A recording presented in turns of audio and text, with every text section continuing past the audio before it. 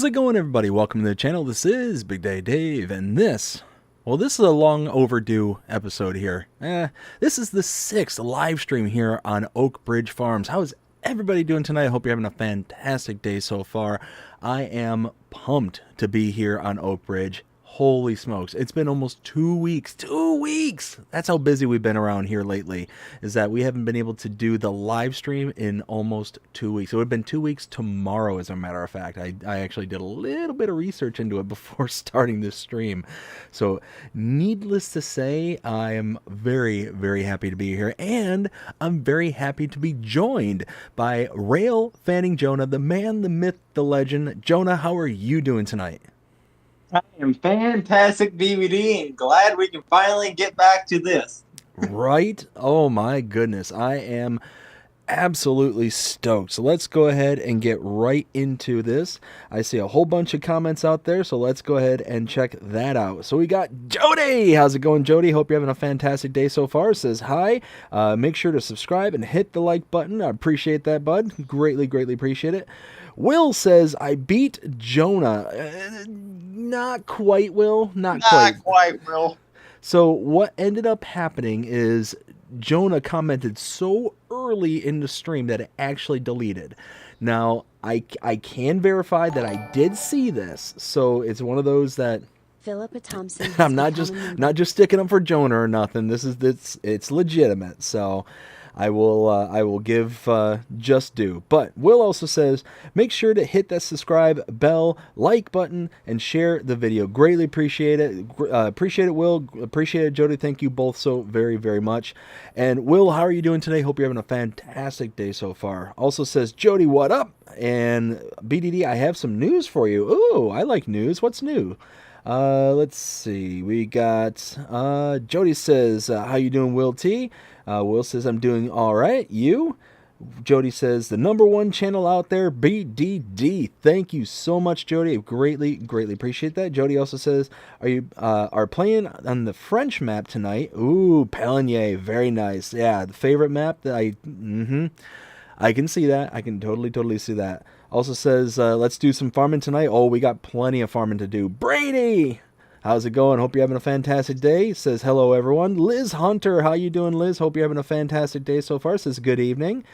We've got Jody says, how's everyone doing tonight? Doing fantastic. Thank you for asking. Will also says he's playing on what was called Calmsden. Yes, so I'm on Oak Bridge Farm.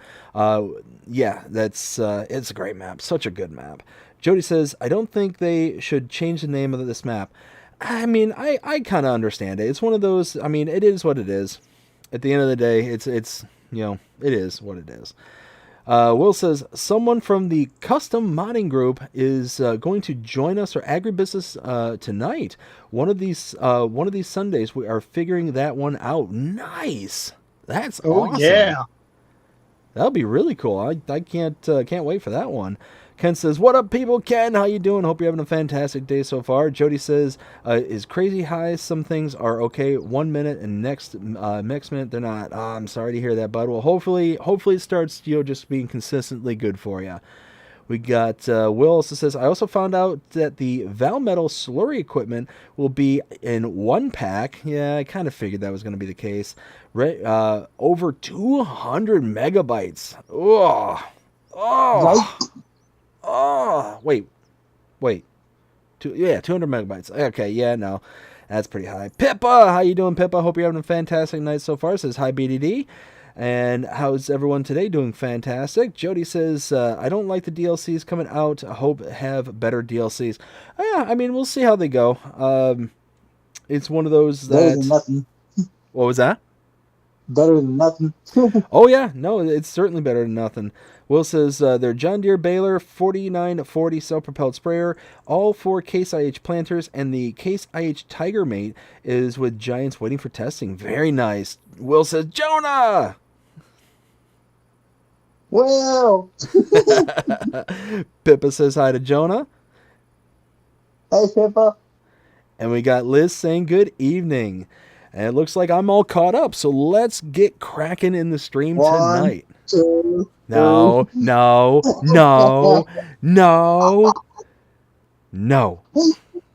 Yeah. All right.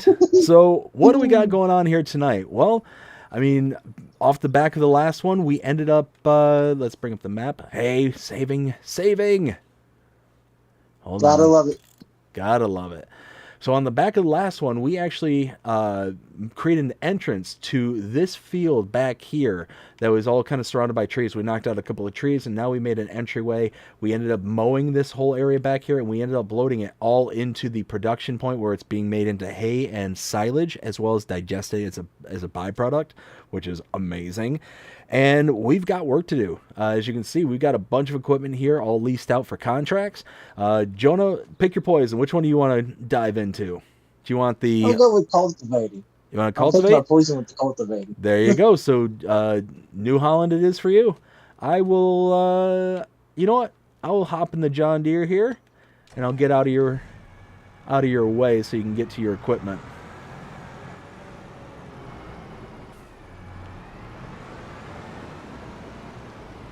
There we go. All right. Ooh. Who actually picks up the weights for the front of these things, right? What's that? Who actually picks up the weights for the front of these tractors? Like, I don't know. I mean, there's certain contracts I will pick up weights and stuff, but for cultivating, it's pretty rare. Let's see. So where am I going? I think I'm going to build something. 33, I think. Am I going to 33? Where am I going? What am I doing? Is this real life? 33. I am going to 33. Whoops. And I hit a tree. And I'm stuck. You redecorating someone's tree now?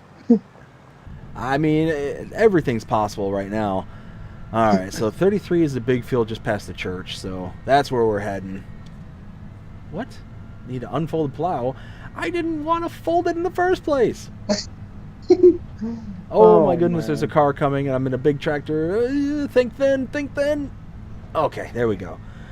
Whew. Yeah. No offense, Giants. When your big sideways plows they're like, I prefer just one that's directly behind the tractor, right? Oh, yeah. No, I'm 100% there with you. That's why I'm going to take this tractor and plow over to the field and just set a worker on it. Are you kidding me? You think I'm going to sit here and do all that work? Mm-mm. No. No way. No how. I like to keep sane, and these chiselback plows, they drive me insane. Like, they do, because, like, it's not like they're so complicated to learn, especially when you're just trying to learn. Well, I'm like, when I was trying to plow, I'm like, I can't figure these things out for the life of me. Yeah. Well, it's one of those that I guarantee that one of these days there's going to be a farmer on here who's going to hear you and me talk right now, and they're going to be like, what's wrong with you two? This stuff's easy. All you got to do is da-da-da-da-da-da, and then we're going to be like the people, oh goodness, I'm trying to think. Have you ever seen Good Burger, the original Good Burger? I think so, yeah. With Kenan Thompson and mm-hmm. So there's a scene where somebody's explaining something to Kenan, and it's not like overly complicated, but it's just, like basically just shorts out his brain, and you like literally hear the wires just going bzz, bzz, bzz, bzz. That's how it'd be for us. All right, that's getting... I have made... Oh my goodness. All right, well, I almost made a clean entry. All right, worker, do your thing. Hey, worker says, I don't know what to do with this. You expect me to work on this thing? Yes, worker, I do expect you to work on this thing. Let's see. We got where was I? We got Will T Gaming says no mods today. Hopefully tomorrow. Yeah, I was just talking to Jonah about this. I'm actually kind of surprised that there were no mods today. I don't know. I at least expected something, but not nothing. I don't know. Just caught me off guard. But thankfully, there was no maps and stuff that released today, because that's what allowed us to be here tonight. Yay! Oh my goodness. So, oh my goodness. Ah, there's a car. Bob and weave, stick and move. Oh. Whoa. Yeah, good map, but the roads are a little thin. I literally pulled out of the shop, and then all of a sudden there's the car right there, and I had to literally bob and weave. Like, credit to anyone who does this map with traffic on. Like, I would have turned traffic off at this point. You know what? Big credit. I've highly considered turning the traffic off, but it was just one of those like, nah. You know, and I'll be honest though, I do enjoy the traffic, even when it does get difficult like this. I don't know. It's just one of those that. It makes it feel more realistic. Yeah, exactly. It makes it feel like there's something going on, like it feels alive. Mm-hmm. There we go. Now we're at the farm. We can start heading down. For me, usually I do leave traffic on when, like say I leave traffic on, but if it's complicated like this, I'm like, okay, then I may leave it off for a while so I can get the feel for the map, and then I'm like, okay, I'll turn it back on once I get the feel for the map. Yeah. Yep. No, exactly. And I mean, this one here, I've played this map for FS22 and now here on FS25, so I'm familiar enough with the map to where I can, well, at least I can get myself into trouble. Yeah, let's go back into third person, because I like third person. I love being able to just look around and seeing everything around. Oh, there's a gate. There's a gate. Hit the brakes. There we go. Whew. Oh, so many gates. That is the one thing I missed from 22, is that the gates had memory. So when you loaded into the map, it would remember whether you had it last opened or closed. Mm-hmm. But that's not the case here in 25, and I don't know why. Giants could always update it. Oh, yeah. I mean, it's a small inconvenience. It's not something I'm like, Giants, you gotta fix this, you gotta do it, it's broken. Bah! Like, no. Old man vibe. What's that? Grumpy old man vibe. The grumpy old man. Get off my lawn! Mr. Nevercracker. Jonah, can you do carrots, please? Pippa with the $5 super chat, or $5 New Zealand dollar super chat. I don't even know what New Zealand dollars are referred to as. Ken and Pippa, help me out here. What do they call the money over there in New Zealand? Is it a dollar, or is it like referred to as something else? But she asked, Jonah, can you do carrots, please? Maybe. I'm not familiar on how to do carrots, but I could always learn. Oh, man. I tell you what, it's one of those where I'm sure I'm gonna do carrots, and like I'm sure I'm gonna do them here soon. Just because it's just one of those I'm gonna torture myself and figure out the best way to approach it and all that stuff. But it's just, with the base game equipment, it's such a slog to get through. Yeah, that's why I'm glad we have the modders in here, because my goodness, if it wasn't for them, like some of the stuff would just be terrible to do. I mean, yes, doing it realistic is fine, but there's a point to where I'm like, okay, realistic is boring after a while. We're not actually farming, if you know what I mean. Whiskey with the $2 super chat says, can I join you? Maybe here in a little bit, Whiskey. I'm trying to keep an order going here, and excuse me, one sec. Bless you. Bless you. Oh, thank you. Sorry, that one really snuck up on me. No, I'm trying to keep a order going on here, because I basically let it get to the Wild West when it came to having guests and stuff on. So I'm trying to get that back under reins here, but maybe here a little later. All right. Let me catch up with the chat here real quick. Where was I? Can't start job because of no permissions. What? I'm at field 29. All right, hold on. Hold on. Da.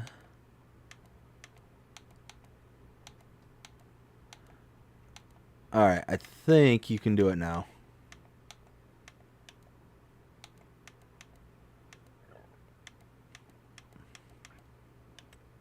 Job. Is it giving you the ability to do it? Maybe you switch to the tractor for the time being and see if you can get it to start right quick.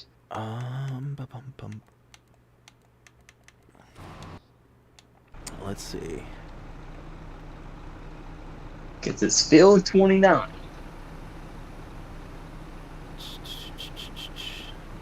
Yeah, looks like a worker's getting ready to set up on it. Okay, maybe it just doesn't like me. Well, it might just be your permissions I'm going through right now. I completely forgot to... Let's see. Why can't it remember us? There we go. That's what it was. Okay, I got it figured out now. You should be good to go. There we go. All right. Looking. Where did I leave off? Let's see. Pippa with a 10-month member chat. Holy smokes, 10 months. Thank you so much, Pippa. I greatly appreciate that. And actually, I was a little bit further than that. There we go. Will says, all of custom modding mods have been pending since January. Wow. Ken says, blooper already, BDD Jeepers. You know what? We should be used to this by now. Like I said, I need one of those counters, like Farmer Cop has, like Driver 53, the crashes and stuff like that. It just needs to be the blooper window. Every time there's a mistake made. Now, in all fairness, I will say this. I did avoid the collision. I did avoid it. So, yes, blooper, collision, no. So, I guess we could do like a 1 and 0. Yeah. Works for me. Will says, I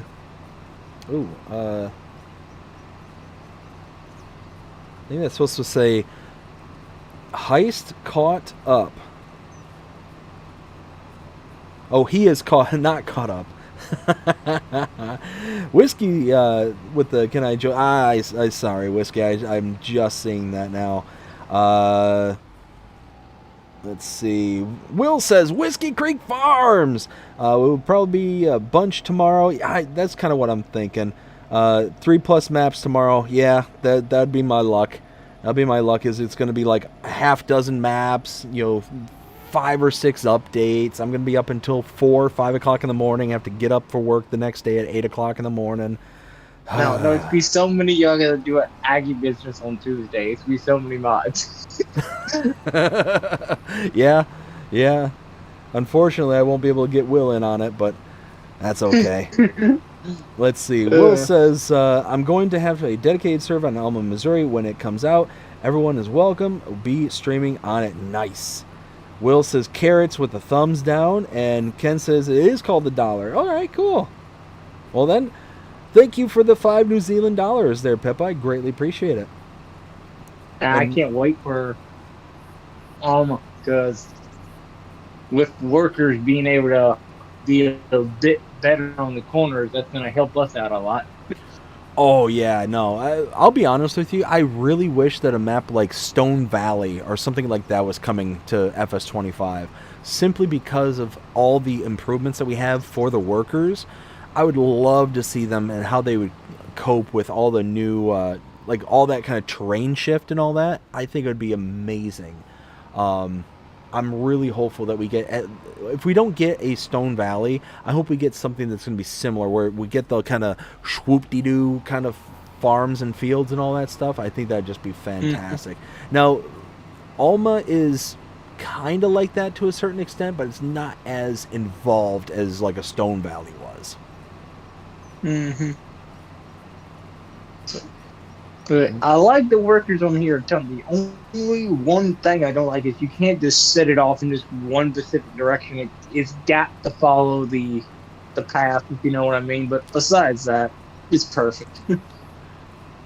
Well, depending on if you're doing certain jobs, I think there is a way to change it around, like what direction you're heading in. But I think it's only with certain jobs that you're able to do it with. I don't remember which ones they are though. Yeah. Let's see. Will says, I'm guessing that there's going to be at least 50 plus mods tomorrow. I can see that. And did I get your screenshots? I did get the screenshots, Will. I absolutely did. I will be showing those off. No, Will. There's 51 mods tomorrow.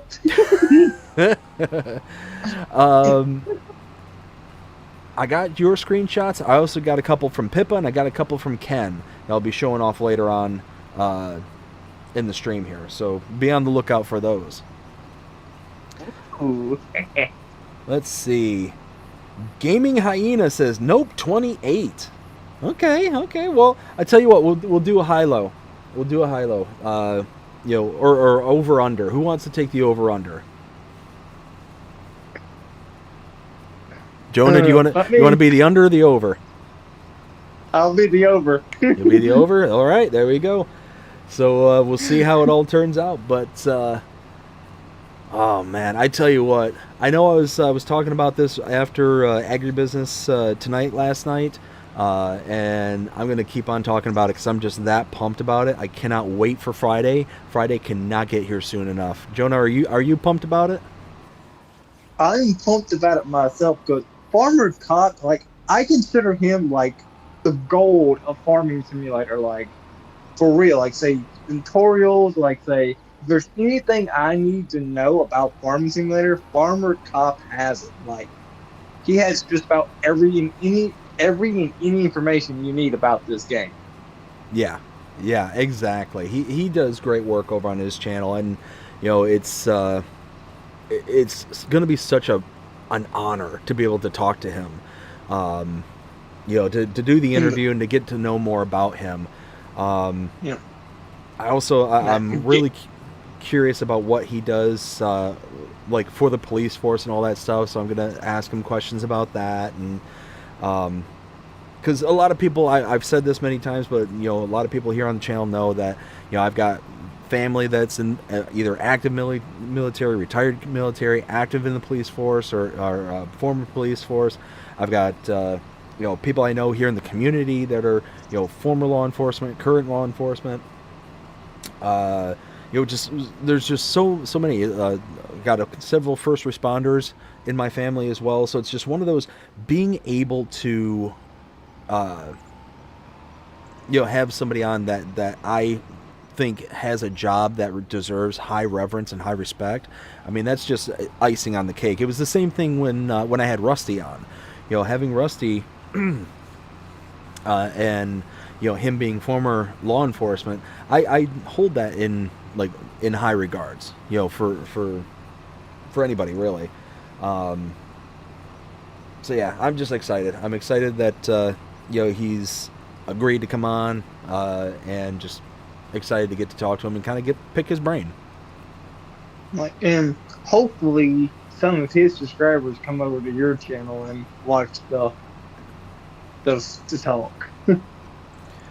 Oh yeah, no, I would be I'd be hopeful that they would come over and find out more about him. I'm hoping that I'll be able to ask some questions that even his most dedicated followers would be surprised to find out, kind of thing. Yeah.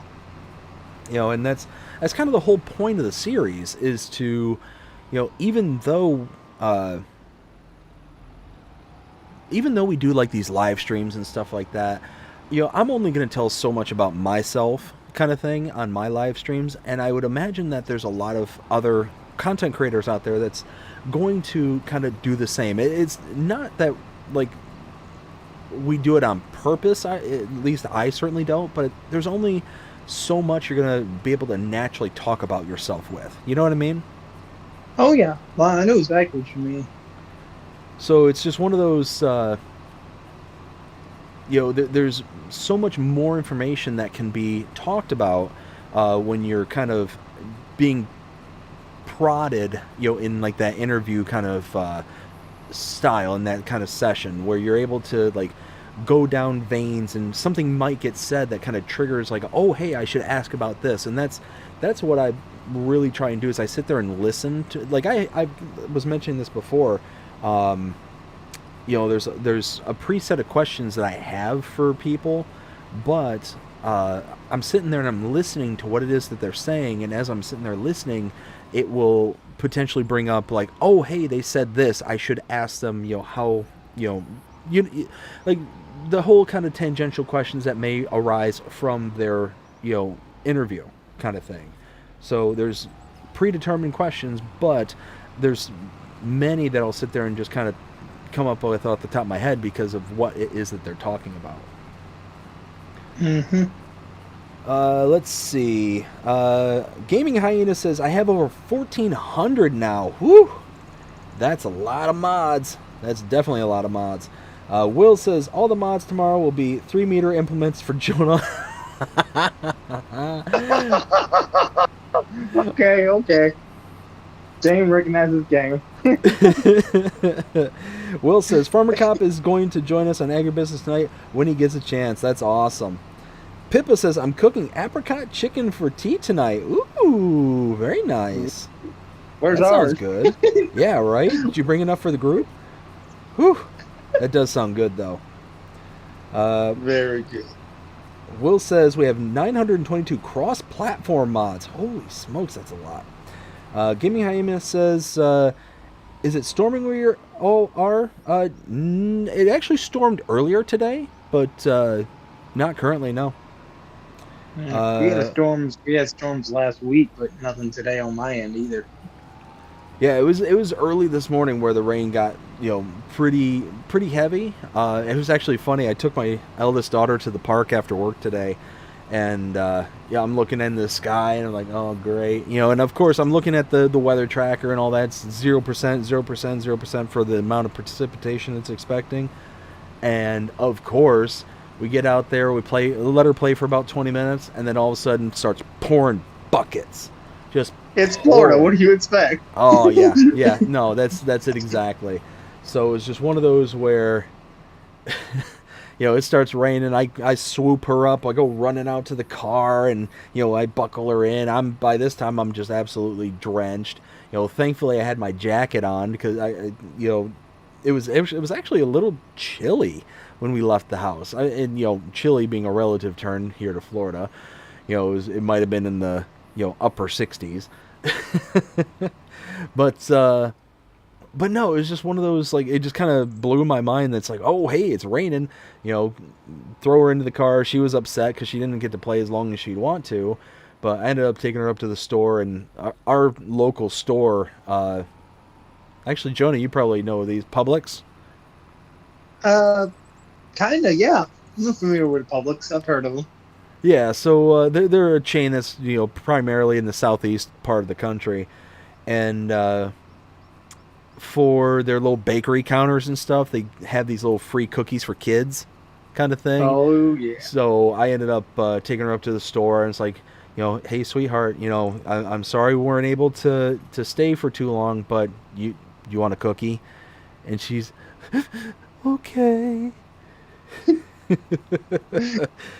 It was Cookies make everything better. Oh yeah, no, and as soon as we got to the store, she said, "I get cookie now, yay!" And she got so excited, and she was so happy, because she gets to eat a cookie and whatnot. And so we go up to the counter, and I'm trying to teach her, because she's only 3 years old, so I'm trying to teach her. It's like, okay, you've got to ask for certain things, and you got to say it respectfully and all that stuff. So I'm like, all right, sweetheart, what do you say?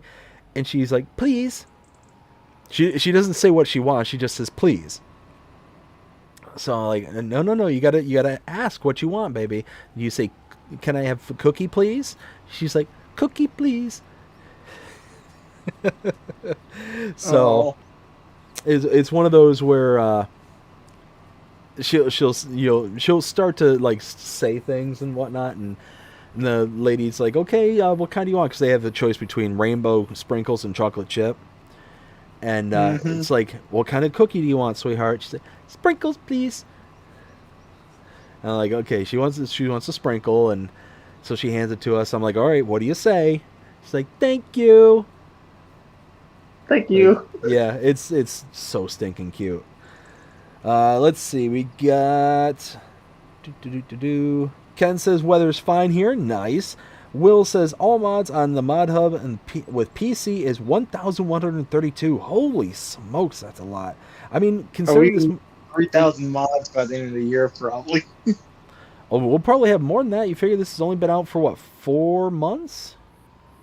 Yeah, 1,000 mods within 4 months. Yeah, probably. Yeah, we're gonna be over that probably. Yeah, and especially because I think right now they're really highly focused on maps right now, which often takes way more testing time than say implements and stuff. So my guess is that once they kind of stop prioritizing maps and they go into a more okay, we'll kind of take things as they come kind of thing, I think they'll start like really opening the floodgates. That's my thought. The dam's gonna break. Exactly. Like right now we're getting the mods that kind of pop up in between the maps that are available for them to look at. The But ones that pop over the top of the dam. exactly. The spillway. Let's see. Gaming Hyena says, I know farmers catch heck with this weather lately. Yeah, I'm in Gainesville area. Oh, okay, yeah. So you're a bit north of me there. Let's see. Will says, I'm excited for the Big Velmetal Slurry Pack. Yeah, but 200 megabytes. Ugh. I don't know. It's DVD's hard on the console. I know. It's the console life. You know what? It's one of these days. Like it's gonna be me complaining about this megabyte size, and it's gonna be specifically Agribusiness Tonight, and more specifically, it's gonna be Will who's gonna just turn me into a PC player. That's what it's gonna be. It's gonna be this show specifically where it's gonna be me complaining every single weekend. It's 1.3 gigabytes. Just having these little tantrums and rants and stuff, and then all of a sudden it's going to be like, okay, it's time for a PC, or it's But that's what I like about it. Like, say, you give your honest opinion because you have limited space. So if it's big file size and you really like it, you say, well, it's worth it to me. But if it's big and you don't like it, you say, it's not worth my space. That's what I like. You give your honest opinion of what it is. It's not just because of the file size. If you like it, you will still install it. But if you don't like it, you just like, okay, too big, and I don't like it. Well, yeah, no, and that's it exactly. It's one of those that I have no complaints on installing something that's huge. I have no problem with having large files on my machine. It's that it's got to be worth the size. It's got to be worth the space that it takes up. So it's just one of those that if it's not worth the space, it's not worth it's not worth it. So Yeah, I know it's gonna be worth the space. Almost gonna be worth the space when it comes out. what was that? Almost gonna be worth the space. Alma, Missouri. That's gonna be worth the space. And that's the thing is, I actually prefer maps that are larger in size, like in the megabyte size. Like Alma's a perfect example. It's probably going to be 700-800 megabytes.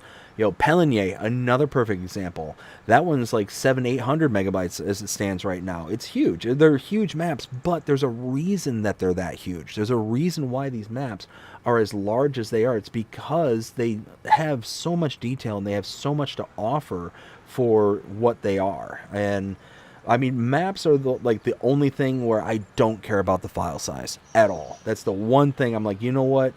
1.3 would have been fine if it wasn't for what it was. Being a forestry map, I don't see where that size is coming from. and that being 1/8 the storage size of a console, I mean, that's huge. That's absolutely huge. We got Will saying, excited for the Valmetal Slurry. Gaming Hyena says, okay, okay, y'all, take care. I have to go. All right, Gaming Hyena. Well, thanks for stopping in. Hope you have yourself a fantastic evening. You take care, and we'll see you again next time. Will says, Jonah, what did you think of the buildable feedlot pack? I might not have been paying that close attention, but I guess I don't know. I wasn't paying that close attention. So the buildable feedlot pack, we actually covered it in yesterday's agribusiness. Basically, think of it as a modular cow lot. Is basically all it is. And me personally, I absolutely love it. I absolutely love it. So it's only like 3, maybe 4 megabytes. It's super small, but yeah, here it is. For $25,000, you can have room for 1,000 cows. Oh, that's just that's base. Good. That's good. Yeah, that's good. 25 grand for 1,000 cow capacity, and you can customize the size, so you don't. It works just like the other, like cow barns and all that stuff, where you can make custom fencing and all that kind of stuff. I mean, it's fantastic. It's an amazing mod. Yeah, I just love it. I absolutely love it. Yep. Holy smokes. These are such massive fields. You figured these 3 contracts alone, I was looking at this earlier, because these are all massive contracts. Boop. Let's see. Like, these are going to, these are what, what I say, the real life farmers, say, don't judge me until you do one of these fields in real life. Like, say, you have your AI worker and everything. We have to do that by hand. There's no AI worker in real life. I mean, they do have maybe those, kind of, maybe. They do have like the GPS units that can, auto steer and all that stuff. But that's what I'm saying. But physically, there's not like a guy where you can just hop out of the tractor goes by itself. Yeah, exactly. You're gonna have to sit there and program it. You're gonna have to sit there and ride in it. You're gonna have to do all that kind of stuff. But no, I mean, the cultivating contract that you're working on is $40,000. The hoeing contract I'm working on is $27,000, and the plowing contract is $13,000. So what is that? That's 40, 70. We'll say $84,000 roughly. Rough math. We'll say 80,000 rough math. I mean, can we get that direct deposit? Yeah, right. Wouldn't that be nice? Yeah. But no, it's one of those where we're still building our way out of debt, and I think after today, we'll have, at bare minimum, we'll have enough to make a significant payment towards the debt. We still have $1 million loan, which is why we don't have any vehicles or equipment. Everything we have right now is leased. We have the Fendt 1050 Vario right now that's leased, and I'm just hanging on to it right now just because, I guess. But right now, we're just sitting here with $1 million loan. We've got quite a bit of fields and stuff, and we're making all the subsequent stuff there at the production point for silage, which I ought to start turning some of this into TMR. Oh no, wait, that's what I was waiting for. Okay, I can't do that just yet. I wanted to add straw to it to pad it. That's right. That's what I wanted to do. Don't wanna just use it just to use it. Will says, I think we need another 1.3 gigabyte map. Again, so I know you're saying that as being joking, which is totally fine, and I'm totally fine with a 1.3 gigabyte map. However, I want to be able to look at it and be like, okay, I can see where this 1.3 is coming from. I can see why this is 1.3. If we had what?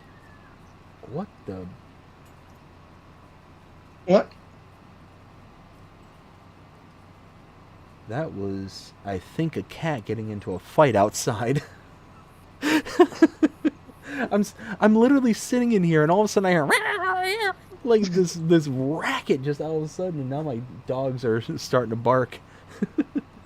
Well, not bark, but just kind of the muffled, kind of. It definitely wasn't on my end, because despite it having gotten, I didn't hear no fighting. Oh no, it was definitely on my end, and you can see how I wear my earphones. I specifically do this because otherwise, if I had my headphones over my right ear, I'd be screaming into the microphone. Like legitimately, for some reason I can't modulate my voice if I have both my earphones on. But with this one on, I can actually hear myself talking, and it's all fine and dandy. It's not a big deal. But that also makes it to where I can hear things like a cat fighting outside. But no, I was saying a 1.3 gigabyte map would be fine if I could at least justify where that size is coming from. So it's one of those I would accept, and I would even play it. I'd likely even like actually download it and actually be on it kind of thing, because more than likely if it's a 1.3 gig map, it's going to be highly detailed, highly sought after. It's going to be something that's going to be awesome, most likely. But 1.3. Yeah. Something I've been diving into. I've been diving into trying to play this game more realistic, and I'm slightly disappointed on the lack of base game stuff that can do lime. For liming your fields. There's only one fertilizer / lime device you can use for liming. It's but it's such an important thing, yet we only have one thing that can actually do it. Without, base game. I mean, mods are good, but come on, Giant. Come up with more than just one base game thing for Lion, right? Well, I mean, in all fairness, I think it's actually 2. I think it is 2. But it's basically the same thing, but bigger. Because we got the Braidel K105 and the K165. Those are the 2 base game things that'll take lime as a input. That's the wagon thing, Yep, exactly. But I did install a new mod, and I just installed it this evening. This Lizard 60. It's a auger wagon. Look at that. This is the only auger wagon I've seen that can take all the products. I'm showing this on my end right here, Jonah. And all the products can be loaded into it, including lime. So this is a $8,000 alternative to something to be able to load your equipment out in the field. And you can have it up to $11,400, all in. You can get different wheels and all that stuff and colors and blah, blah, blah, blah. All that's kind of noise to me personally. But the cover and the capacity are the 2 things that I care about personally. And yeah, that's cool. I like it. Yeah. Let's see. Will says, as far as I'm aware, they had to put all Case IH planters in one pack. The 3 planters were 72 megabytes, added extra one in. Oof. Jay Meister, how's it going? Hope you're having a fantastic day so far, says Hey BDD. Let's see, we got Will says the Valmetal Max Track Pack was 124.19 megabytes. Now add the slurry pump system and slurry lagoons. Oh, oof. Will says the Giant software 1.3. Will then says, I want my Oxbow merger back. I know you do, bud. I know you do. That they're holding it hostage right now. I'm convinced.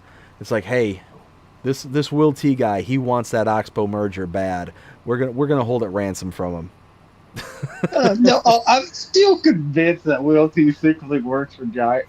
I'm still convinced. Dude, I've said that to him like a dozen times in the background. It's like, are you sure you don't work for Giants? Are you sure you're just like not a plant that's come into my channel specifically? Make sure I behave. But He's just like he is. He says that he just can't actually tell us. He's not obligated. He can't actually tell us. It's one of those the He's kind a of spy. the spy. I was literally getting ready to say that the spy answer. I could tell you, but I'd have to end you.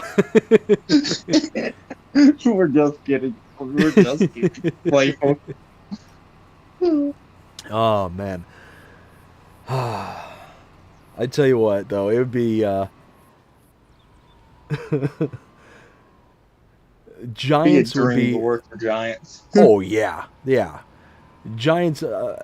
In all honesty, in all fairness, Giants would be lucky to have somebody like Will. Like in all seriousness, he knows his stuff. He knows his stuff. He sits there and he reads and he does his research and does all that stuff. So it's one of those where he keeps up to date, and him having his Facebook page where he puts all the news and all that stuff. I mean, it's just it's awesome. Like I said, go check out Will T Gaming on his Facebook page. Also check him out on his YouTube. He does. Get him to 500 subs so we get a webcam. I thought you sent him the subs the other day. Yeah, like Was it Subway or Jersey Mike's? Well, here's the thing. Somehow they all got eaten along the way. I mean, yeah. Sorry. Yeah, I sent them priority, but the priority meant they were priority shipped, but I guess the priority meant they were priority eaten. Now, you know what's funny is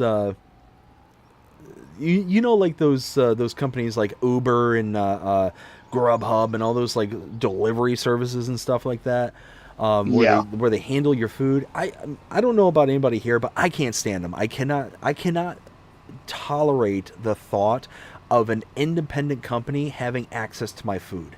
That's just me personally. No qualms for anybody who does, kind of thing. But me personally, I just can't do it. I cannot do it.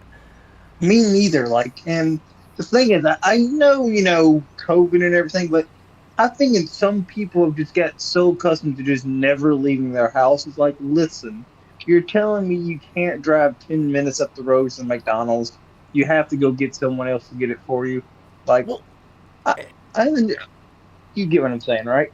Oh yeah, no, I totally hear you there. But it's not even that. It's the like if somebody doesn't want, it's like that guy someone could sneak a French fry out of your food. Well, and that's what I was getting to. That's literally what I was getting to. Is there was something I was reading today where I don't remember if it was Uber or if it was one of the other ones. I can't remember if it's Uber Eats or I can't remember who. So don't quote me on it.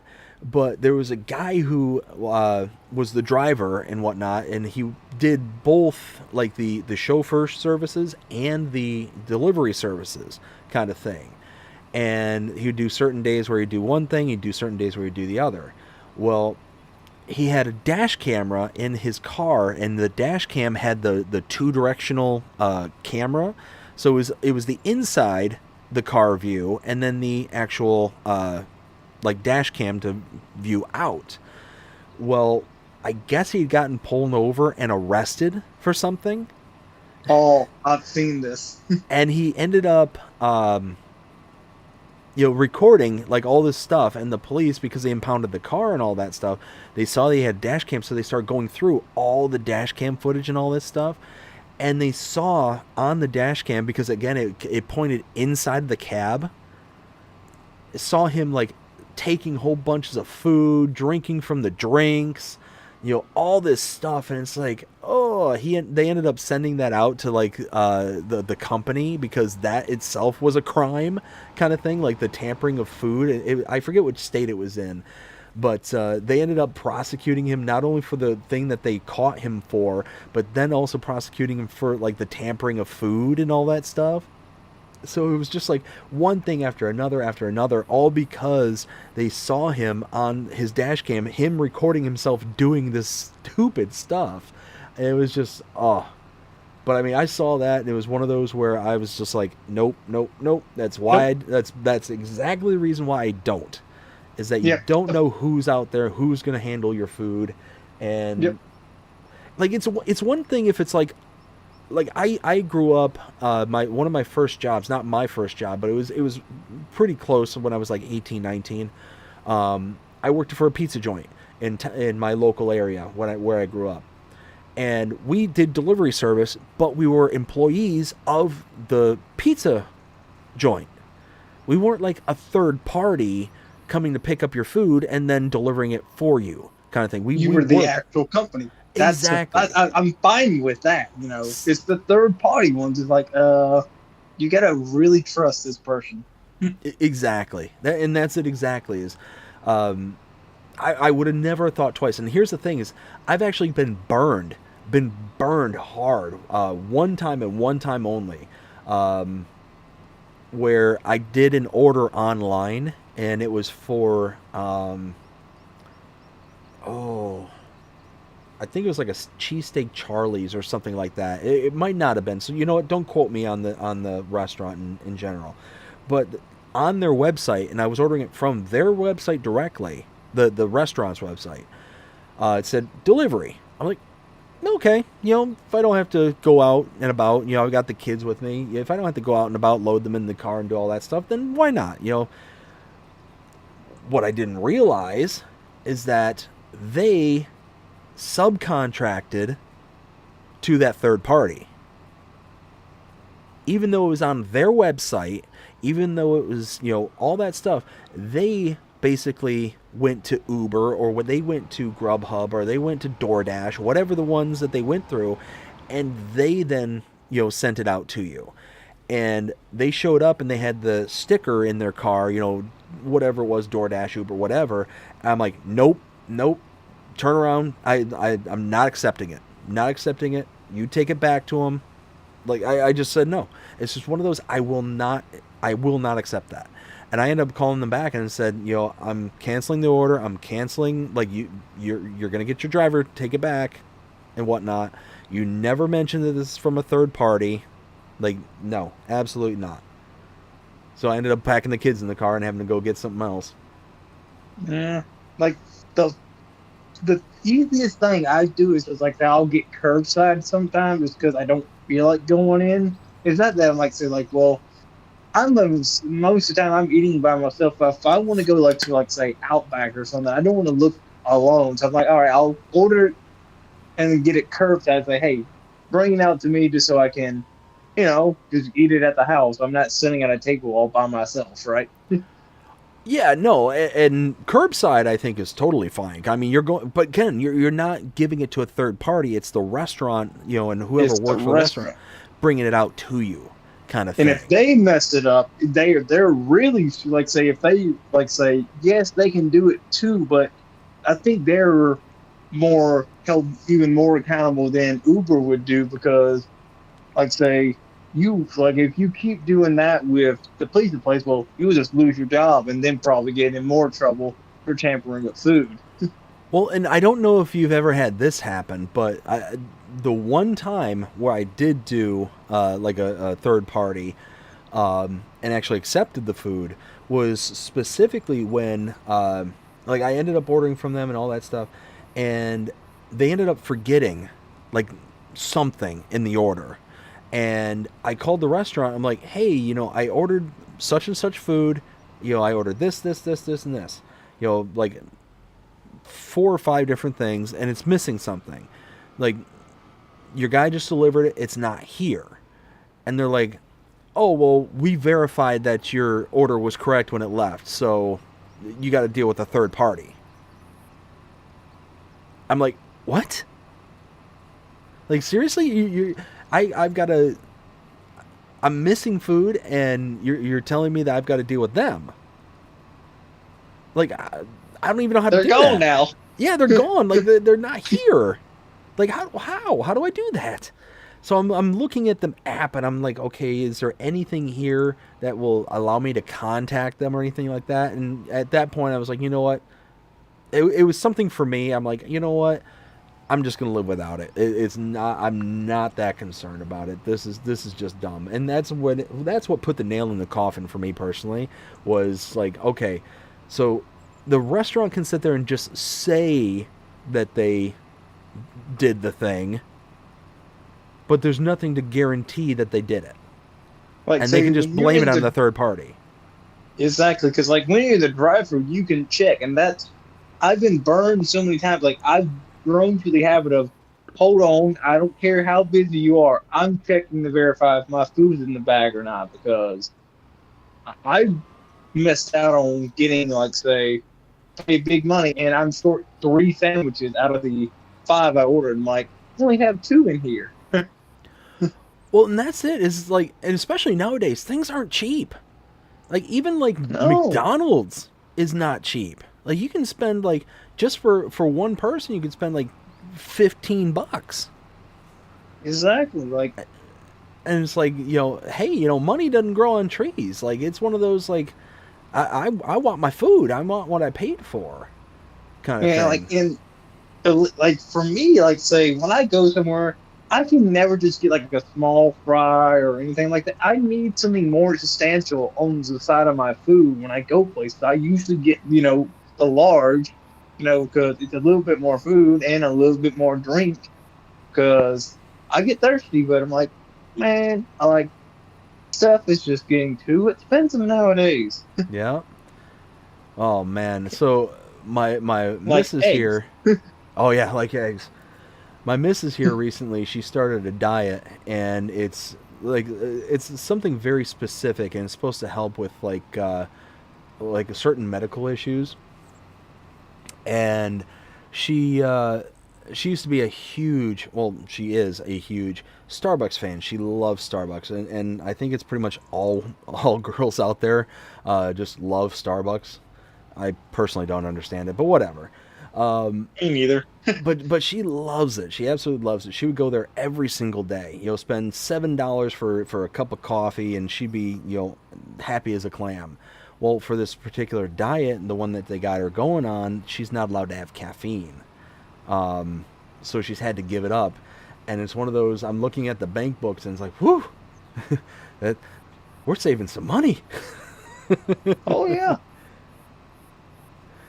But yeah, I mean, it's nuts. It's absolutely nuts how just a sandwich from like McDonald's, like just like a quarter pounder is like what, $6 nowadays. Just a sandwich. Yeah. Just the sandwich. Do you remember back in the day when they had the dollar menu? Like I do, and like now it's like you buy one then get one for $1. What happened to just something being $1, right? Mm-hmm. Like here I can get something for $1, but I'm having to pay full price for something else. And then like say the way they have it set up, like say if I order like say 2 McDoubles and 2 small fries, well both of those are buy one get one for $1, but they'll do the bigger item for the full price and the cheaper item for $1. Yep. Yep. Regardless the way you ordered it. Like no, I ordered the small fry first. So you do the McDouble for $1. Like, no, we can't do that. I'm like, come on. Yeah, exactly. It's one of those too. Like, nobody out there can convince me that Whopper is any more expensive nowadays than it was, 5-10 years ago. Like, I'm thinking, like, okay, if it's more expensive, it went from maybe 10 cents for them to make to 15 cents. Like, Exactly. like not enough to justify $6-7 per sandwich kind of thing. There's no convincing me of that one. And the standard Whopper doesn't even come with cheese. You have to ask for it. Yep. It's like, who nowadays just wants a burger without cheese? Like, not. I know some people do. I mean, I know some people are allergic to dairy and stuff, but like, majority of people want cheese on their burger. Mm-hmm. Yeah, no, I don't. I mean, I don't often eat fast food anymore. It's just one of those that, I just kind of got away from it. But it's one of those where, especially now that it's so much more expensive, it's not convenient. Like, it's just not worth the price. Like, Where am I going? it ain't. That's where I'm going. I don't know. I feel like an old man right now after this one. After this conversation. Oh. Back in my day, a Whopper used to cost $1. They used to cost 10 cents. It Yeah. used to cost 10 cents. It used to cost a nickel. You young whippersnappers. Oh Yeah. my goodness. I'm like, Oh. like even like say, not too long ago, gas prices went insane for a while. Like they went through the roof for a little bit. Oh yeah. Well, even right now, they're still like, I think they're above what, like 3 something a gallon now. Here for us, we have it at $2.50 at most gas stations, but still, it's still a little like. For a while there, I was used to my my 2.10s and my under for a little bit we got to like $1.80 here for a little while, which was incredible.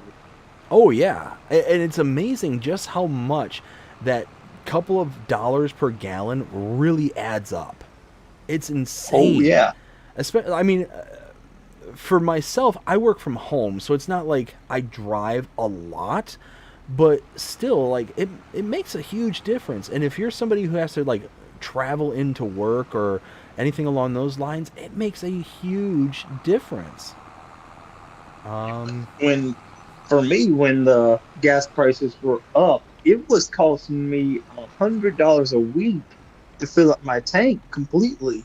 It was like, man, this is insane, because it was like $4.50 a gallon. I'm like, that's way too much for fuel. Like, it became to a point where a lot of people started carpooling, like at my work, saying like, can we carpool with you and give you like $5 in gas every day, because it's too expensive to go. Yeah.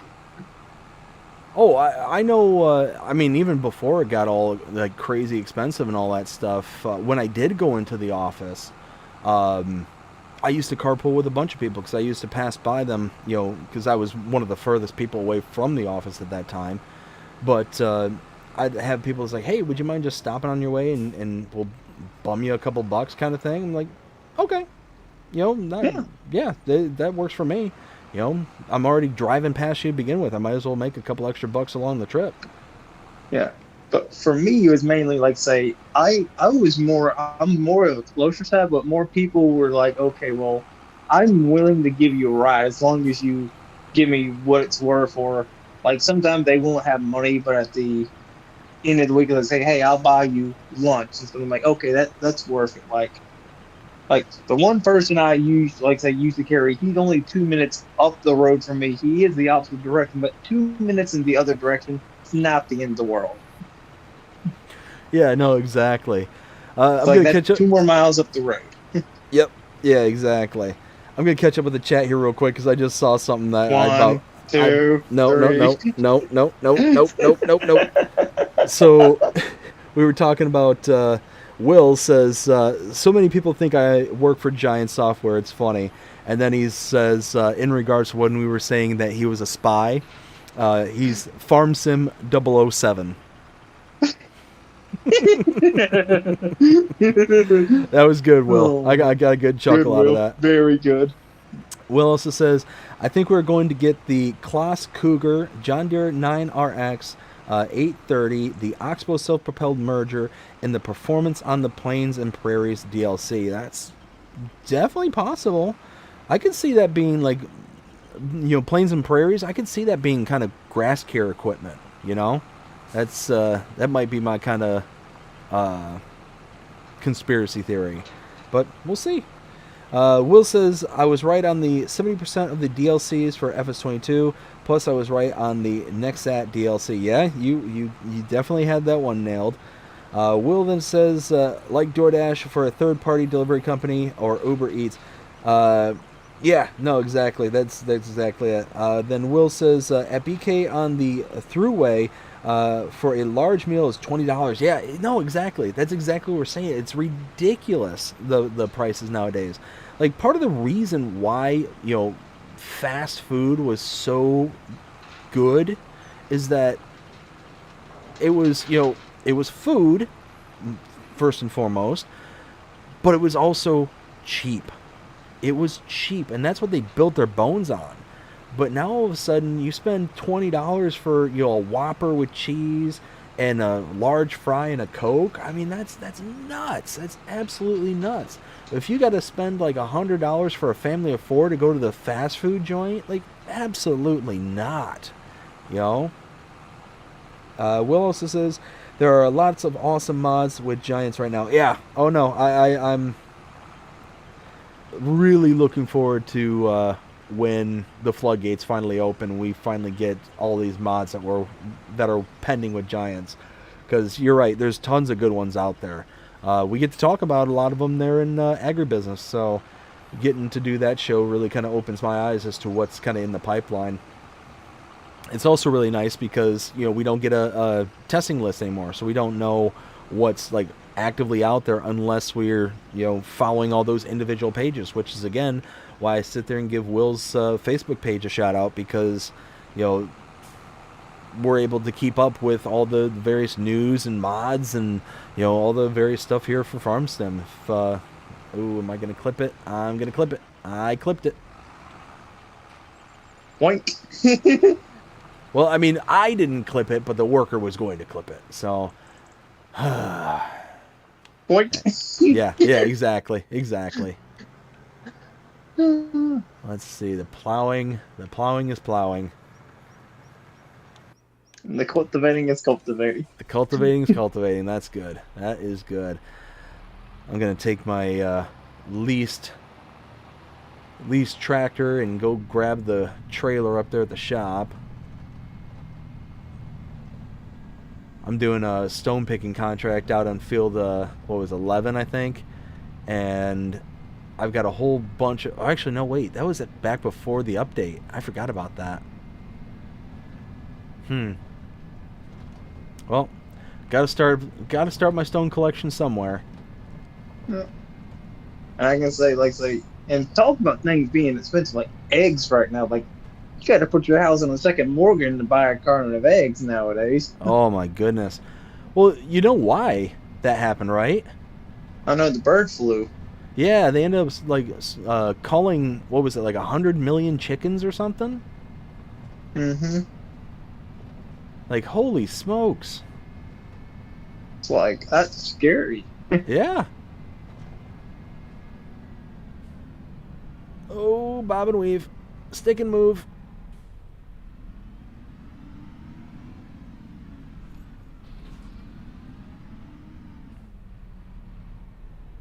I'm just sticking in first person right now, because why not? I didn't pay $5 for 5 minutes of first person. What was that? I didn't put $5 in the chat for 5 minutes of first person. Oh my goodness. I haven't done like a full-blown first-person session since I did my Alma series. Which, credit to anyone who's willing to do first person in this game. Like, it's just one of those, like, say, it's a game, and doing everything in first person, yeah, it's realistic, but you're unless you have the steering wheel or anything, use the controller or keyboard, it's going to be more complicated to keep things perfect than it would be steering it with an actual steering wheel. Well, see, I would do a first-person series in FS22. I'm sorry, in FS25. In FS22, it was an absolute nightmare. But here in 25, because you have the GPS, you got the working lines and all that stuff, it's it's easier. Much easier. So much easier. Like, I would do a first-person series in a heartbeat in this because of that. And only because of that. If the GPS wasn't a thing, then yeah, no, I probably wouldn't consider doing it. And I'm so glad they made it base game, like, because I could never figure it out myself on 22, but it being base game, I'm like, okay, now I get it. Yep. A lot Let's easier. see. Will says movies are outrageously expensive. Oh man, yeah, you going to a movie like is nuts. And here's the thing, and this is what's really bad, in my opinion, is that not only are the movies so expensive, but the movies that are being produced nowadays are not worth it. It's just not worth it. Ain't there's been no good movies like say I used to be a movie guy, but there's just been nothing that's interesting. And like Twisters did, but I only went for that just to see how much like say references there was to the old Twisters, which was pretty good. Oh yeah, the original Twister was a fantastic movie, but I mean, I haven't been to the theaters since long before COVID. Like probably since like I don't know. I'm trying to think. What was one of the last movies I saw? Might have been. It might have been Star Wars 7 when that first came out. Maybe. I gotta. My wife would know. I'd have to ask her. But. And nowadays they're just coming out with movies about video games. Like they had the Minecraft movie coming out. Do we really need a Minecraft movie? Oh my goodness. Like here's the things, I don't mind movies about video games. Like I grew up in the era of like Super Mario Brothers. You know, when that came out on VHS. On VHS. Hiccup. And I honestly, it's a dumb movie, but I enjoyed it. I legitimately enjoyed it. I thought it was just so tacky and cheesy, but it was just so good. Like John Hopkins did a fantastic job. Or not John Hopkins, Bob Hoskins. Bob Hoskins. Was that who it was? Hold on. IMDb, where are you? IMDb. Super Mario. Nope. Mario Brothers. Oh, it was Super. Yeah, back in 1993, they made Super Mario Brothers, and it had Bob Hoskins and John Leguizamo as Mario and Luigi, and Dennis Hopper was Koopa. But it was such a terrible live action movie remake. Like if you're looking for a movie that is supposed to be like an actual like visual representation of Mario Brothers, that's not it. That's not it at all. They basically took like not even the premise of Mario. They just basically just made a movie and like retconned like all this different stuff. Like Bowser's supposed to be a dinosaur. Like all like the whole Mushroom Kingdom is supposed to exist in like this prehistoric mindset where all the animals evolved into like a humanoid kind of creature kind of thing. Like have you ever seen it, Jonah? No. So because it's from the 90s, yeah, I'm not afraid of giving away spoilers on it. But Go ahead. so it starts out, you know, Mario and Luigi, they're plumbers. Okay, that makes sense. You know, Bob Hoskins and John Leguizamo, Mario and Luigi, and they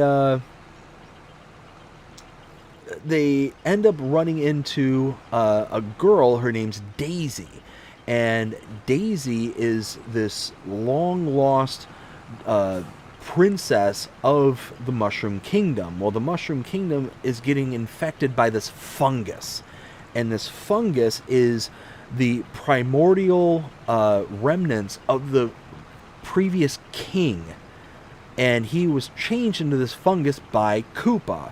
Well, King Koopa was played by Dennis Hopper, and basically all the bad guys who are supposed to be bad guys, like Bowser, you know, Bowser, he's supposed to be like the dragon, you know, kind of thing in Mario. Turtle. Yeah, the turtle, exactly. Thank you.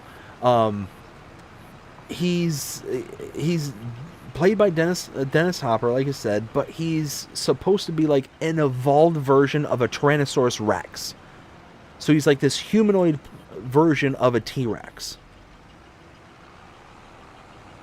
And Nope. he de-evolved the king into this fungus that's affecting the entire kingdom. And the Mushroom Kingdom is basically like, have you ever played the game what was it? What was it? It was like Punk something Steampunk 2077 something Punk. Cyberpunk, thank you. Yes, Cyberpunk 2077. It's like that kind of style, the Mushroom Kingdom. It's supposed to like be this like kind of like dystopian but futuristic kind of like place. So there's like a bunch of like electronic like neon signs and billboards and all this stuff, but it's like very run down and trashy and all this stuff. And it's got these very vague references to the games and stuff like that. But it's just like, it's just a terrible, terrible representation of Mario and the series.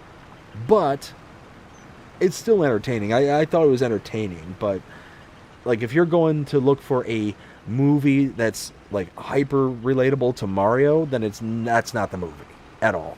But if you go there and just, looking to have, kind of a goofy time kind of thing, well, there you go. Mm-hmm. Let's see. 93% on the cultivating, 77% on the plowing. Whew. Big fields, they take a minute, but... They do. And 40% on the stone picking. Like, bigger field, like I said, I believe bigger fields are more so...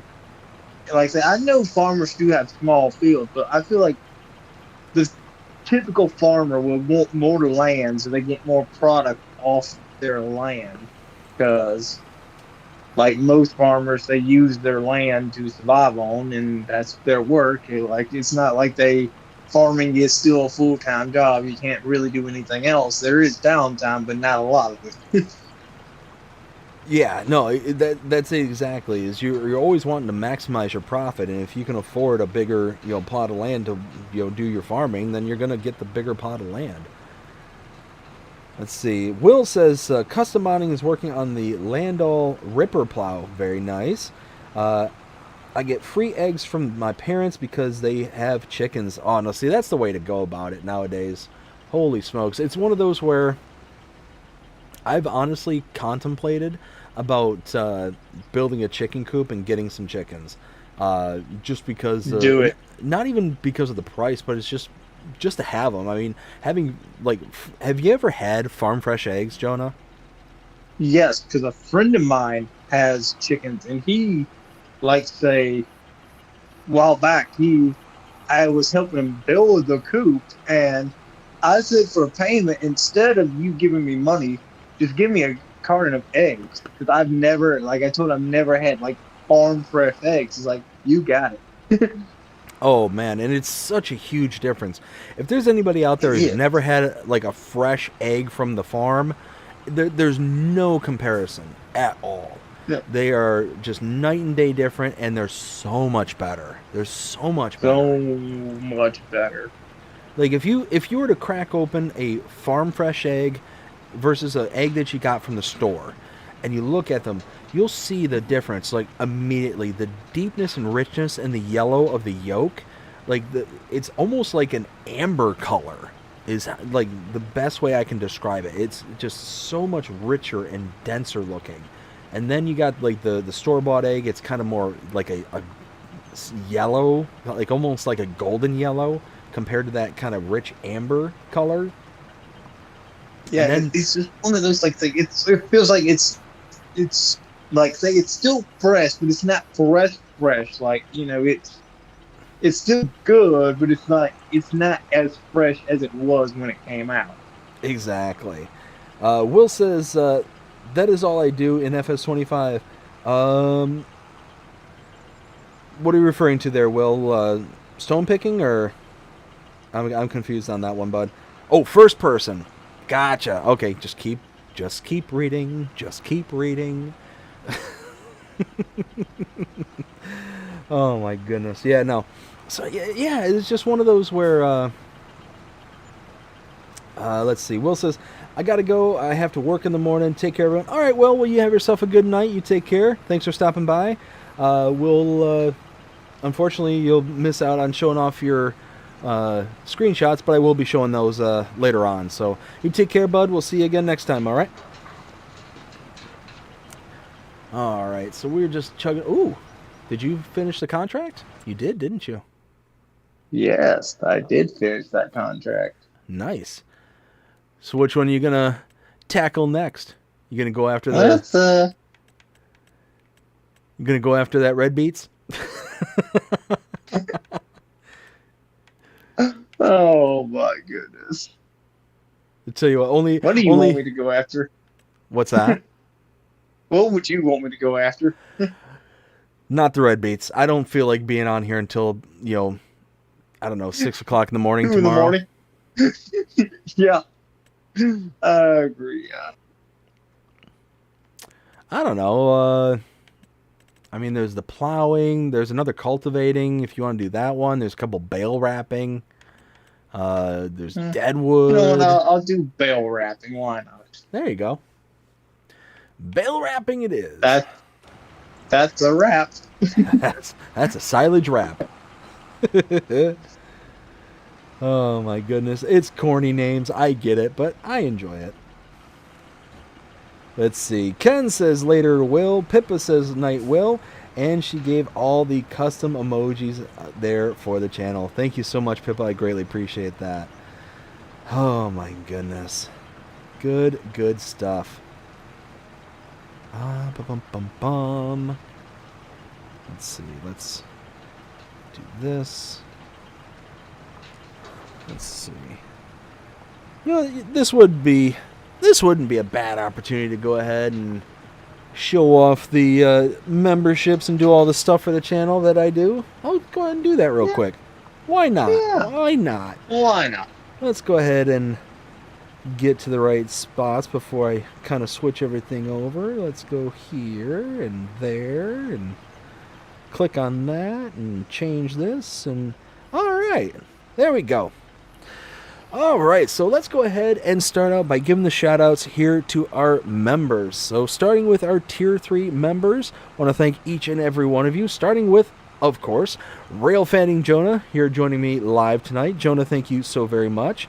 Also thank yous to Pipe and Paul, Whiskey Creek Farms, Crimea River 63, Farmer Groot, Philippa Thompson, also known as Pippa, thank you, and Ken Adlam. Thank all of you for being Tier 3 channel members. Greatly appreciate every single one of you.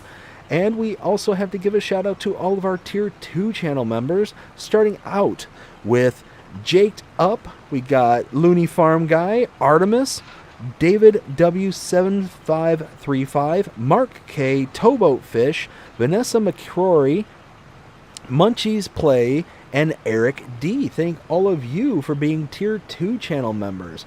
And if you're interested in becoming a channel member and accessing the perks therein, go ahead and check out the link in the description below and also the join button down below or on the main channel page. There you can get access to things such as custom badges, custom emojis. You also get early access to the Let's Play series and channel shorts. All that for Tier 1 members starts at 99 cents a month. You can also become a Tier 2 member, which you just heard, one of the perks here. Everything you heard before, plus a shout out every single live stream. That starts at $4.99 a month. And then the Tier 3s get everything I just mentioned before, plus they get to do like what Jonah's doing here tonight, be able to either join me via audio only or actually join in the game and hang out and have some fun. And they also get a custom discount code to the channel merch store. That starts at $9.99 a month. So again, thank you all so very much. There we go. Words are hard. For being channel members. Greatly appreciate every single one of you. It really goes to help out the channel for its sustainability and its continued growth. Also want to give a big shout out to all the subscribers out there. We recently passed the 2,500 mark. So really pumped and excited about that one. So thank all of you so very much. You're catching up. You're catching up. I don't know. I'm still a little ways away. Let's see. Let's go ahead and show off some of those screenshots. So again, these come from Wilty Gaming, Pippa, as well as Ken Adlam. Thank you all so very much for sending those in. Let's go ahead and show those off. And of course, they're not showing up properly, because why would they? Let's see, we got screenshots. Let's do. Why? Come on. Transform. Fit to screen. Ha ha ha ha. There we go. So again, thank you all so very much for sending these in. I greatly appreciate it. Like I said, they're all mixed in between Ken, Pippa, and Will. Thank you all very much. I believe these were Ken's and Pippa's, I think, were mixed in there as well. Looks like we got Riverbend Springs, and looks like we got the big O... actually, no, that wouldn't... was that Riverbend, or was that... Yeah, I think it was Riverbend, actually. That's Riverbend, absolutely. I think these come from Ken's save. And, yeah, it's looking really sharp there, Ken. You're doing a lot of really good work there. I like it. I love the upgraded covered awning there instead of the kind of as a pass-through kind of thing. That's really nice. Looking really good.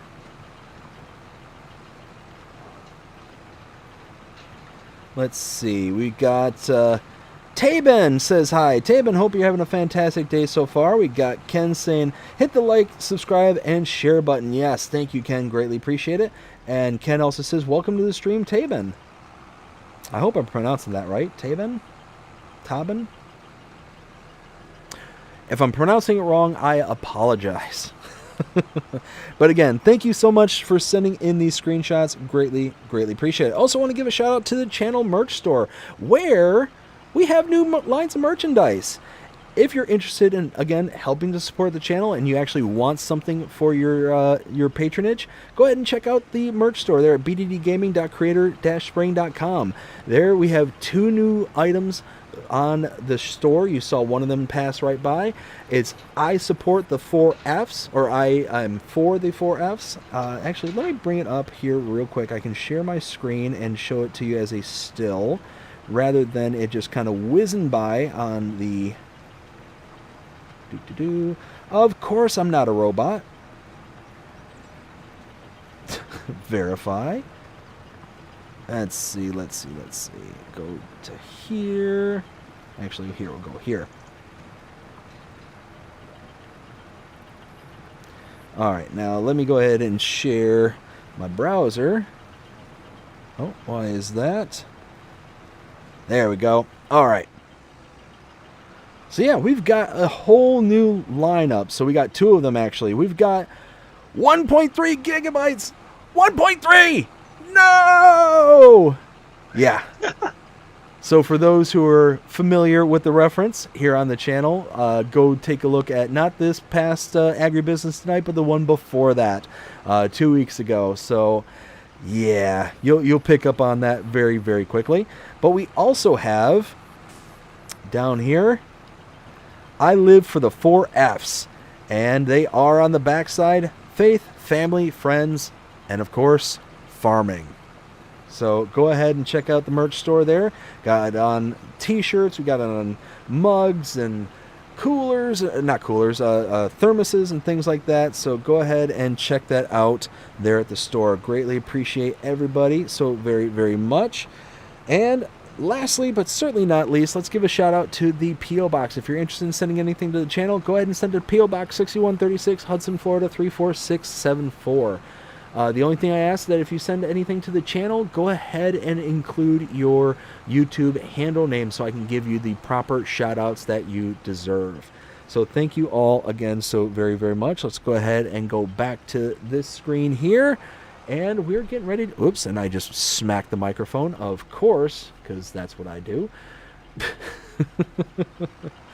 Let's go back. I have to say, that wrapping contract, I don't want to be mean, but I would really like to consider that farmer lazy. It was just 2 bales. Oh, no. I'm sorry, but like, if you telling me you're too lazy, you can't go wrap 2 bales?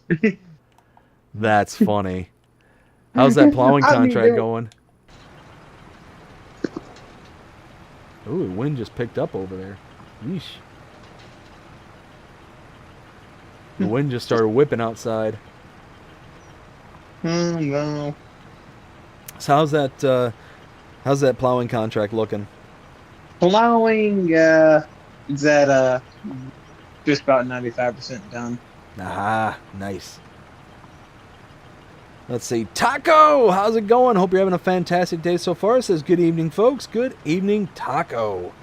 Oh, you just missed the new lineup there on the channel merch store. I was just showing those off there just a few seconds ago.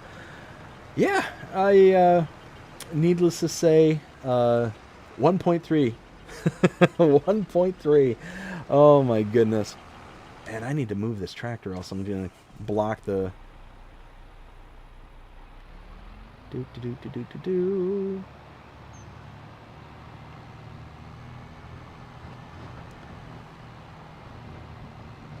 There we go.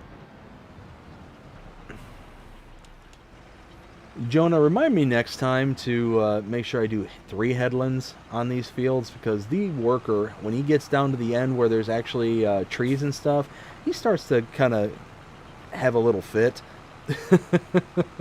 I noticed. Like, they get up to that side there, and it's like, oh, hey, I need to go. Oh, no, wait, I don't. Oh, wait, I do. No, there's something in the way. No, there's not. Well, actual idiots. Yeah. Taco says, just finished work. Oh, nice. Very, very nice. And saw the merch. Awesome. Well, hope you all enjoy it.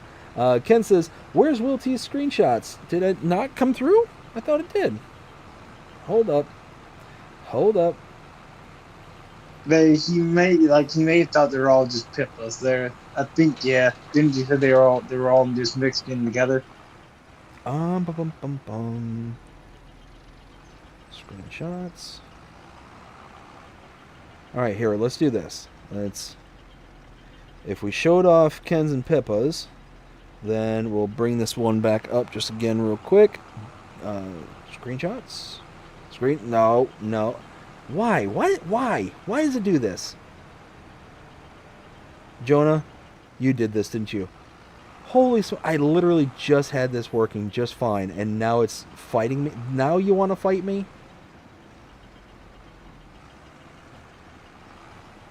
Really? This.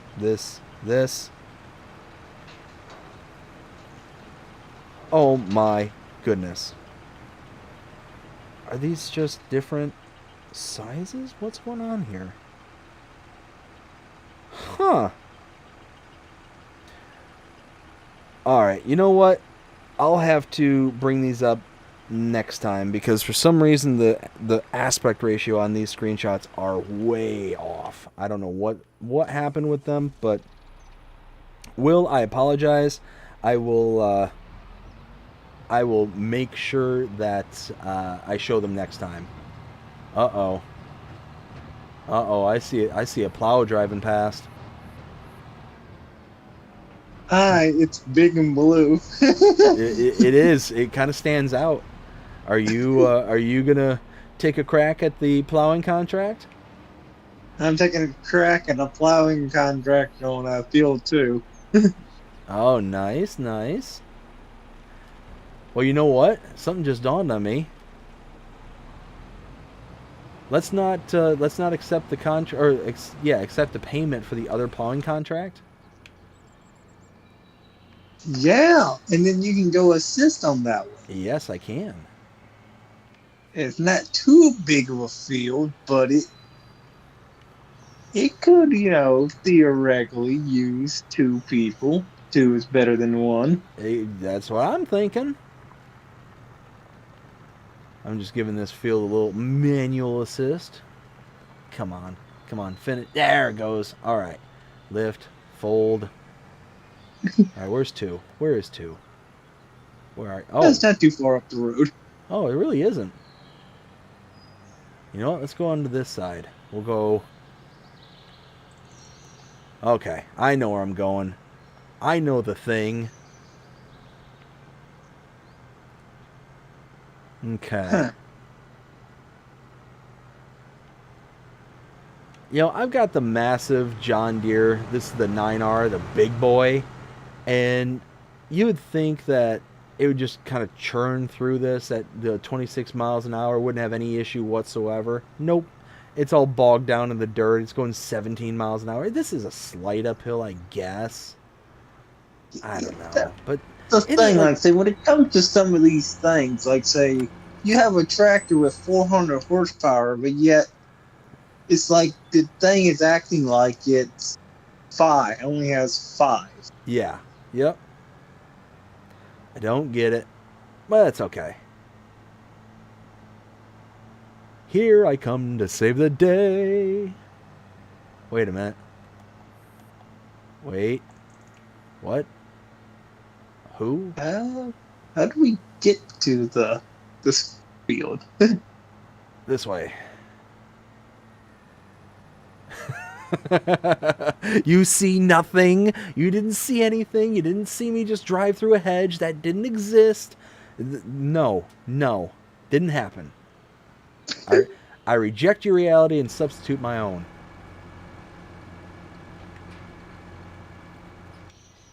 Fences.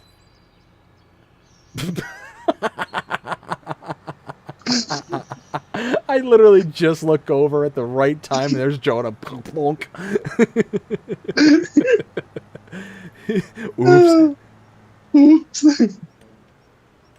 I don't care about fences. What's a fence? I've never heard of it. Hey, there's Jonah. Nice of you to join me in here. Wait. What's blocking it? What? Are you blocking it? I'm so confused. No, I'm like, I was, oops. Oh, no. No! Do not restart this field. I swear, do not restart this. Do not do it. Drop it down. No. Drop it down. Right there. Come on. I've had that happen. The reason I'm kind of freaking out right now is because I've had it to where the worker didn't recognize the work that they've already done in FS25 for the stone picking, and I don't want to have to like try and manually do the rest of this. I will just cry. Ugh, that would be really, really sad. All right, we got Taco says, was lurking at Crusty's stream. I have a PC at work and just was listening to it for a little. Oh, very nice. Ken says the screenshots were mine and Pippa's. Yeah, I don't know why. Streamlabs frustrates me so much sometimes. Wait, don't you do it. Don't you do it. Don't. Okay, are you going to the new side? Yes. Maybe. Possibly. Okay. I think we're safe, Jonah. I think we're okay. Don't worry. Like the other day, like say I was harvesting, and like I turned like swap on and off depending. Like say I'll turn it off when it's doing the headlands, but then I'll stop the AI worker once he's done with the headlands to turn the swath on to be able to pick it up afterwards. And I turned it on. I'm like, okay, well I'm gonna let you get just a little bit on this one, stop you, turn on the swath, and then go like, okay, now you can keep going. Well, it then proceeds to then drive all the way through the field, start at the other end, go 1 inch into it, drive to the other side, and then start from there. Oh no! I was like, what's the point of you going across the field twice? Oh, so Taco makes an amazing point, and yes, this is 100% accurate, this is the reason why I'm going to just default to this excuse every time now. Taco, thank you so much for pointing this out. He says an 8-ton tractor has no problem going through a hedge. That's true. That is true. Oh, that is...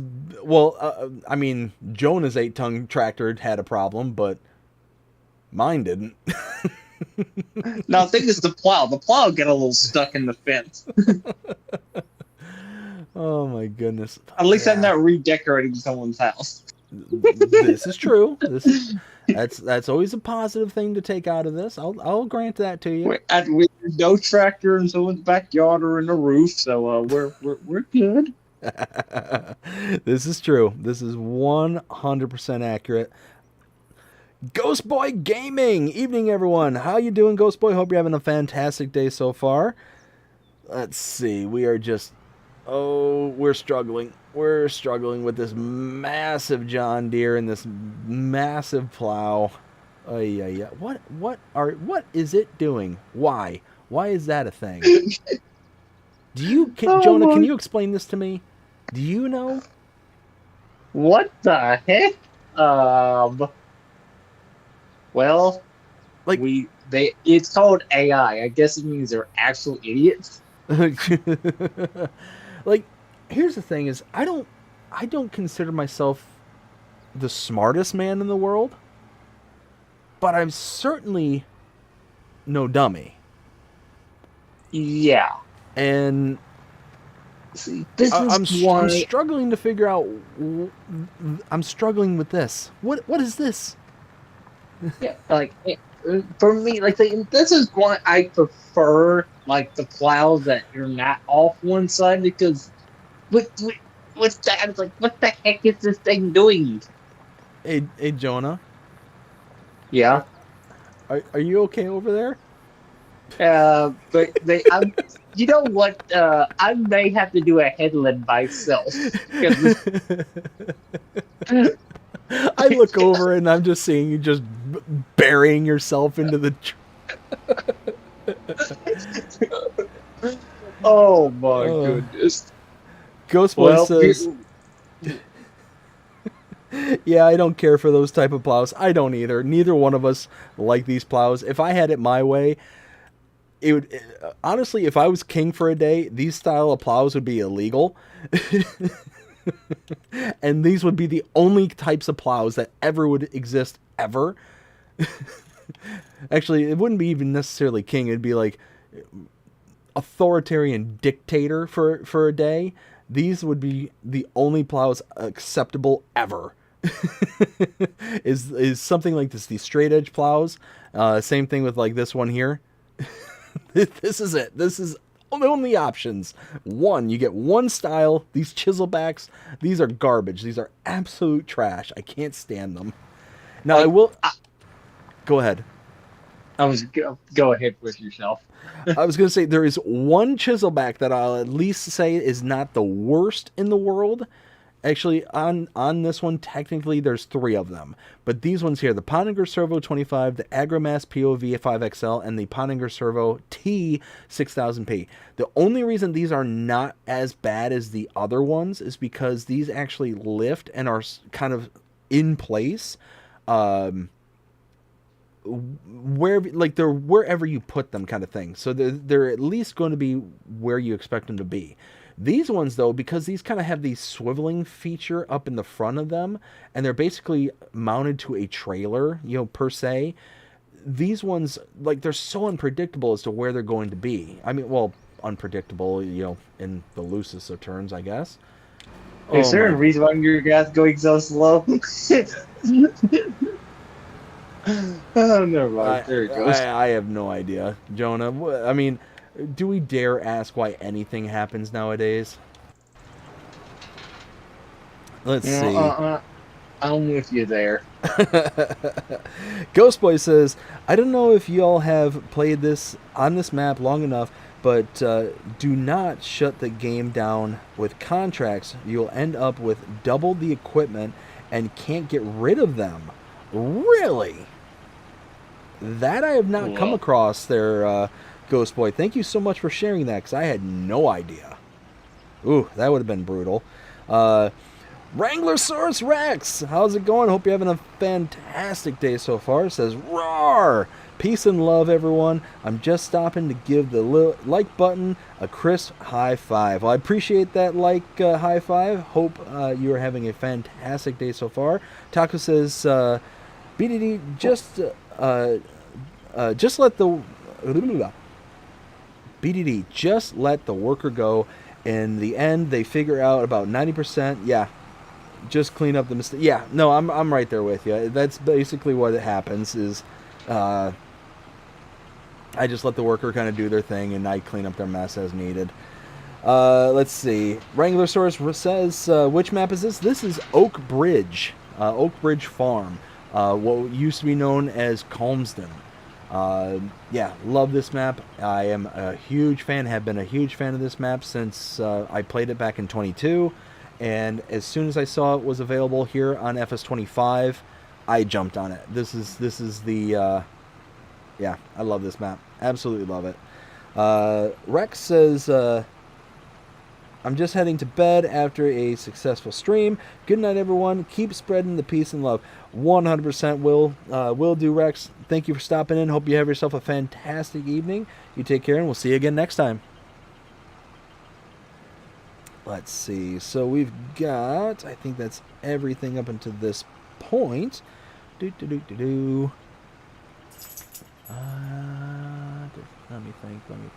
think. So we're going to finish this off. This is almost done. It's at 89%. Yeah. So got a few more to go. A few more of these up downs. Dear farmers, I have a newfound respect if you're using these plows. Oh, man. I mean, I have a full respect for farmers. Full sentence stop. But yeah, no. Like, these plows, what kind of genius... Yeah, there you go. Genius decided that this was the way to do things. Like, these plows, like, specifically, who thought that this was a good design? You know what it was?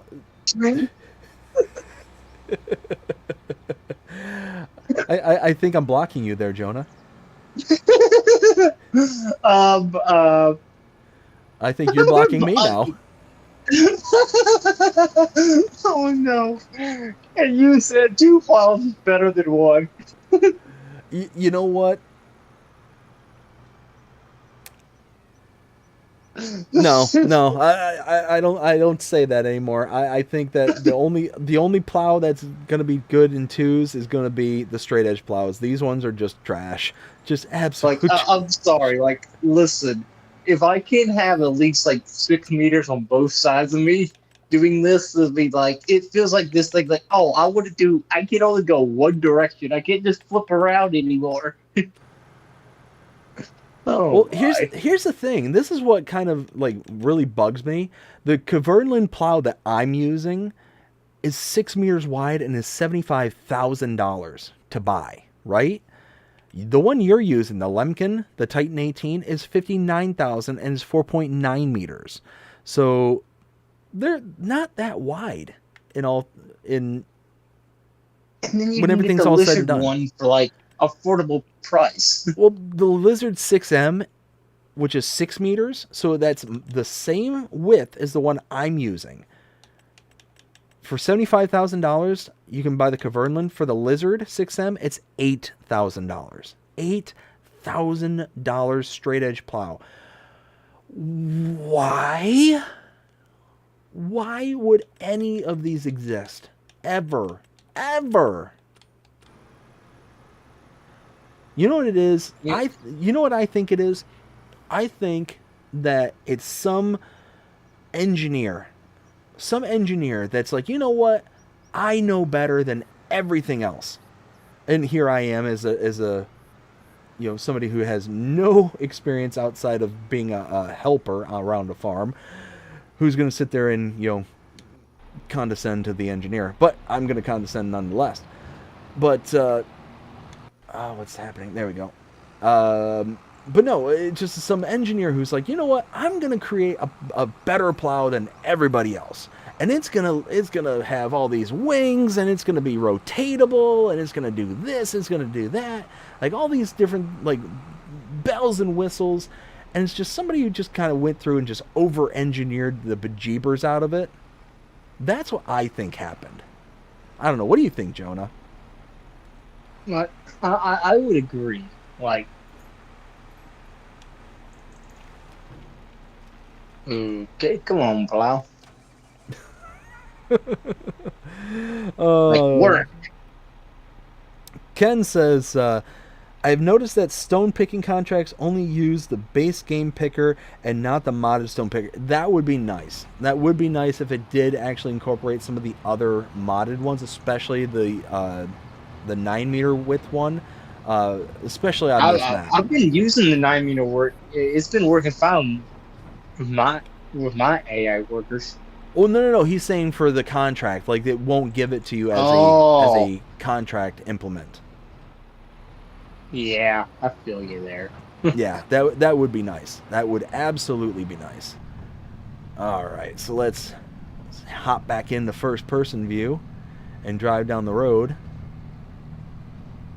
because hey, there's trees here and it makes it difficult to see in third person. You know what, Taco? I blame you for this. Taco. I took a shortcut. Yo, the 9-ton plow or the 9-ton tractor just went through the hedge. What can I say? Taco, you are a bad influence. Taco says, so why didn't you buy that subsoiler plow and do the contract? Honestly, Taco, I'm asking myself the same exact question. Like, legit, I'm asking the birds. The birds! So I don't think your John Deere tractor with the plow is liking turning very much. Honestly, man, like, I'm considering just going and buy the plow right now. At this point, you know what? Fine. You know what? I second that opinion. I second it. Let's go. Let's just go and get it. Let's just go and get it. We're gonna get us a nice 12-meter wide plow. Oh wait, I closed the gate. I closed the gate, Jonah. No. Oh wait. I can just get out and stop.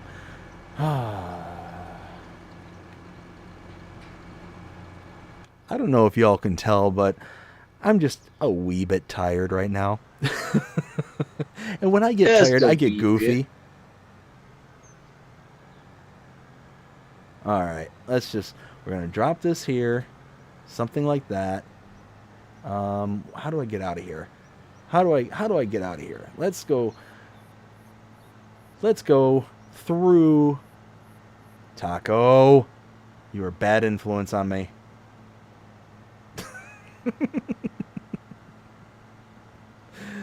Oh my goodness. Anywho, let's go and grab that. We're gonna buy a plow, and we're not only gonna buy a plow, we're gonna buy the big one. We're gonna get the 12-meter. We're gonna make it double the working width of that lousy Kverneland there. And let's commit to it. You know what? We're gonna commit to it so hard. We're gonna make it a different color. We're gonna make it. I don't know. You know what? John Deere yellow. That's what we're going to do. Why? Why not? I think that's a better question.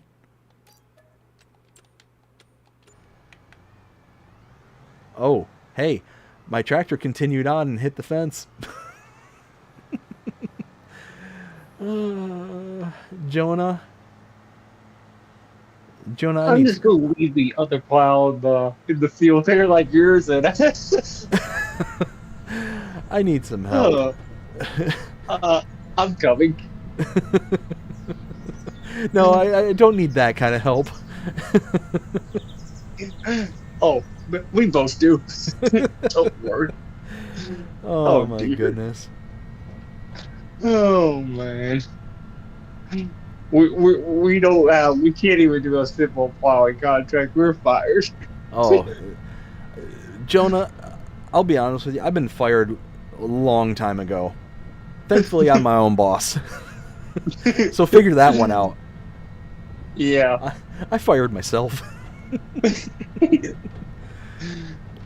It's one of those where at the end of the day, I just thankfully I don't sit here and try to be like the most realistic farmer and do the like everything like uber like by the books kind of thing. Because if I did, I'd fail so hard.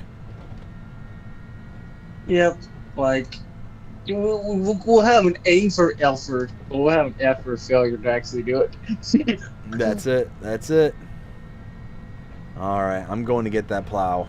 That plow. Wait a minute. Yeah. That just dawned on me. What? This is the first tool that I bought. Yay! And it didn't cost us hardly, like, we pretty much paid for it with all the contracts we've been doing. Oh, and then some. Oh man, something just dawned on me. There's all these trees in the roadway, and am I going to clip onto one with this monster plow? Oh, hi, Jonah. How are you doing? Hi. I'm about to say, oh, hi, I'm coming up the road. I was in third person there, wondering if I was actually going to take out a tree. Oh, there's a car. Oh, there's a tree. Oh, there's a car. Oh, there's a tree. Oh, there's a plow. Oh, there's so many things.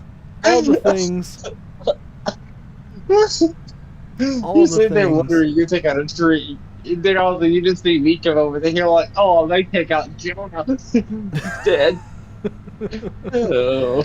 Well, in all fairness, it looked like you actually ran into the trees. So, I mean, it's I dove into the trees to avoid being ran over by you. I literally saw you like right at the last second. It's like, oh, hey, there's Jonah.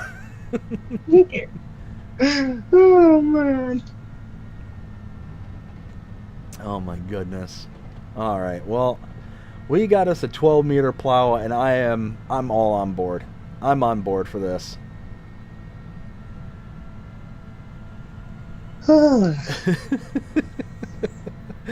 Oh my goodness. I tell you what. Do you just want me to hit complete on those other contracts, or? No.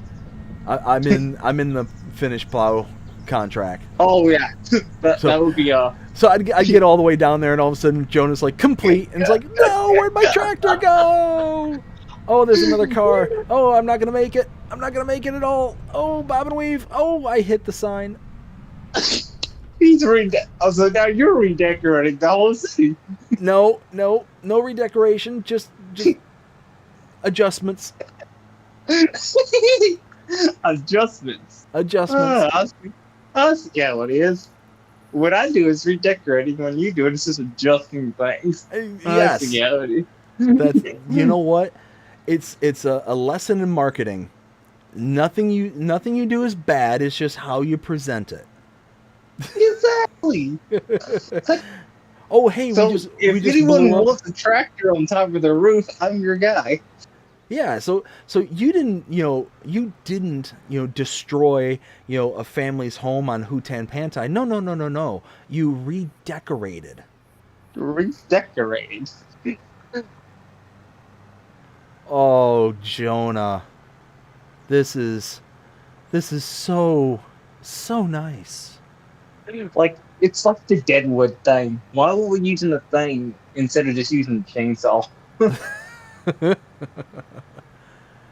Jonah, I'm using the straight edge plow, and I'm happy. Like I'm genuinely happy. Oh my goodness.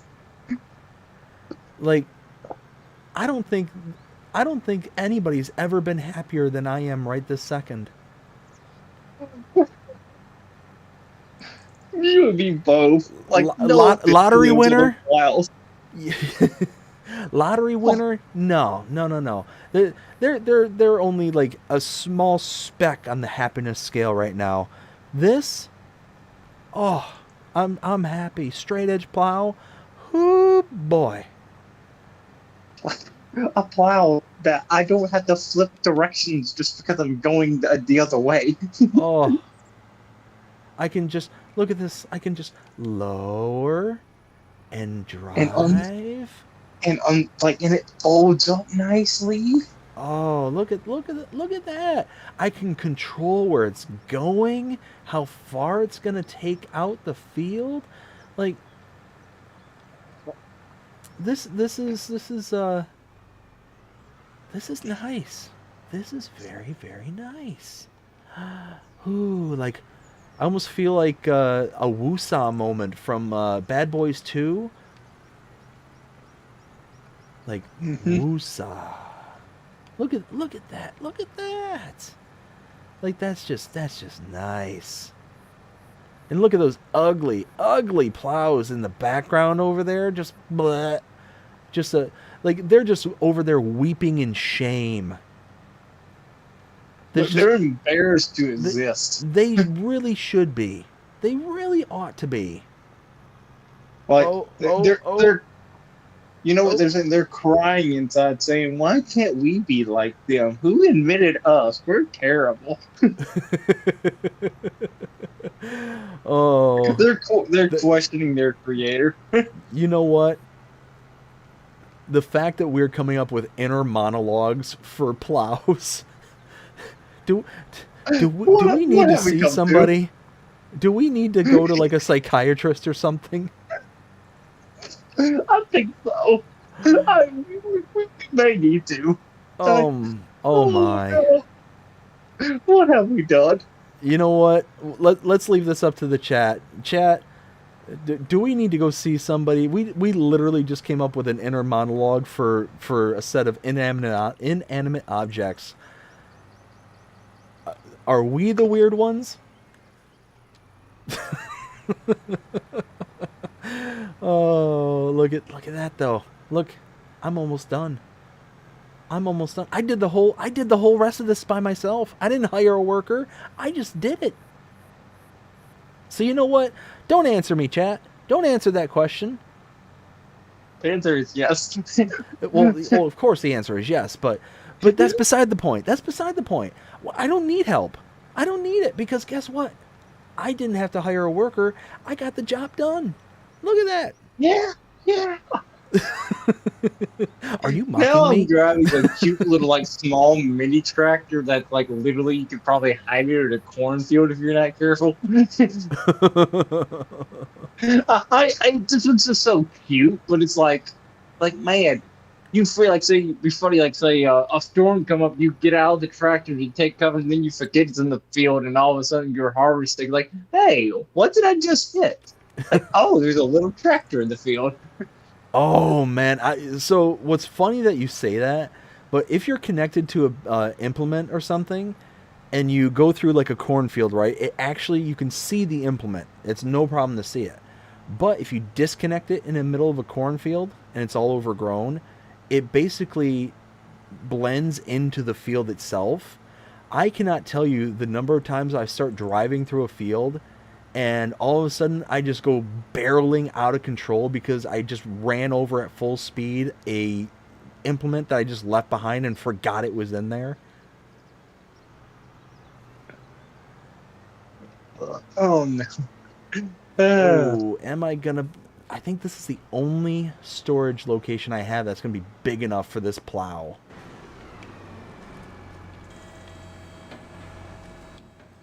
I love that sound that door makes. Clunk, clunk, clunk, clunk, clunk. Oh, dear. Oh. Oh! Well, I'll take it. Just store it outside. It can stand the elements. I'm storing it next to the input of the grain silo. That's what I'm doing. That works. Boop.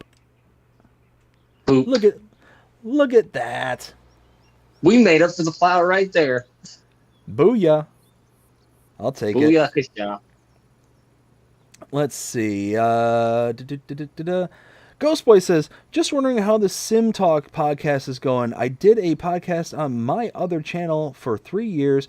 It was a success, but also time consuming, getting guests lined up and knowing what to talk about. I personally think it's going fantastic. And I've been hearing nothing but really good things about it. It's, as a matter of fact, I don't know if you saw this or not, but Friday got one lined up, and it's with Farmer Cop.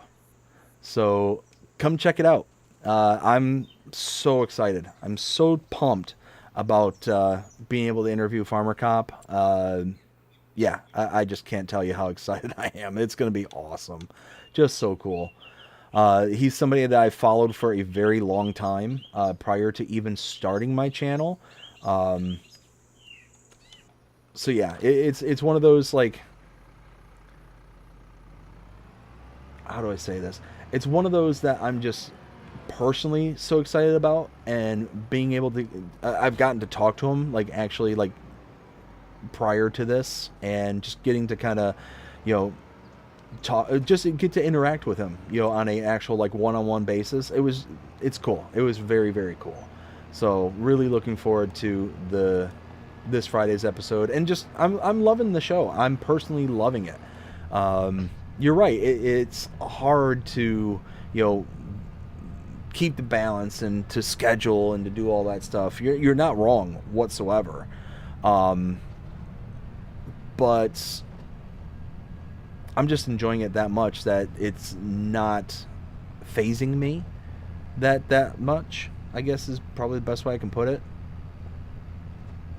But I mean, people out there in the chat, what do y'all think? I mean, what have you been thinking of this show so far? Because, like I said, I'm loving it, and the feedback I have been getting has been, you know, overwhelmingly positive. What about you, Jonah? You can give your 2 cents. I'm definitely loving it. Like, I think it's unique, you know, like, say, we were finding out a lot about people that, you know, we've never mainly would have probably never found out. Like, yes, we could ask them during their stream, but they're busy, you know, attending to what they're doing, and they have so much other stuff. They may not be able to just answer everything. So being able to just get there and actually talk to somebody and find out all this stuff about them, so you don't have to ask a bazillion questions in a chat to them, it's really, really good. I love it. That's awesome. Yeah, and it's very similar stuff that I've been hearing like that from others too. But it's one of those where I was saying earlier, the whole kind of premise behind the show, you know, was to kind of figure out more about these individuals. And I was saying earlier, and how, and I'm guilty of this as well, but it's not that I necessarily put up a persona. I am who I am, but I can only share so much about myself, and people can only glean so much from me, you know, based on what they see here on the channel.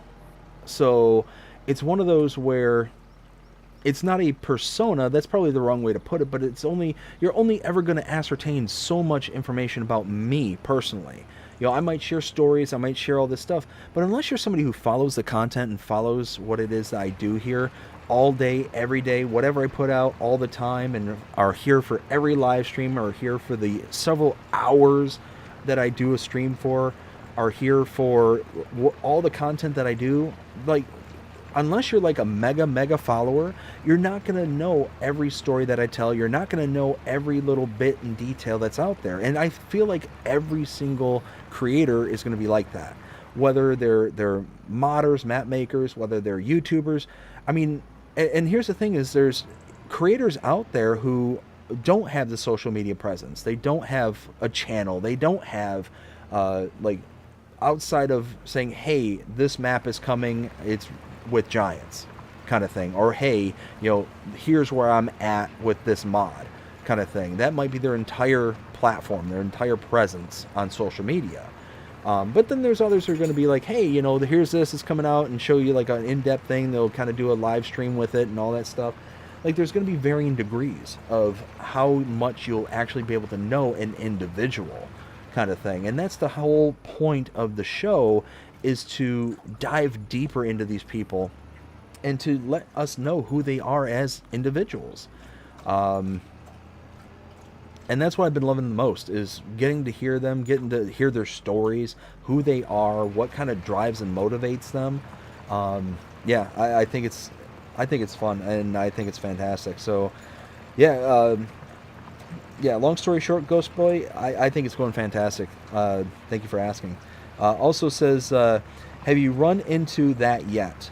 Oh yeah, no, it's definitely a lot. Like, it's definitely a lot to sit there and reach out and to talk to individuals and to try and coordinate schedules and stuff like that. The one thing I will say that is kind of easier for me per se is that I'm very limited as to when I can do content. I'm basically available all day, or not all day.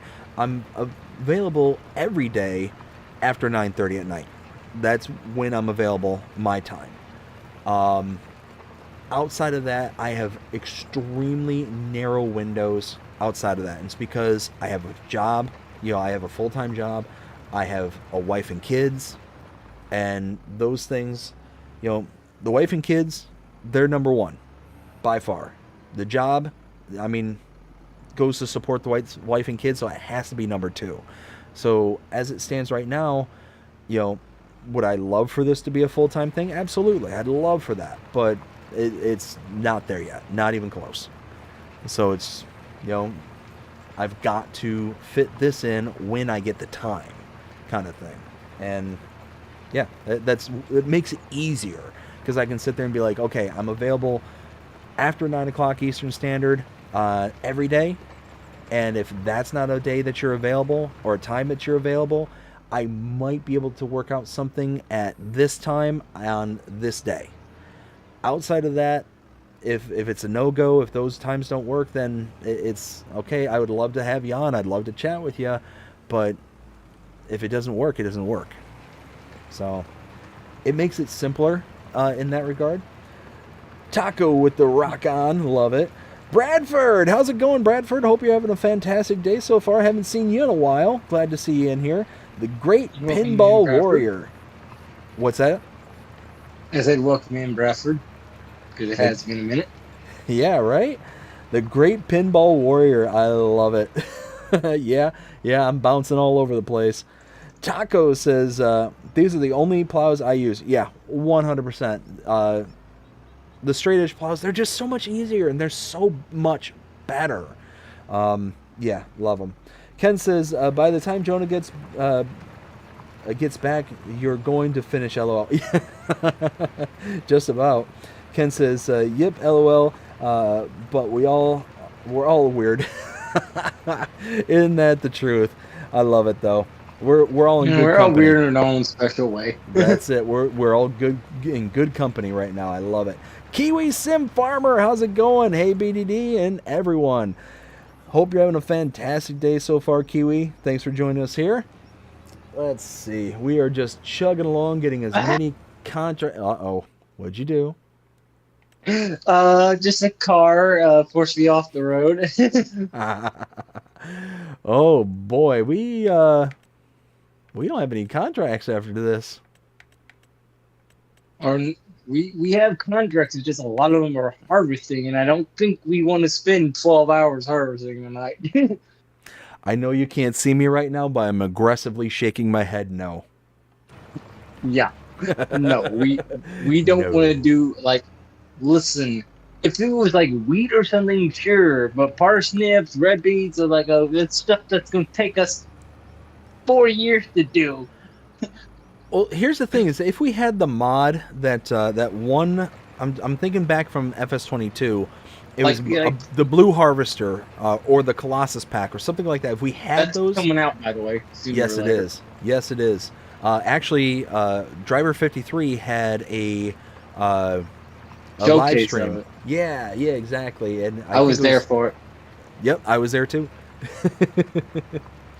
But no, I'm looking forward to it. I'm looking forward to that, especially if they actually have it work for the red beets and the root crops, like they had it last time. I'm not sure if they do yet or not. I need to By clean the my way, glasses. you mentioned how I said the other farmer was lazy because he only had 2 bales to wrap, right? Yeah. This other baling contract is also only 2 bales. Whew. Watch out now. Big balers. Whew. Making that bale go burr. Oh my goodness. Can you all tell that I'm just I'm way past my bedtime? Mm-hmm. That's it. Let's see. Ken says, "Yep, Pterodos. Yes, Yes, that's exactly it. That Pterodos one, the blue one. That's the one I loved because you could have the header that expanded out to 100 meters wide, and you had the exaggerated capacities. Like I would think it was like 2 million liters or something like that. It was an insane amount of literage. It was an insane collection size. Like it was just amazing, and you could drive at like, I don't know, Mach 2. Like it was, that's the one I enjoyed, and it was cheaper than the Colossus pack, any of the harvesters from it. So that's the one I would always go for. Now it was a little bit more complicated because you had these like attachers and stuff that would make certain crops usable. It was basically the topper that you could attach in front of the implement itself, and then you would attach it, and then it would actually like cut the potato tops and the sugar beet tops and all that stuff, and then it would harvest it from the ground. But yeah, no, that was the one that's the one I'm really looking forward to. When that one comes back, if it comes back, I'm gonna be a happy camper. Let's see. Taco says that sounds real. ... No, it's not. Not even close. But I tell you what, it got the job done. Like it's one of those tools that, for me personally, I tend to use in the background kind of thing. It's like, okay, I got to get this job done. I don't want it to take me 30 hours to get the field done. Let me show a couple of back and forths on the camera and all that stuff, and then I go ahead and grab it and then sweep through, and finish the field with the original equipment that was for it. So it's one of those kind of the tips and tricks of the trade kind of thing. Is okay, I've got to be able to get X, Y, and Z done for this episode kind of thing. So let me start out by showing this portion of it, finish with this portion, but then that whole middle bit, cut that out completely, and then just zip through it, fast forward the clock a little bit, and then I can continue recording the rest of the episode kind of thing. So little behind the scenes, kind of how to make the sausage, I guess. Which, speaking of which, I've been really interested in Jonah. Have you ever like made your own like lunch meats or sausages or anything like that?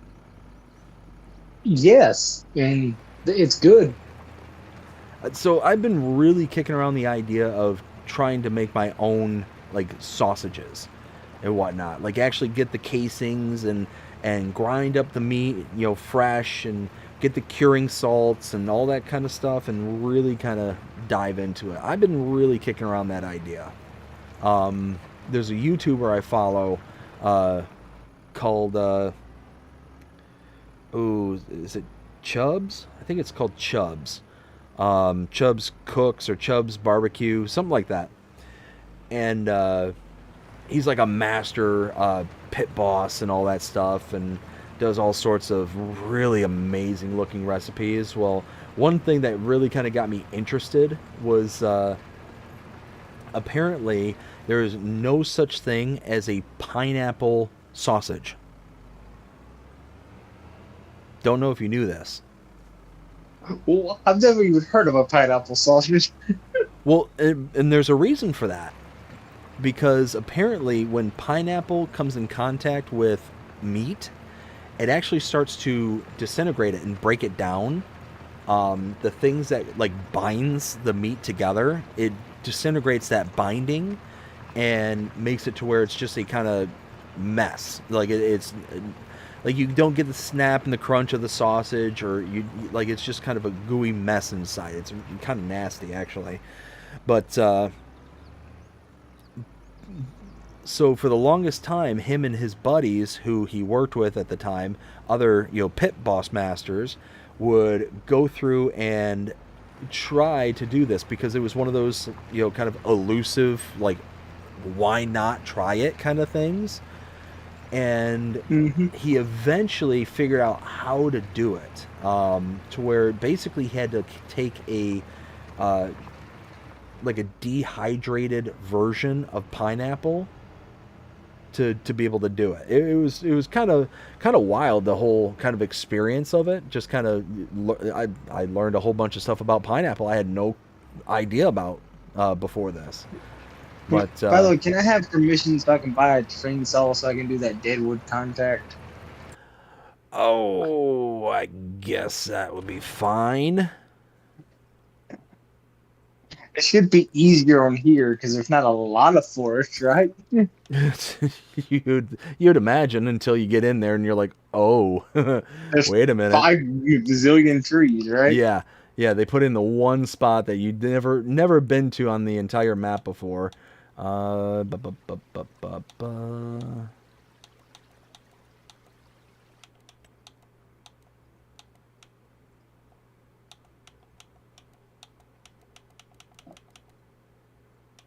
It's like All right. I can buy a chainsaw, right? There you go. You ought to have it by now. Let's see. Yay. Taco says, why would you even want a pineapple sausage? Honestly, it's one of those that I would try it just to try it. It's just one of those kind of things. But it's just, would I want it as like an everyday kind of thing? No, absolutely not. But I don't know. It's just, who's ever heard of something like that? I've never heard of anything before watching his series kind of thing. So it's just kind of an interesting thing. And like I said, I know way more about pineapple than I ever did before watching that series.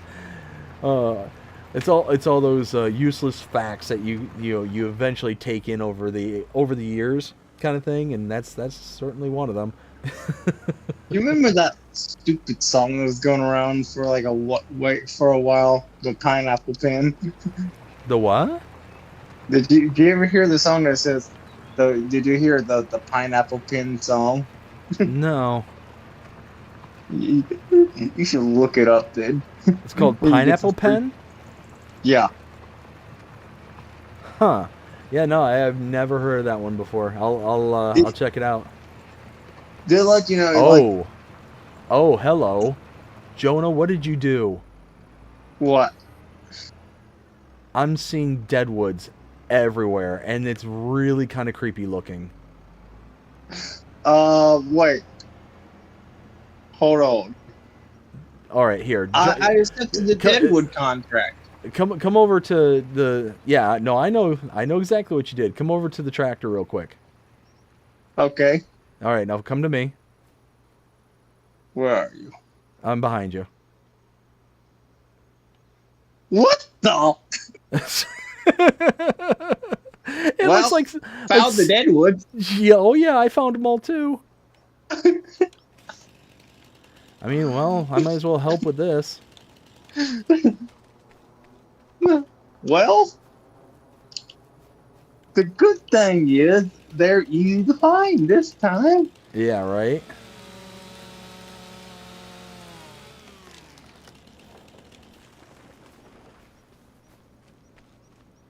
Ah.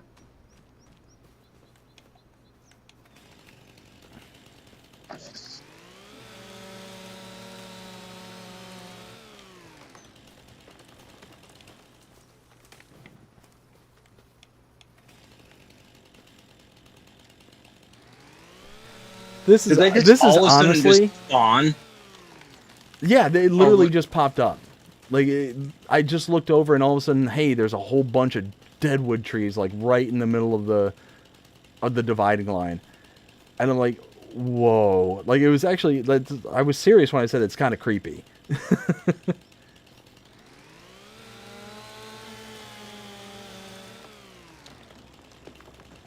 Let's see. Taco says, if you want pineapple in a sausage, cook the pineapple for about 2 hours to kill the... That's what it was. It was the enzymes. That's exactly what it was, Taco. Yeah, the specific enzymes that's in the pineapple would, like, degrade the meat. I had no idea about that before. It was kind of interesting.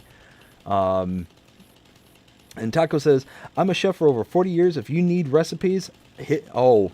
Taco, don't tell me that. Don't tell me that, bud. I will hit you up for that one.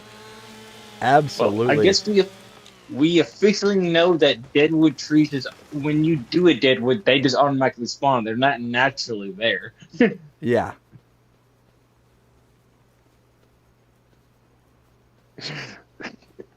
Oh my goodness. That just blows my mind that like literally it just kind of popped up out of nowhere and it just like, oh, here I am.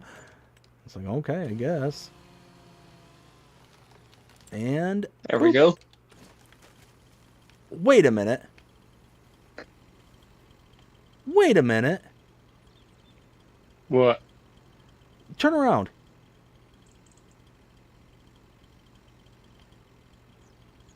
Where did all these trees come from? Yeah, they weren't there a second ago, right? No. Did it seriously just delete these trees to put deadwoods in and then put these back in its place? I think so.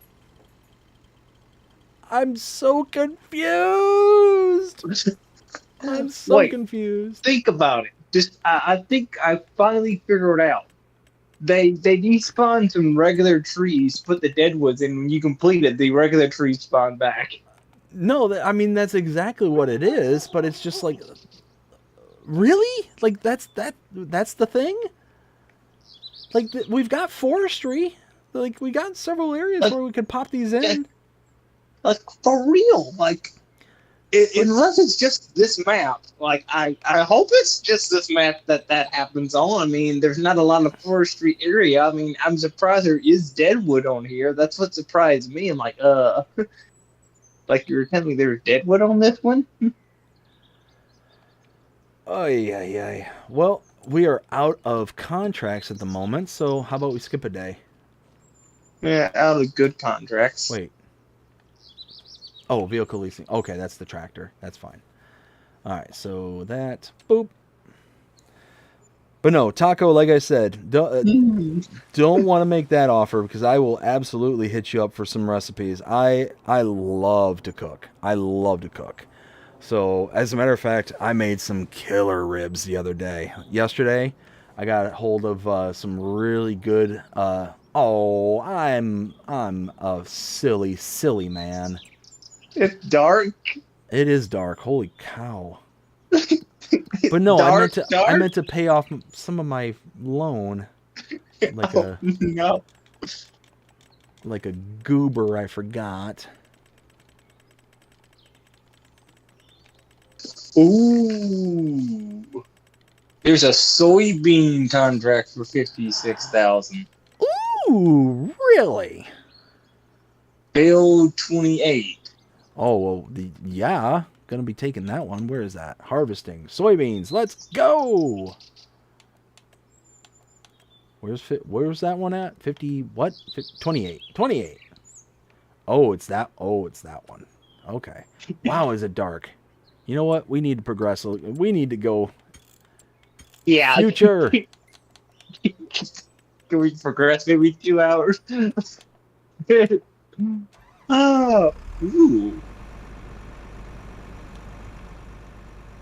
Oh, something just kind of dawned on me. What?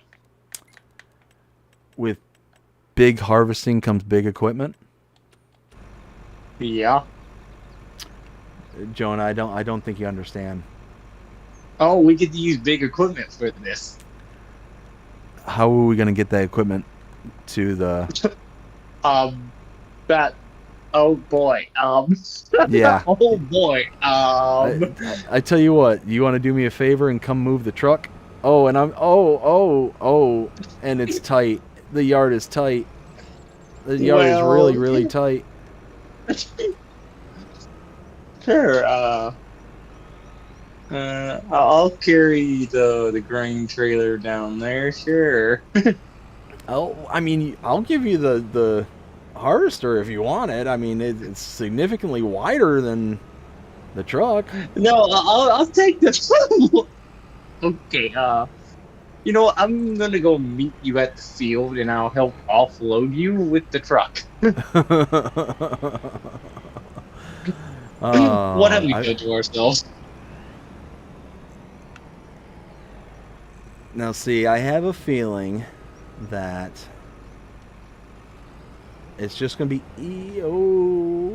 My other question is, will you even fit out the gateway there? I'm going around the back. I'm going the long way. I just have a feeling that this is going to be so much easier doing this than trying to do what you're doing. I don't know why, but I just have a feeling.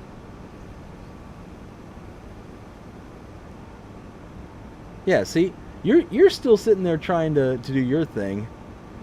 Bye-bye. Oh, hey. Oh, hey. Oh, hey. There's a wall. Oh, hey. Bob and leave. Oh. Oh, should I turn off traffic? I probably should. if I get a car that comes...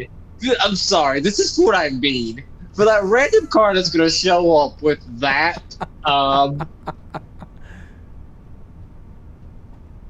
Oh, no. I don't know. I don't know. oh, this is gonna be fun, DVD. It's gonna be real fun. I'm venturing. I'm It's soybeans, DVD. It's soybeans day. I'm getting to the point of no return there, Jonah. I'm right there next to the farm. Where are you at? Did you figure out how to get out of there? No, there's a car. There's a car. Jonah, there's a car. There's a car. Oh no, my header. My header. Oh, oh no. Oh no. Oh no. Oh. Oh. Oh dear. Oh dear. Why? Why? Oh no. Let's see. Taco says, "Do I like peanuts?" Yeah, I like peanuts. Absolutely. Mhm. All right, drop that down right there. Hey Jonah, what are you doing? Try to get through the hedge. Why? Because why not? Because you could have just kept going. Oh, I thought that was the field you were supposed to be in. No. You, I did. I kid you not. That's hilarious. Oh no. Is that just the field you? Oh, that's the field you have to dab into because of the car. Oh no. Got you.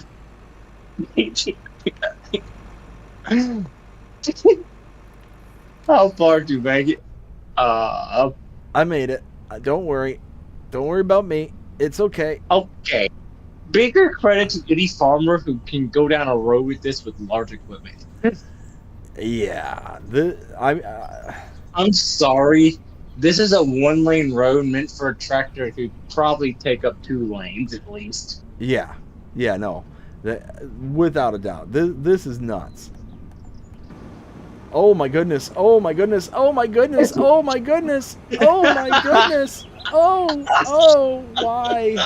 Why is this a thing? Why? Redecorated, get off.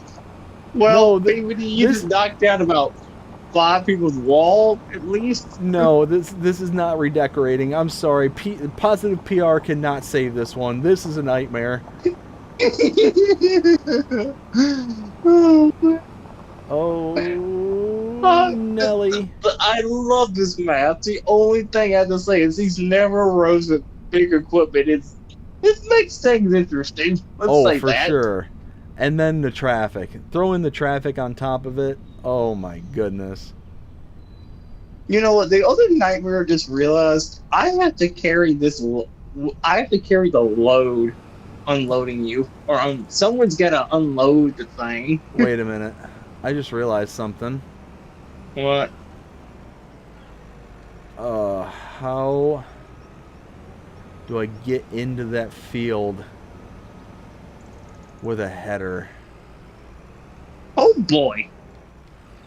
Like, I almost need to pull in there with the header. Oh, Jonah. How is this a thing? Oh, Well- wait. Oh, nope. That's not gonna work. That's definitely not gonna work. Oh. How?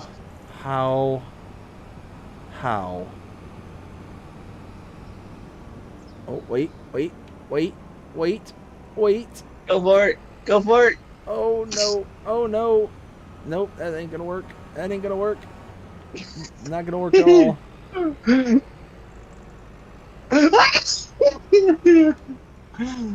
I don't know what to do. Maybe. Push it. Oh. Hey, don't laugh at my methods. Hold on, want me to help push it? No, don't look at my shame. You're being creative. That's all. I've got a job to do, and darn it, I'm gonna do it. And I did it.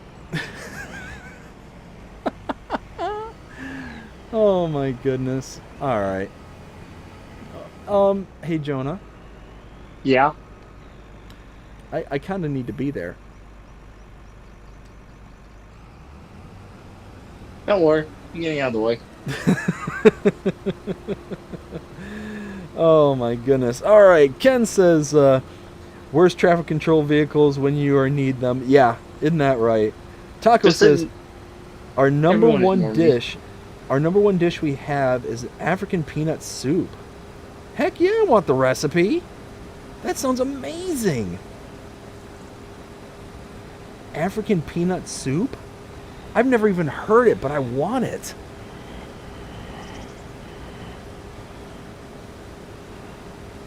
Let's see. Bradford says, doing some skateboarding. I mean, you could call it that, I guess. That was something. It was something. Hey Jonah. There's a tree there.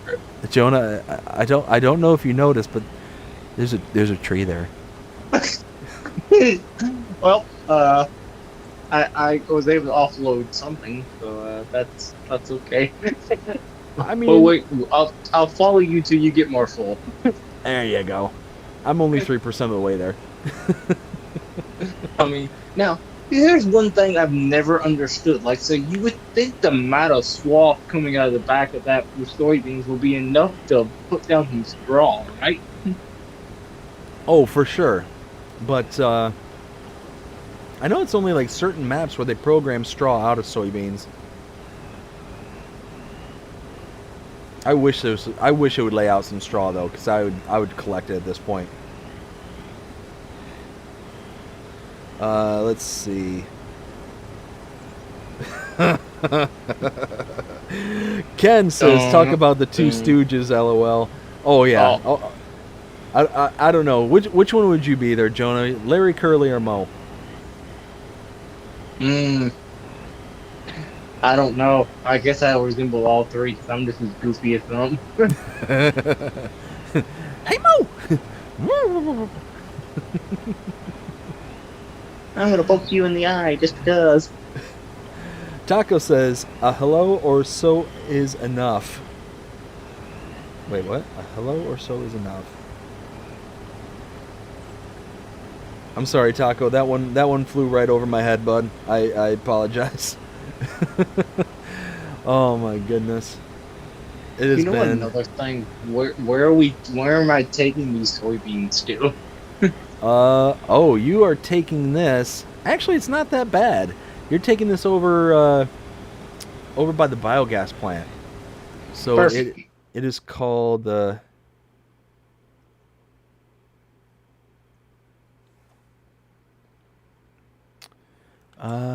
what was it? Where is it? Oak Ridge Stores is where you're taking this to. Am I gonna be able to fit? Yes. For now. For now. I was able to get a little bit more out of you. Just in case.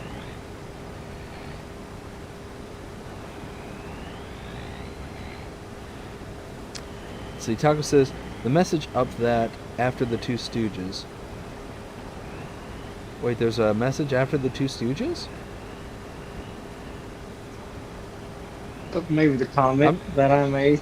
No, because on my screen, it goes from Ken saying, talk about the Two Stooges, LOL, and then it says, Taco de Groot says, hello or so is enough. And then Taco says, the message up that after the Two Stooges. Yeah, I don't see one after other than a hello or so is enough.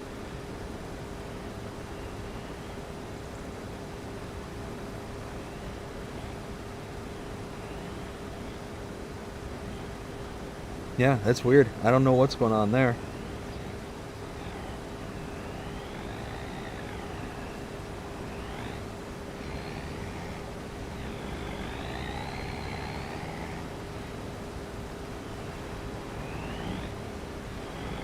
Oh, I said to send me a mail. Gotcha. Yes. Let's see. Taco, are you on Discord? By chance, if you are, I can just send you a message there, or however you want me to do it. I can figure it out from there. Holy smokes!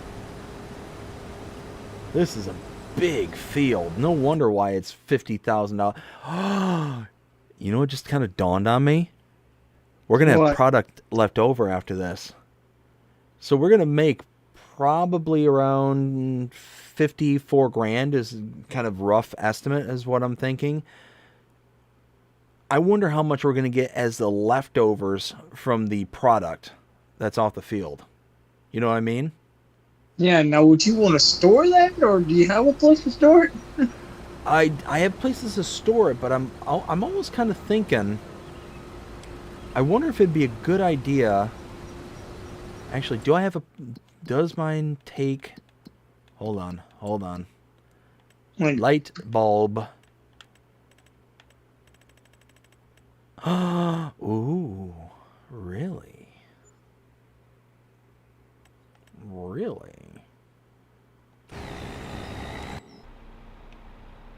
I think I need a trailer.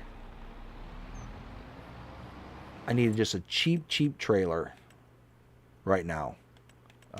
Just a cheap trailer. Cheap.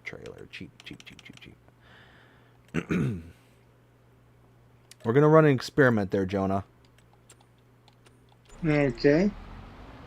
So I got the worker just doing their thing over by you. I'm gonna grab a trailer really quick because I want to test the outputs of my silo over there, and if we're able to store the soybeans at the silo, then redirect to the silo here at the farm. The reason that is then we can get all the soybeans off the field. We'll get the contract up to 80%, and then we'll unload directly from the silo and then take it for delivery. Good idea. Then you get 100% of the product off the field. I are smart. I are big brained. Yes, you are. Yes, you are. Hey, there's my wrapping that's out in the middle of the road, and I just ran it over, and I just went flying, and I'm Jonah. Yes. There's a bale, or there's a wrap right in the middle of the driveway leading to the store. Do you happen to know why? I may or may not have pushed it a little bit with the truck. A little bit? I mean, I was trying to see how far I could get it. I didn't get it very far. Okay. What, are you stuck on it? No. I went to push it back into the store lot, and needless to say, my tractor kind of jumped it.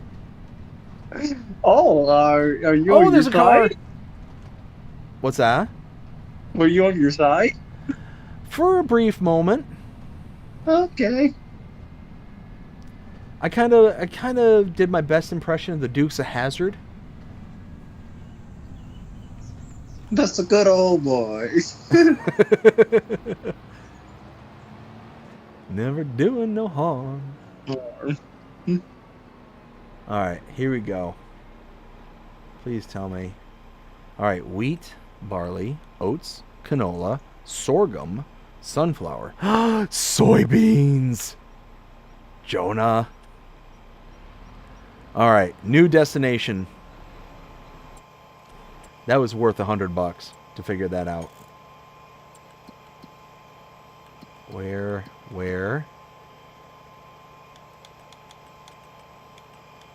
Oh, I have no more grass to go through there. Oh, that's where I gotta go. Vehicles. Alright, so where I need you to take this to is to the farm with the large field next to it that's got barley planted in it. You'll know you're at the right input when you see the belt system that's sticking out towards the road. You'll need to you'll have to unload it like right in front of it. Is that over there near field 2 on the map where you're currently at right now? Correct. Okay. Yep. You just dump it onto the ground here, and then I can pick it up using the belt and load it into the silo. So just dump it onto the ground, and then you pick it up with the belt. You got it. So you said dump it on the ground, and you pick it up with the belt. Got it. No matter how many times you say it, you are still correct. Perfect. I'm just verifying that you actually want me to drop the product on the ground. Got it. Oh, trust me. I got this. I believe you. I'm actually quite curious as to how much we're going to get off of this field, because this field is massive.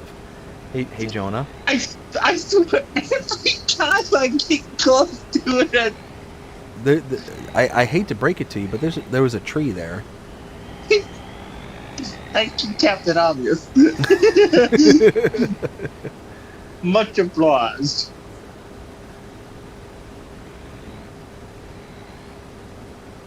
One of my favorite comebacks way back in the day is when people would say no-ish Sherlock. Mm-hmm. One of my favorite replies was always like, dig a little deeper, Watson.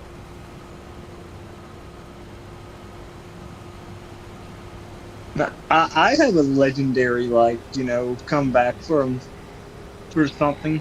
Let's hear it. Okay, so guy was saying how his coach wanted him to read his football plays, right? I told him he could read them, but he couldn't play them. Say that one more time. Okay. Guy played football. His coach wanted him to read his plays. I told him he could read his plays, but he couldn't play them.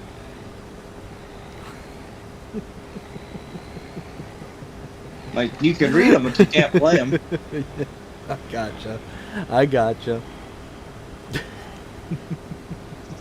Hey, look at that. We actually have enough space over here now. Yay! There's no tree for me to collide with for the time being. I mean, unless we spawn a Deadwood contract, maybe one will pop up right in front of you. I can just see it now. You're harvesting a field, all of a sudden Deadwood's all in the field. Like, where'd these come from? Now I'm actually going to look for a Deadwood contract just to see if we can find one here. I think I saw one earlier. I just want to, before we accept it, we go to the area where it's going to be at, and we just watch the Deadwoods spawn. And look at this. We got another soybean contract over here, too. We got a mowing contract? You know what? I'll accept that. You can, if you want, I'll do the mowing if you want to do the driving on this. Yeah, we can do that. Alright, I'll switch out and go to the, lawnmower. There you go.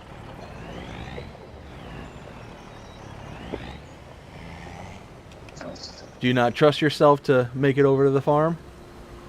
Oh, I do. It's just for whatever reason, I'm also a king for cutting grass. I gotcha. Ugh. What are those? Why? Why would you mean 'Cause- the worker missed 3 stalks of soybeans? Like right on the like why? Why is that a thing? And that is a field 3 that needs to be mowed, correct? You got it. Perfect. And hey, use the cheat code.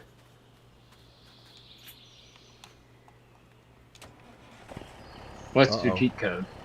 Drive through the hedges. That's right.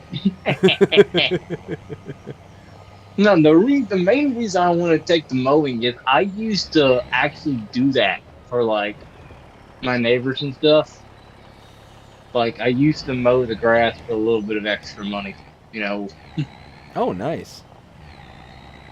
So it's something I'm quite accustomed to. Like I can like say, hey, using the 0 turn to cut 2 acres of yard, which for a 0 turn it takes you about an hour, which is a long. It's like it's a long time, but to be honest, like say, yeah, my 0 turn may have been a little too small for big 2 acre yards. Like say, having a smaller tractor probably been more ideal, but beggars can't be choosy.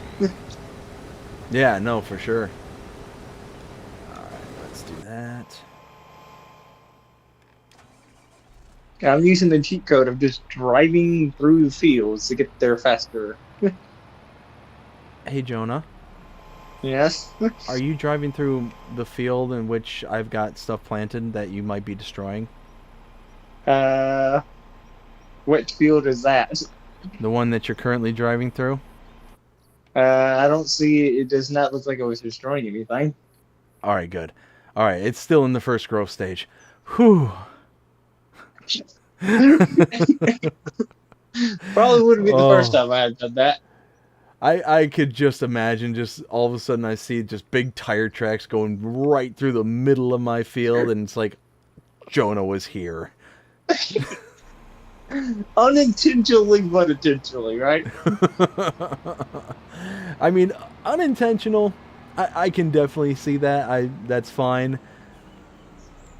But that would have been devastating. Just always being mocked by that one string of just tire tracks just right through. And I'm pretty sure you've done that to me in the past too. I think I did by accident once. Like I know there was that random one that I think back on Taylor Day that I did by accident. That just because I was naturally driving. I think you did it on purpose. I think you were like, you know what, BDD, he comes off as a nice guy, but you know what, he's kind of a jerk. Let's just stick the knife in and just a little twist, just a little bit, no pokey poke. Is that what you were doing to me, Jonah? Is that what you were doing to me? No, sir. You know what? Just because you threw in the sir, I believe you. I was raised right. Ken said Jonah did it to you on Hootan. Yeah, I know. Ken? Do we need to have a conversation about keeping our mouth, keeping our observations to ourselves? I'm kidding. Does anybody else hear the sound of the bus backing up? Beep, beep, beep. Thump thump. I think I drove the bus over you, Jonah, but I think Ken backed it up. Ken with the LOL. Oh my goodness. You know what? It should be criminal to have this much fun. That's what I like to say. I love it. I do too. It's good times. And we finally have a loud interruption going. What do we have? Loud interruption train. Oh, gotcha. Let's see.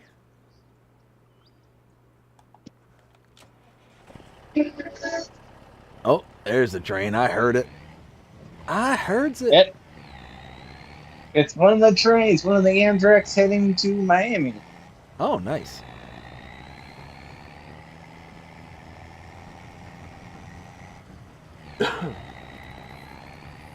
Alright, let's see what we get from this load. You get more than I predict you get more than 1 liter. Maybe. That's certainly within the realm of possibility. Yeah, it's at least more than 1 liter of product, right?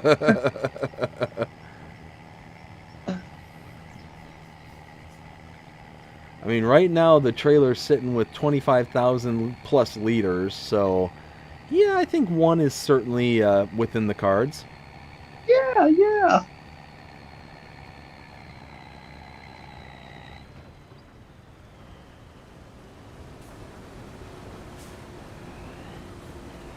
No.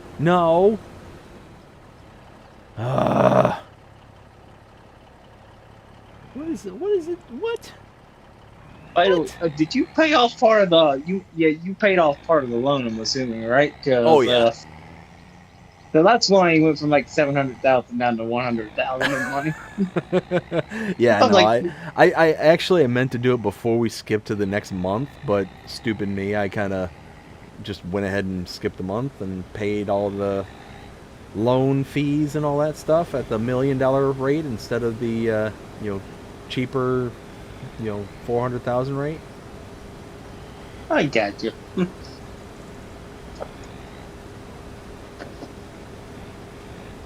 I think if I could ever get into doing like an actual series, I'll do my best to make sure it's not like the prototypical like, oh I inherited the farm from my grandfather, Oh no my offense to anyone goodness. that does that, It seems like everyone like, huh? Me? Yeah. Like I would try to just like, okay, I just new to town and just came in nothing more than a pickup truck and maybe a small tractor. So what's funny is I forget who mentioned it during a farm sim talk, but they were 100% right. I forget who it was, and it's gonna drive me absolutely insane not remembering who it was. But they're like, oh, everybody does the whole, Grandpa died, and it's so unfortunate that Grandpa died, and and we inherited their farm, and it's always inevitable that Grandpa didn't know nothing about farming because we're coming in there and we're gonna do it right. Yeah, but it's one of those because it seems like that's what it is with everybody, but it's one of those. I think it could be good if someone started a series with just like a truck, a little trailer, and a tractor. Nothing else. So, one of the first series that I saw when I first started getting into Farm Sim was, I think it was Mr. Seeley P, and he was doing a series on Hulmurkra. And it was basically like that, where he basically only had a chainsaw, and I think it was like an old school 30 horsepower tractor and a itty bitty teeny tiny trailer. That was it. He had some property and it was nothing but trees, and he just started the slog of just cut it down, slice it up, put it on, move on to the next one. Get maybe one tree onto this trailer because it was that small, and then he would drive. And of course, he decided to buy a property that was nest on top of this huge hill. So all the trees that he cut down, they would all fall down into the canyon, at the end of the basin there. He would slice them up down there. He would load it into the thing, but he had to slice them so small because he had to hand lift everything because he didn't have a front loader tool or anything like that. He eventually buys himself like a skid steer or something to be able to load all the stuff down with. And it was just one of those, like, it was a really slow series because, I mean, obviously it kind of has to be. But I had the ball. I had so much fun just watching him go through all that stuff. And you could tell he just went through a ton of effort to get there. And eventually he got his first trailer where it was actually like a proper size trailer, where he was able to like take 6 meter cuts from the trees, and he was able to then like use the skid steer and load it in with the 6 meters and do all this stuff. But it was all based on rough guides that he had made. He had this little stick. He's like, where's my stick? Where's my measuring stick? He would always just have this one stick, and he had it cut to exactly the length he needed to, regardless of how big the tree was at any point in the tree itself. He could easily take that stick, lay it down, and then slice the tree to that size. It was his little measuring stick, and he would just do this like over and over and over again. And like I said, it was a slow series, but it was so much fun. Just so much fun. Yep. Well, like I remember, I'm trying to remember myself who said that, because I was there for that Farmington talk, and like that's why I brought it up. It seems like everyone, no offense, it's just the old grandpa died or whatever. Yeah, it's driving me insane. Was it Gold Gaming? Maybe in Gold Gaming. Oh, it's help us out, Cat. If you were there. Yeah, if anybody in the chat knows who we're talking about there, please, because that's just driving me nuts.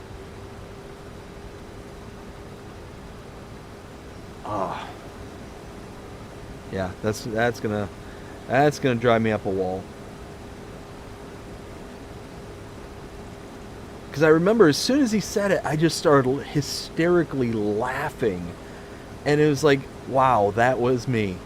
Like, that was me to a T. And sure enough, I've done it. I've done that same exact series. I inherited a farm, and Grandpa died, and he didn't know jack diddly squat because I can do it better.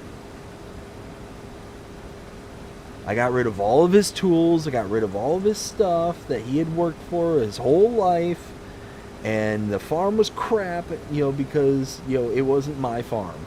But then all of a sudden, I came in and fixed it all up, and I'm the genius and all that stuff. And it's like, wow, like to a T, he nailed it. Yeah. The only thing I would make in a sense is like say, if Grandpa died, you come up with all of his stuff is in need of need of maintenance. His fields are just, like say they have product, but if they're overgrowing and weeds and everything, like say, are withered, and you have to pretty much just get his farm fixed up again. But still, everyone inherits a farm, apparently. Well, see, and that's what I absolutely loved about the map from FS19 called Spectacle Island. I loved that map because it would be the perfect map for that kind of series where, hey, I inherited Grandpa's farm, but you didn't get a ton of equipment. You didn't get a ton of anything. You got a dilapidated farmhouse. Trees were overgrown in the fields themselves, kind of thing. It was made by Alien Jim, and it was just a brilliant map. And what it was is that you could go around the farm and cut down these small little trees with a chainsaw that had these little red bands all around the farm. And what it would do is it would delete and clean up the farm, because you had like trash piles just strewn about everywhere. You had tires, all piled up in a corner somewhere. Like all this stuff. And the house is all like boarded up and just looked trashy and nasty looking. And then you'd cut down a tree and it would take down all the boards off the windows. And you cut down another tree and it would take down the boarding over the front door. And eventually you could walk inside the house. Like, it was just that kind of style. And Alien Jib did a fantastic job on that map. And then, like, all the subsequent updates that came out for it made it to where it was the first map I can remember where it actually had boats that you could drive. And one of the boats, quote unquote, was a like a transport boat where you could load up all the various crops and all that stuff, and you'd load it into a silo, and then the silo would unload into the boat, and then you could carry it to a specific sell point. You know what? Let's just cut through here. No. Come on. Yes. Jonah. Sorry. But no, it was a brilliant map, and it was just one of those where, like, everything about it was made for that series, that kind of series where you had a relative, he passed on, and you inherited the farm, and it was just perfect for it. Because, like I said, there was full-blown trees, like, in the middle of the fields, and you had to chop down the trees, remove the stumps before you could even utilize the fields. Because it was like, imagine the soybean field that I'm in right now with a tree right in the middle of it. Not like it's meant to be there, like it's meant to be removed so you could utilize the field. And there were dozens of trees in the fields. So it was just one of those, like, you had a bunch of starting product there at the farm. You had, like, pig food, you had TMR, you had all this stuff, but it was all loose and it was sitting on the floor, and you had to get a bucket and clean it all up and stuff. Like, it was just such a cool little concept. Mm-hmm.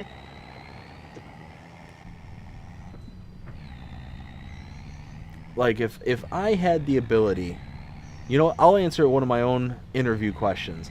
If I had the ability to snap my fingers and all of a sudden the map would appear here on FS25, it would be Spectacle Island. Without a shadow of a doubt. I loved that map.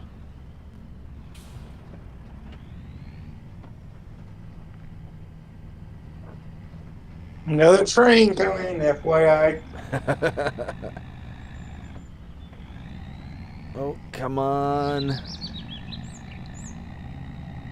I got a full trailer, 51,800 liters of soybeans. Ooh, hello.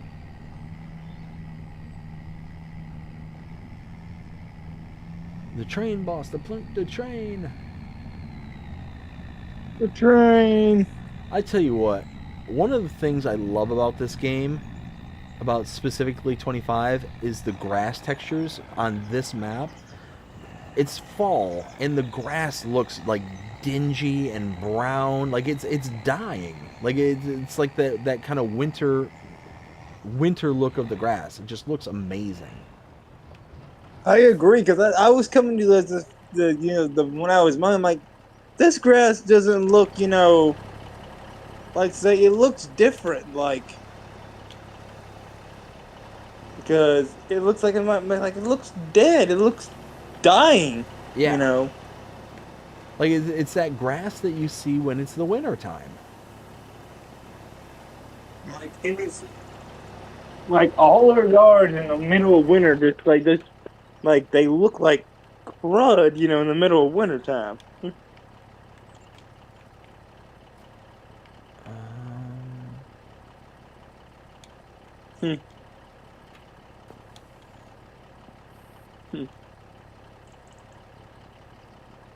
Oh. No. He is done. That's good. Why can I not? Ah, there we go. I figured it out.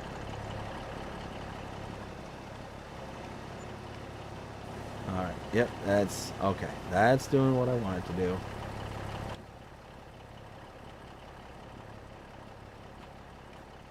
And then that. No, I said no. Aha! There is a Deadwood contract when we're done with the soybean if we want to go investigate what happened last time. Oh my goodness. Where's that one at? Between 31 and 32. 31 and 32. Where's 31 and 32? Near the top of the map, I think. Really? Top left. Hold on. Deadwood. You know what? Now you have me curious. All right, hold on. Let me get this truck back over to the field. I'll jump over to the field where it's supposed to spawn, or at least. Oh, come on now. Seriously? What am I getting hooked on? All right, here we go. There we go. Okay. Yeah, so let me get this trailer back over. I'll hop over to that field and we'll investigate. I'll have you accept it when I get over there, just so I can see exactly what happens. Okay. Because now I'm curious if it did. It's like I'm almost positive it just kind of appeared. All those trees just like boom were there. Like and it replaced the foliage trees.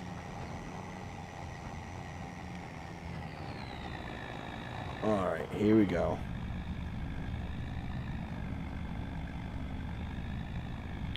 Oh, come on, get up the hill.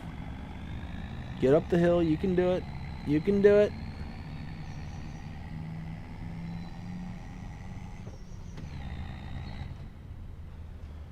Okay, I'm here at the current spot. There is no deadwood trees currently here, but there are other regular trees.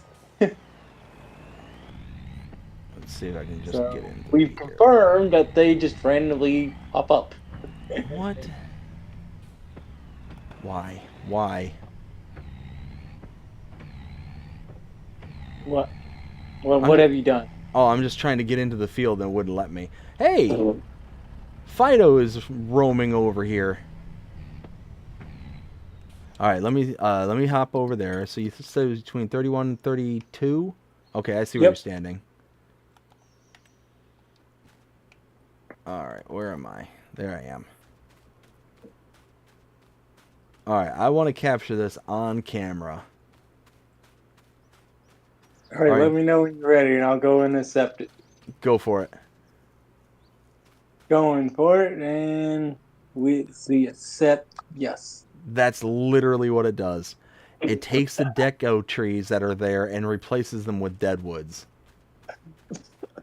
I think that just now makes me wonder: does that happen on every time we do a deadwood contract?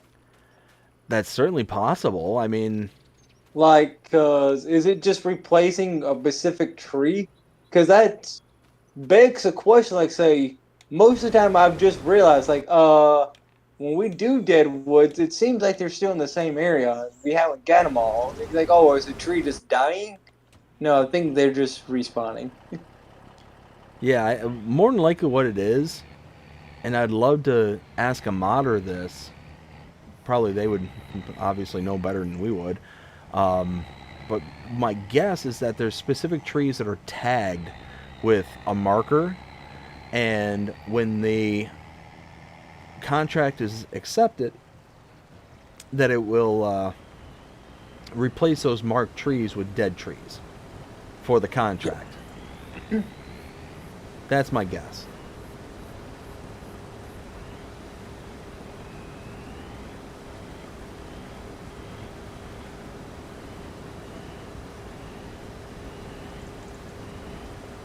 I'm just blown away. We're still only 40% harvested on this. Well, actually, that's halfway because you get to up to 80% on the contract until you deliver.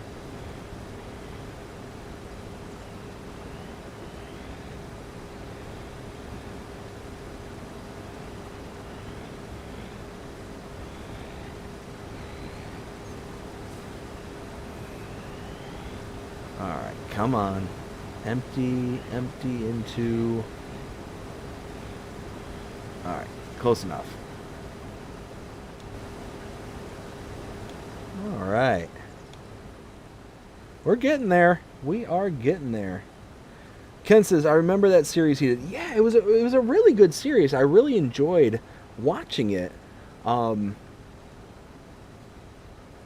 I remember him making a comment on it, saying that he got kind of mixed reviews, if I remember correctly. He said he got mixed reviews because he said, that people were saying basically that was a bit too slow. I mean, but me, I enjoyed it. I thought it was a lot of fun, and just seeing how he kind of created everything from scratch. I mean, he had his whole farm there set up. I'm trying to think. Because the property he had was along the south portion of the map, and it was on top of this giant hill, so he obviously couldn't build his farm there. But then he bought another property out towards the middle and west portion of the map, and that was a bit flatter around there, and that's where he ended up building up his farm. And it turned out really good. Like I said, I really enjoyed that series. Let's see. How was it looking? Oh, that's what I meant to do. That's what I meant to check. Okay, so all the grass fields now are ready to harvest. Visits. Some of them are stage 1, others are in stage 2, and I think this one I'm in is in stage 2. But I'm going to wait for all of them to get to stage 2. But I don't think they will be for November or December. I don't know. How's it going over there, Jonah? You're being awfully quiet. Yeah. Going okay. I just finished the deadwood, and now I'm trying to decide stone picking or fertilizing. Which one? Oh, wow. 10 grand for the stone picking.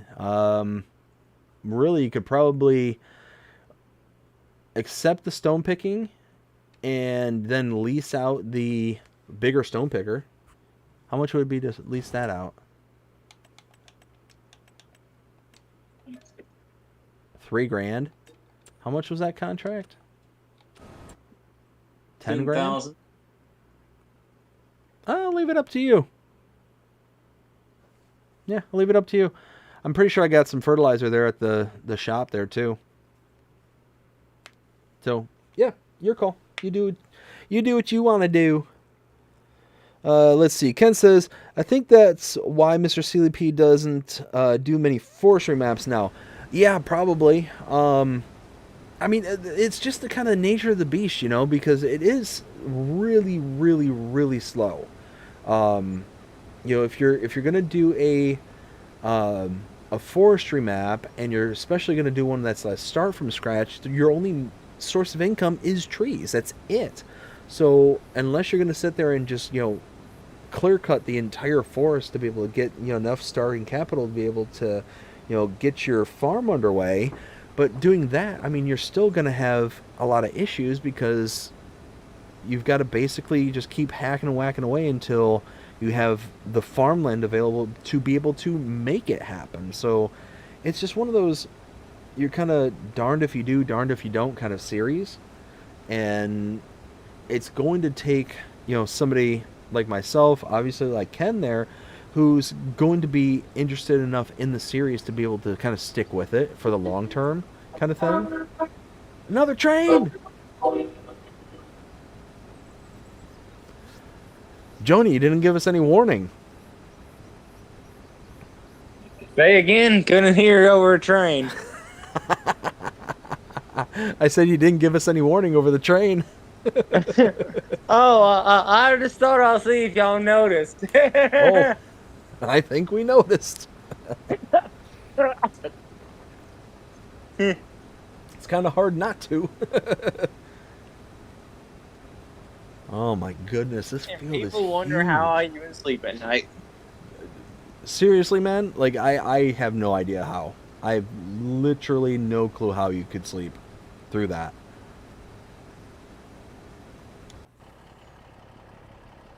I mean, me personally, I get really kind of,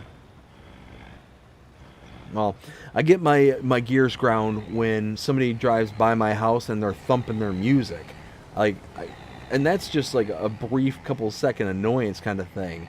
We're not talking about a giant horn like, "Brr, brr." Yep.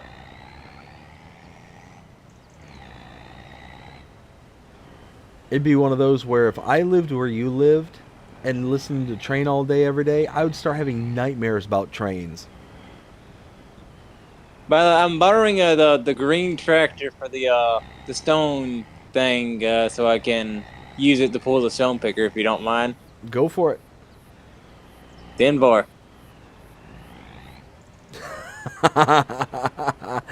Ken says, no, that was Jonah playing with his transformer. LOL.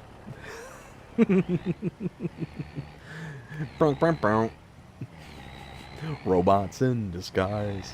Transformers. Oh my goodness. 60%. Holy smokes. This contract is nuts. How big is this field? How big is this field? How big? How big are you? I didn't like when I initially say when you look at it from the top, you don't think it's that big, but when you're down there with it, it seems 3 times bigger than it is on the map. All right, Jonah. I'm gonna see how accurate your perception is. How many acres do you think this field is without going into your pause menu? I'm gonna estimate 40. Almost 51. Darn! Wow. Yeah. 50.78. So, yeah, this is a monster field. Although you get nothing on my big Texas flats. No. There's not too many things out there that can compete with Big Texas. Not too many at all. Which I genuinely actually hope that's coming. Like, 'cause I like it. Like, I know people are like, oh, that's a big field. I'm like, yes, it is a lot, big fields, but that's the type of guy I am. I mean, me personally, it's not my cup of tea, but I completely get why people would like it. It's that dog is just out in the middle of out in the middle of this field. What are you doing out here, Fido? Go back home.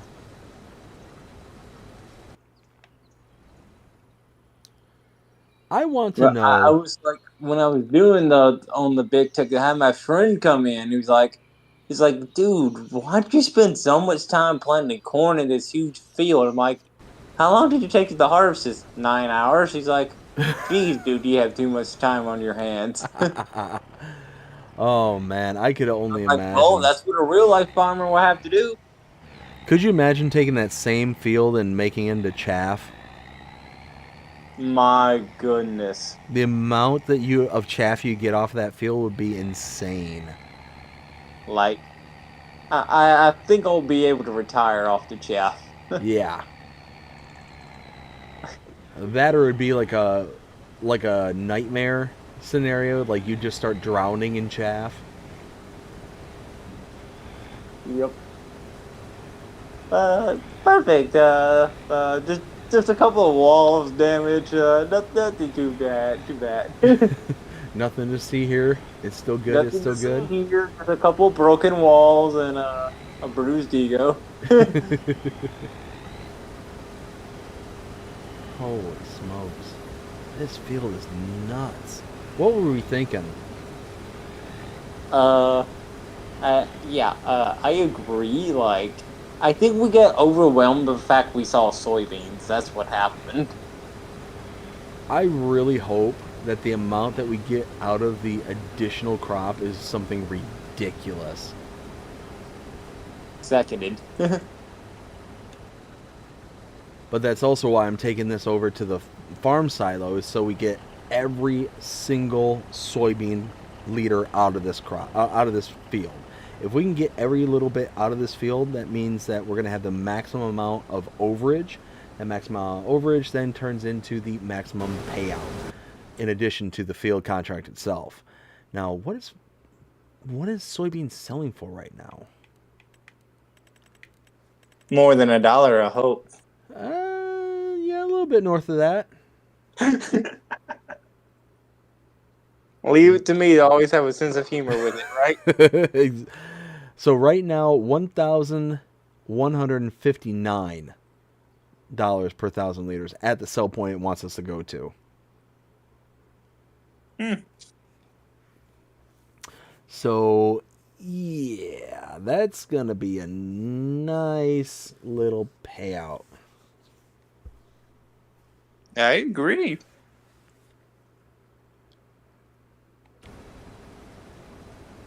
Whew, that one snuck up on me. What, a yawn's coming out of yeah. you now? Oh yeah, that is exactly what it was. Ken says, BTF, would a better map if it had more selling points on it? BTF. Big Texas Flats. There we go. Would be a better map if it had more sell points. Yeah, I could definitely see that. If there was more places to take things, absolutely. That's part of the reason why I didn't much care for Big Flats, Texas. Is it just wasn't enough to kind of keep my attention. The fields were so big that there wasn't anything but the fields themselves. So it just felt too open, too vast for me. Like, yeah, you get like big open areas here, but you look around and you see trees, you see undulations, like you see all sorts of stuff happening all around the fields, no matter what direction you're looking in. Like there's stuff happening, kind of thing, to where Big Flats is just, it's big and it's flat. Mm-hmm. I'm sorry, Jonah. I know I might be bursting bubbles, but Don't worry. Everyone has their, their maps. Like, yep. I get that. Like, say, everyone just has that preferred map, and what's good about whatever map you like is what you like about it. It doesn't matter what everyone else says about it. Like, say, everyone get hated, but as long as you like it and you enjoy it and you have fun on it, that's all that matters with the map. Well, and to Jonah's point, I keep saying it. I say it all the time. This game is the epitome of the a la carte. And what I mean by that is it is whatever you want it to be. You pick and choose how you want to play it, what kind of map you play on, what kind of style you want to go with. Like, there's so many different things that is just, it can really be tweaked and customized for the individual playing it. So at the end of the day, yeah, I mean, it falls into what Jonah's saying, which is, you have your preference, whatever it is, and guess what? You're going to get catered to. Almost certainly you're going to get catered to in one way, shape, or form. That also kind of makes it to where I never really understood why people get so up in arms about, wanting to make complaints about mods, maps, whatever. It's like, well, okay, well, if this one particular mod or this one particular map didn't turn out the way that you liked it or wanted it to, well, then go find another. There's going to be another out there for you. If it hasn't been made yet, then go learn how to do it and make it. I mean, at the end of the day, it's one of those, I don't know. Exactly. Just, I never really understood it. Ken says, sorry, BDD, General Store is buying at 1,166 per liter. Yes. So the sell point that it wants us to go to, though, is this Oak Ridge Stores. There.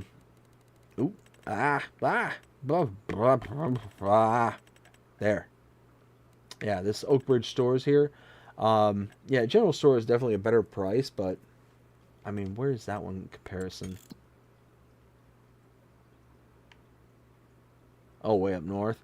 Yeah, no, I'll just take it all to here because I'm taking this from this field here, heading over to my farm up here, and then eventually I'm gonna start taking it from the farm down to here to complete the contract. So yeah, I could take whatever overage up to here to get that few extra bucks, but is it worth that drive to get 6 extra bucks per 1,000 liters? I mean, it's the second highest this store sell point. It's the second highest available. Yeah, second highest. I don't think it's worth $7 per 1,000 liters just to take it up to the north.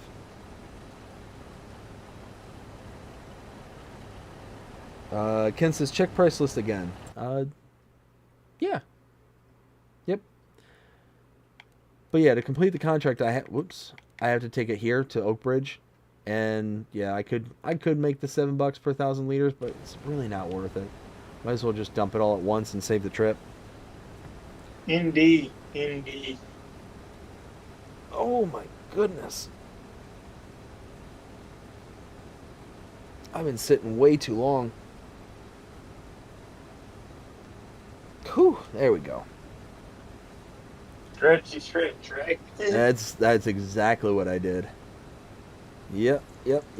Gotta stretch. I'm just blown away. Like, this field is nuts. But here's the thing is, I love the AI system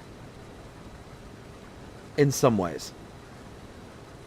And what I mean by that is, you look at this field here, and the way that the worker is handling this, like, it's not straight at all. Like, it's got this giant hook in the middle of it, and it's, bending off to this side too. Like, it's going in so many different directions, but the worker's working. Like, they're doing what they need to do in order to finish the field. And I love it. I absolutely love it. But then you get these kind of silly little, missing spots or whatever the case may be, and it's just like, eh. So,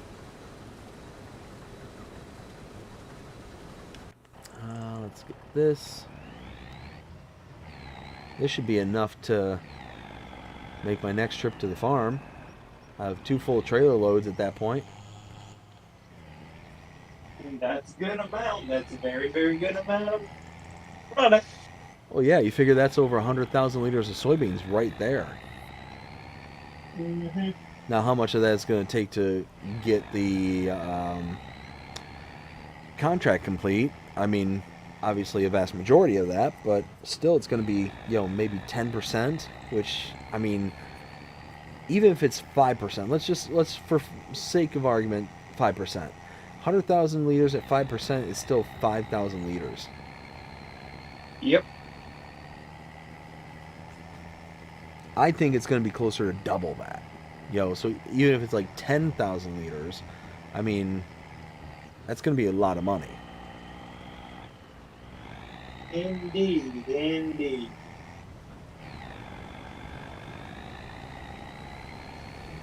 I know you're at 80%. That's why I'm over here. I'm trying to unload it.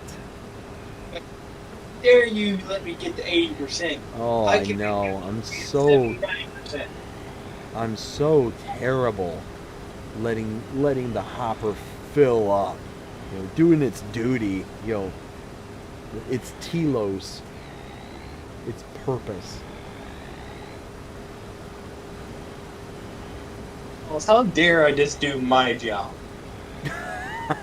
I still can't believe that. I can't believe that. Do you want to share that? Sure. Like, okay, everybody in chat, riddle me this. My boss told me the other day, I'm doing 100% of my job, but not 100% of my work. I'm like, what do they mean by that? And I figured out, they said, well, you're doing all your work, but we want you to do your work and someone else's work on top of yours because they don't want to do theirs. And I'm like, so you're telling me to do more work because someone else doesn't want to do their work, and you're mad that I'm not doing more work for them. Yeah, that just completely blows my mind. Like, how dare you only do what we require of you? Like, I can understand, like, if somebody was doing, like, the bare minimum, like, not to get fired and being talked to like that. But, I don't know, like you said, it almost insinuates that, hey, you know, we want you to do not only your job, but everybody else's as well. Yep. But I'm like, whatever y'all want to do, just don't fire me, because then Jonah will be looking for another job again. Why can I not?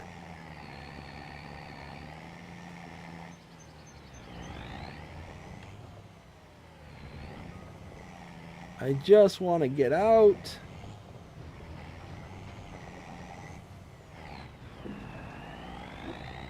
There we go. Come on. Come on. Come on. Power! Let's go! Alright, so if we... Full power! Oh, man. I tell you what. Getting this big semi through the gate, that's a chore all in itself. Oh, I'm going too fast. I'm going way too fast. Slow it. Slow it. Slow. Slow and steady wins the race, BDD. Slow and steady. It might, but I'm not racing. That's the problem. Oh, okay. Slow and steady gets the work done faster. Oof. I don't know. I don't know. All I do know is I've got 102, almost 103,000 liters. I think what we're gonna have so far, and the harvester's still chugging along. Which is good. Oh yeah.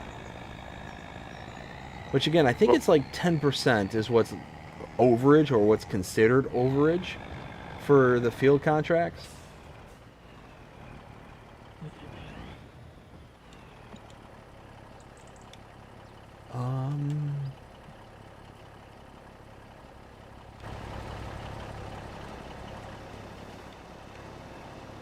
All right, there it goes.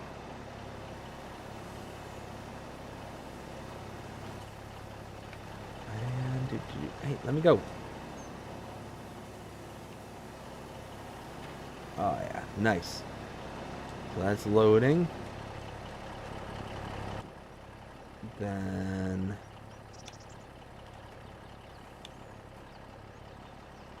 there we go.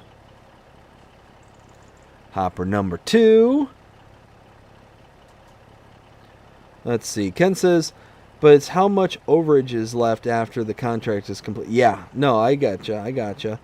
Ken also says you can never satisfy your boss's expectations. Oh, no, and that's it. That's it exactly. It just seems like the unreasonable expectations are extremely prevalent. But I tell you what, Jonah, I mean, that might be your boss's expectation, but I tell you right now, be thankful that your boss isn't like some other bosses I know. Yeah. I agree. Like, say, she can be a bit of I guess, a jerk sometimes, but at the end of the day, it's like, well, she's just trying. If someone else is not willing to do it, she'll ask me to do it. And it's like, well, then she'll reprimand them. But it's like, well, at some point you got to stop letting me do it and just tell them they got to do it, or you got to get rid of them. You know, stop putting everything on me. Yeah. Well, and so what I was thinking about specifically is at one of my older jobs. Well, it was technically the same job I have now. It's just that we've been bought out so many times that it's from many iterations of the company ago. But basically, we had a guy who worked there, And to this day, I remember this guy's name, and he was the biggest jerk on the planet. This guy was like the epitome of unreasonable expectations. He would sit there and berate and yell and scream, and if you weren't there until 2, 3, 4 o'clock in the morning every single day, to make sure that every little thing was taken care of, every little thing was all buttoned up as best as you possibly could, then you were basically on the chopping block all day, every day with this guy. He was nuts. And he was so rude. Like, I got on the elevator one day, and thankfully he wasn't over my department. He was over my wife's boss's. He was my wife's boss's boss. And my wife loved her boss at the time. Really good guy.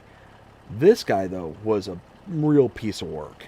So I got on the elevator one day. I knew this guy, and I knew his reputation of being just a complete scumbag. But I actually got to experience it in real life. And he was sitting there talking to somebody in the elevator. And there was me and a woman in the elevator as well.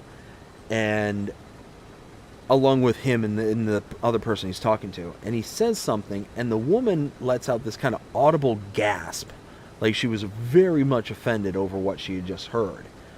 And she looked over at her, just stone cold faced, and says, "Go to HR and see which one of us they believe first." Well, needless to say, I took that as a challenge at that point. And thankfully, her and I got off on the same floor. He was getting off on a different one. So I got off there, and I kind of pull her aside and like, "Hey, if you go to HR, I'll back you. I'll back you on that, because that's, regardless of what it was about, it's completely inappropriate." And him on top of it, kind of making the threat, because he said, not only go to HR and see which one of us they believe. It was which one do you think will get fired first, is what he said. So it was basically crazy. What's that? Yeah, so that's just crazy, Yeah. Well, yeah, and that's it exactly. And it was not like we're a small company. We were a very large company with a very extensive HR at that point in time. And we're infinitely larger now, but at the time it was still like we were not just some kind of rinky-dink operation where the HR department is non-existent kind of thing, and they're not going to have some kind of leeway or standing to be able to have repercussions on this guy. It was nuts. This guy was just an absolute piece of work. Oh, come on. Get going. Come on, little tractor, you can do it. Don't be shy. Oh my goodness. It was just, there's like a sweet spot in the gear ratio where you can keep this thing going at like 6 miles an hour. But if you drop below or you get above, then it just doesn't want to drive properly. Have you tried to set the cruise control on it? Yeah. I mean, I haven't done it, but it's one of those, I've done that before.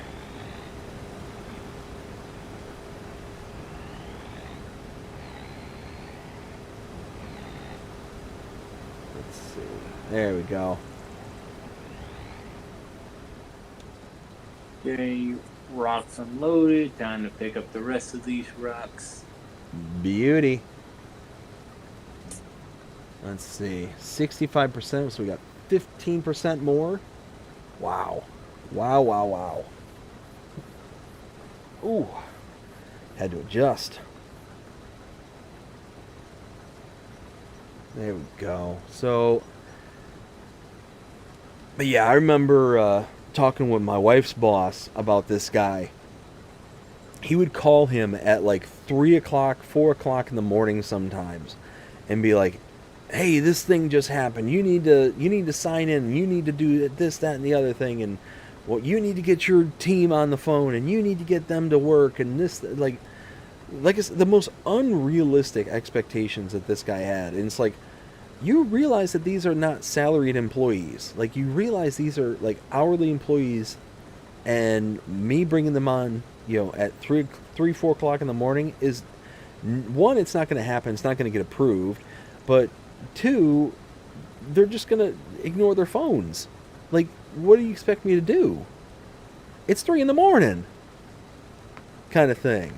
Actually, it's 3 in the morning. Like, say, I'm like, say, if my phone's ringing at 3 in the morning, unless it's a number I know, I'm not answering the phone.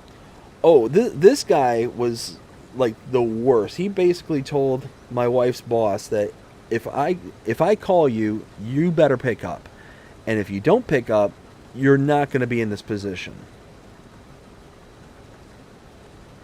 And that's just insane and unfair. Mm-hmm. Oh, I mean, it was nuts. All the stories that I've heard about this guy, and seeing that one, like, in real life, in person, just it's made me thankful to have every single boss I've had up until this point, because I know it could get so much worse, so much worse. And I've really gotten lucky in my career, having the bosses I've had up until this point, because every single one of them I've highly respected. They've always gone to bat for me. They've always, gone above and beyond, trying to, do whatever they had to do to make sure that I was happy and at my maximum level of productivity. It's always worked out really well.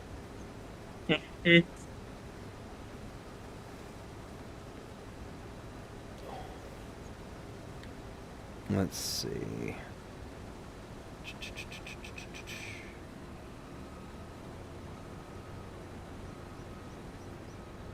Let's do... Okay. So yeah, I think what's going to be probably the most reasonable at this point is I'm going to finish off this field as quickly as possible, and then after it's all finished, I think I'm going to go mosey off to bed. I would agree. It's 1 in the morning. We're going to catch up after daylight savings time. Yeah. Oh, yeah. That's the worst, too. That's the one thing, like, I know there was the proposal down here in Florida where we would just ignore daylight savings time, but it had to pass with, like, 2/3 of the vote, people, like, voting on it and stuff, which I don't understand. Like, it's one of those, I know there's a purpose behind daylight savings time. I know it's, it has to do with, like, the calendar and all that stuff, making sure that it's accurate and all that.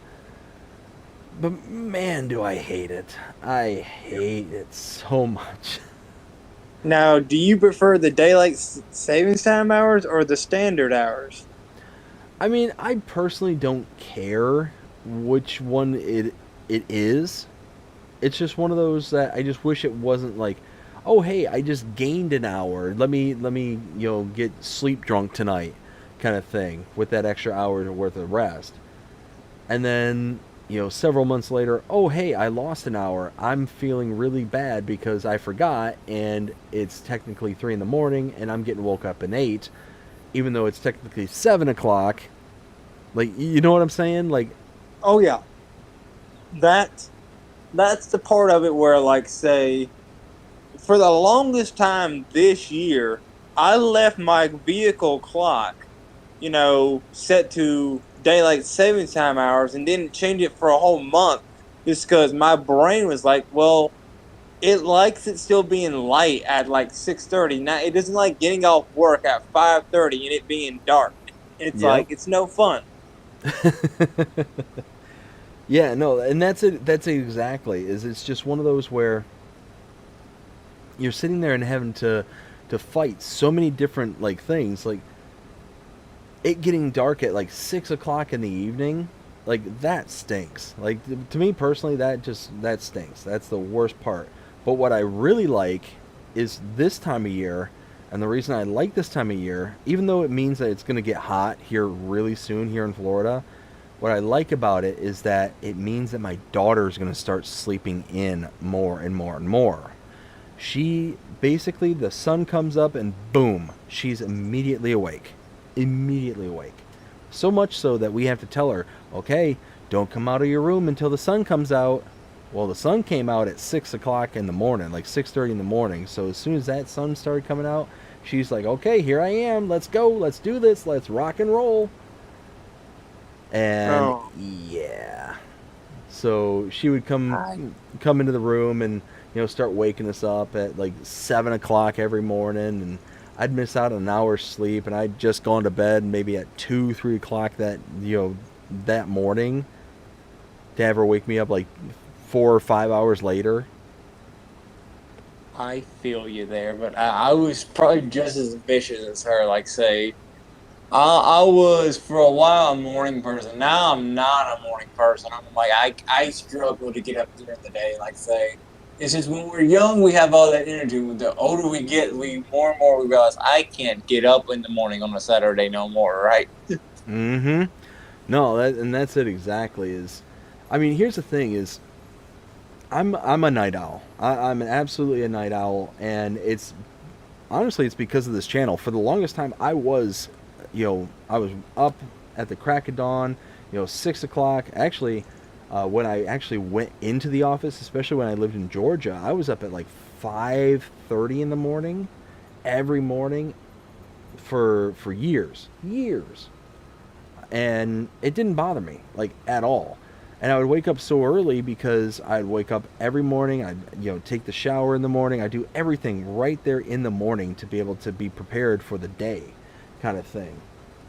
And I loved taking showers in the morning because it would wake me up. I'd feel kind of energized and ready for the day, kind of thing. And yeah, it was just basically I would have a rule that I would be up 2 hours before the start of work. And that first hour was kind of like the waking up, the getting readies and all that stuff. And then the subsequent maybe half hour was, taking in the coffee and, doing everything that, would get me out the door. And the last maybe 20 minutes was getting to work, kind of thing. Mm-hmm. And when we lived in Georgia, we were so close to the office. We were only like maybe,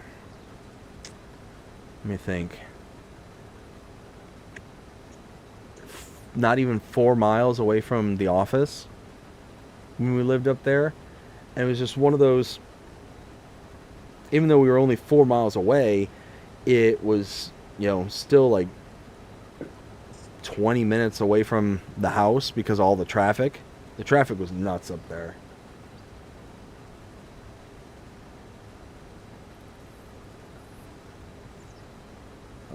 Let's see.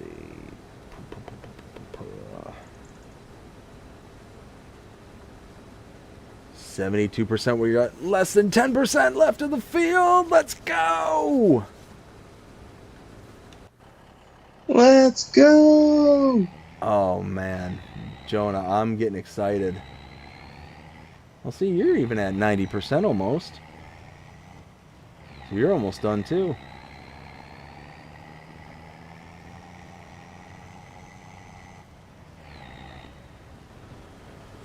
Which is good. Oh yeah.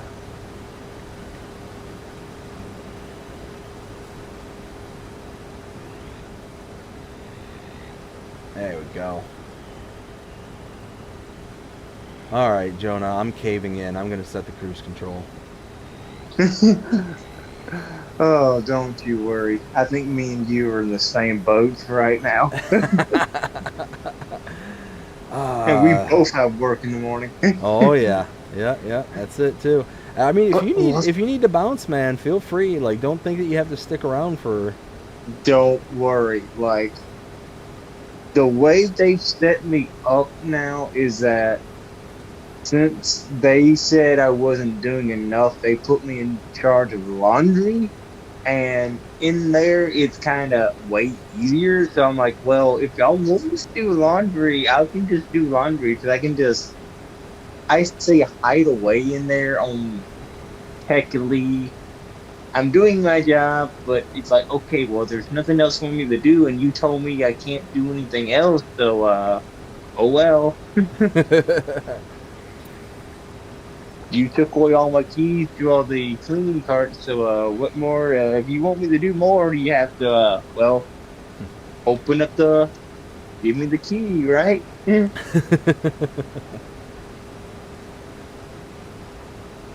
got to reopen that Pandora's box. Yeah. Oh my goodness, 6%, 6%, we're almost there. I'm so close. Game crashes. No, no, Jonah, not cool, not cool at all.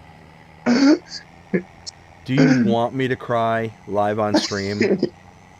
Like seriously, dude, that, oh my goodness, that's probably one of the meanest things that anybody's ever done, ever said. Oh. Like that's gonna lay out like the biggest jinx in the world right now.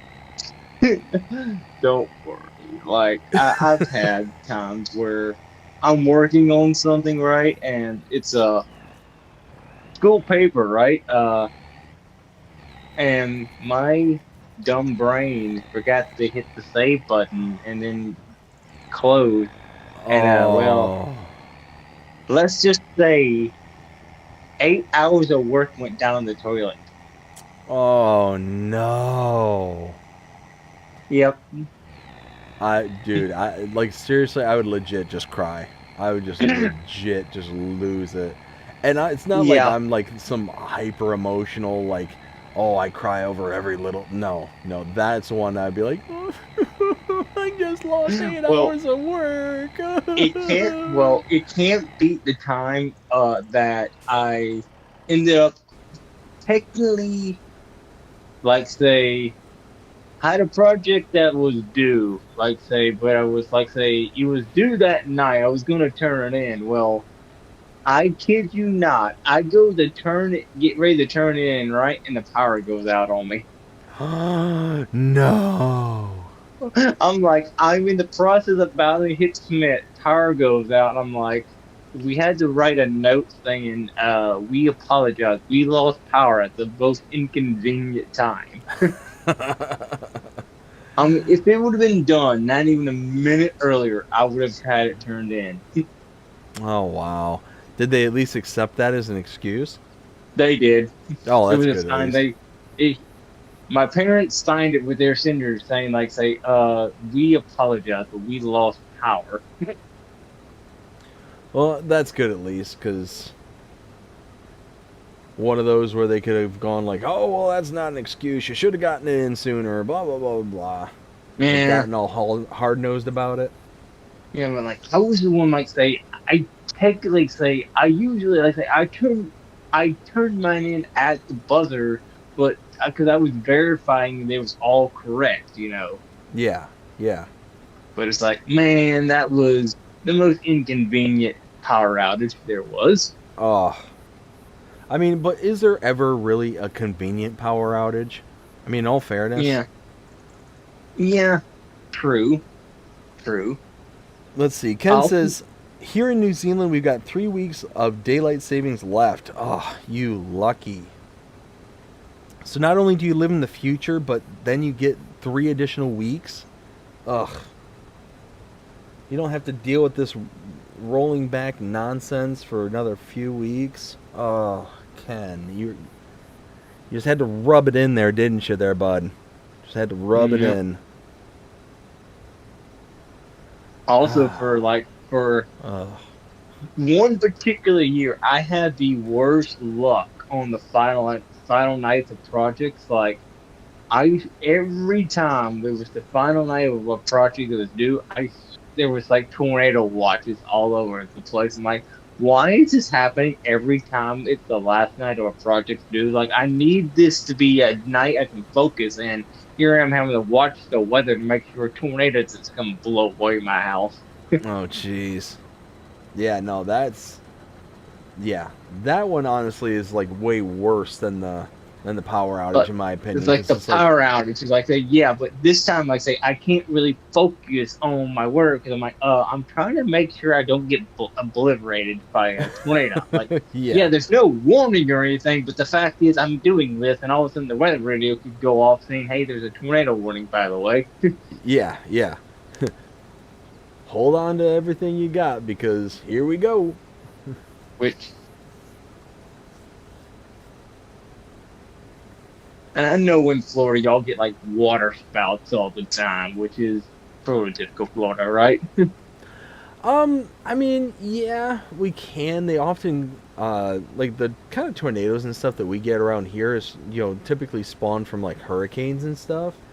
But those tend to really kind of be more prevalent towards the center of the state because what ends up happening is when a hurricane pops up and starts skirting over land, the kind of shift in the friction that's available from going from oversea to on land, if it comes at the land, let me think, kind of like from our direction, from where I'm at, be kind of coming from the west and heading east, oftentimes those tornadoes will spawn in the center of the state because it's just the way that it changes from going the friction that's over the ocean or over the Gulf versus the friction that then is over the land, and it's starts to almost, the way that I understand is, it starts to twist the hurricane because it's now actually encountering additional friction force, and because of that kind of additional twist and the disturbance in the kind of cylinder motion from the hurricane, it then can spawn those tornadoes, and oftentimes those tend to be far more devastating than the actual hurricane itself. I mean, obviously hurricanes are bad news. I'm not saying they're not, but oftentimes where hurricanes tend to be the most damaging is from the storm surge. So, like, Yeah. in our local area, over by the coast this past year, they got hammered with a storm surge, like really, really hammered, and it was bad. So the stones that you picked up there, if you want to, oh, never mind.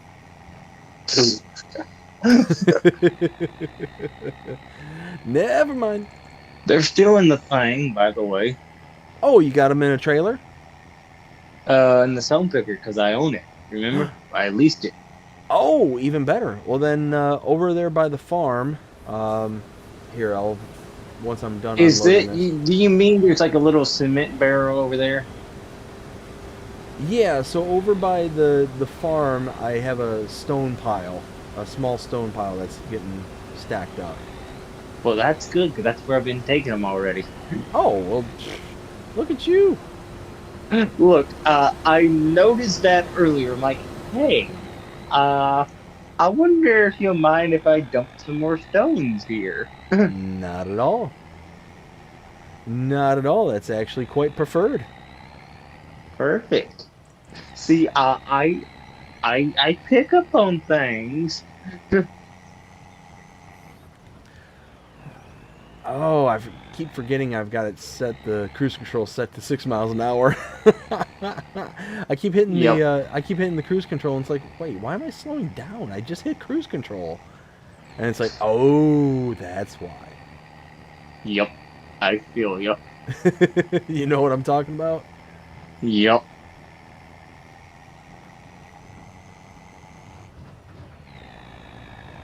Although, also, like, I know in some, like, say, the trailer, like that, it shows you are using a semi on. I'm like, well, a semi wouldn't be practically preferred in a field. I would think, because I think it would get bogged down in the dirt. Oh, yeah, no. I mean, you're not supposed to take the semi onto the field. Like, that's definitely Like, no. That's why they have the auger wagon. Like, say, auger wagon goes in the field, and then auger wagon goes to the truck most often, and then the truck rather delivers it to the farm or takes it to wherever it's going. Mainly to the farm, probably to be put in a big silo. Exactly. Yeah, that's it exactly. Yeah, the truck tires are way too narrow. You get sunk down in the field in a heartbeat. Like I'm thinking, Oh, I'm at 80% in the contract. But I'm full, so I've got to take this all the way back over to the silo again. Actually, that's that. That's that done. We return. I will return the stone picker. oh, are you kidding me now? What? I'm hung up on a tree. Wah, wah, wah. Yeah, that's it exactly. Come on, shift. Shift. I'll let you return the stone picker if you Okay. want, whenever you want. Yeah, you're all done with it? Yep. Let's go ahead and do that. There it is. Return. Boop. Wait, what? Well, I want it detached from the tractor. Oh, it's saying it's in use. I'm trying to detach it. It's not giving me the option to detach. There you go. Thank you. Ah, there we go. Oh, I got the cruise control set again! Alright, I'm adjusting cruise control. Darn it. There it goes.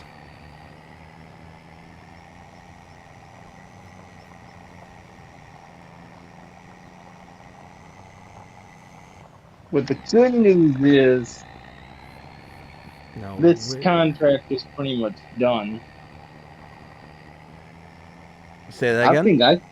This contract is pretty much done. I think I could take over and do this final headline of it. Oh, Yeah, there it go. goes. Yeah, never mind. Yeah, I'm definitely gonna do it because it's it's app that's just not quite big enough. And it left just the smallest of small strips of so Oh, boo. like that. It's like the smallest of strip there. That's like it's probably gonna be like say only like 25 liters of product like that most. It's like, man, don't you hate it when it's just like say just like say. Yeah, just Let's say, just short. can you imagine, like, say, I've gone to a field and just found just, like, one of those. I'm like, you know what? I don't feel like bringing the whole harvester out here.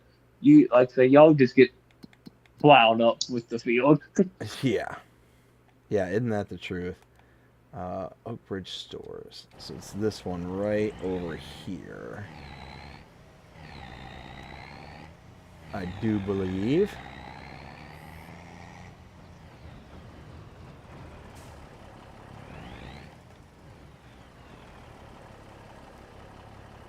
Well, All right. I never thought we'll see the day, but this field is done. It is done. That's Butte.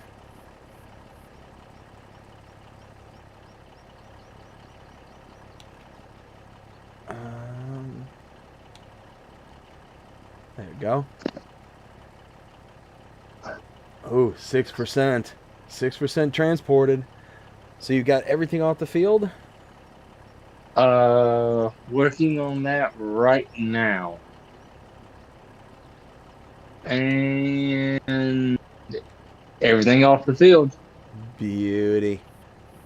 Alright, so I'm just going to make a few trips back and forth to the silo. And then I'll come... Actually, no, I'll come hit you up real quick.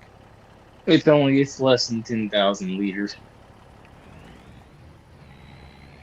Alright, let's get turned around. 34% in one trailer load. Alright. I'll take that.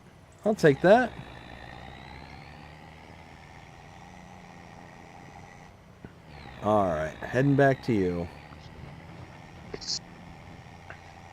And then once we get there, we'll be good to go. We got... Ken says, you want to try working graveyard shift 12 hours during daylight savings and then returning to normal hours, LOL. No. No, that sounds awful. That sounds awful. Holy Ken, smokes. how dare you think of such a terrible thing? Like you're scaring us. All right, I'm Jonah. scared now, Ken. Where are you I at? I can see the field in the horizon. Oh,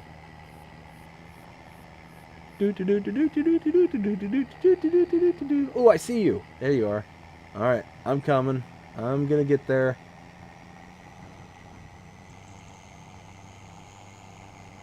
And here I am. Here I am. Oh. And clip. Oh no!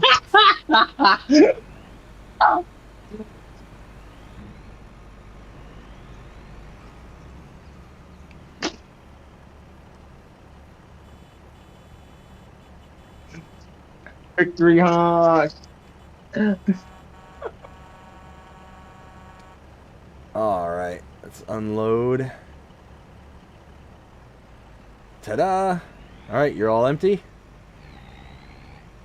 I still have 1 liter left. Seriously? Yeah, no. Oh, I'm about to say. It's like, why did it stop if you still have a liter? That doesn't make any sense. One singular leader. I've No, actually no, had that before. no, I kid no. you not. No. Keep going. Keep going. Keep going. Okay, there we go. Cool. I've actually completely unloaded a harvester, and it literally had one singular leader left in it. I'm like, really? Oh. I'm like, this is terrible.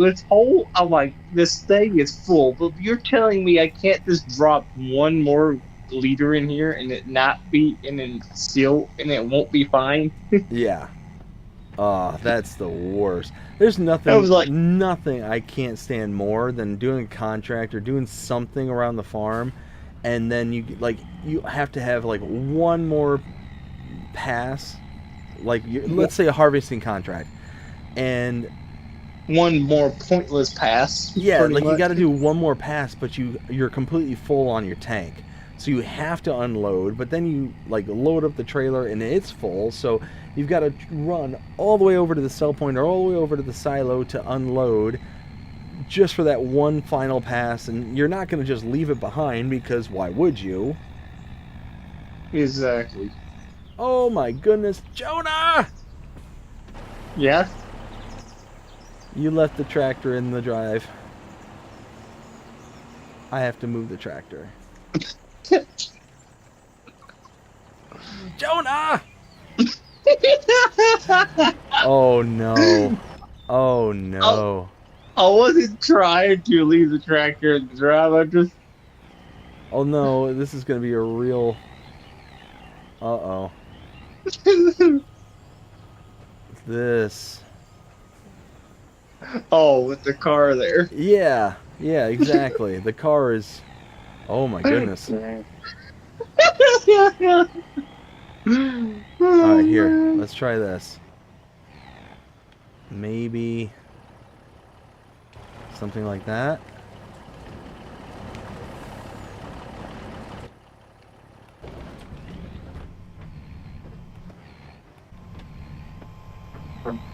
No, no, no, no, no. You want me to get the tractor and push? Oh, how am I gonna get... You know what? You said you drove through the thing earlier. You drove through the field earlier. I know you did. Yes. Alright, wish me luck. I'm not gonna be blamed for this one. Of course I can't get through.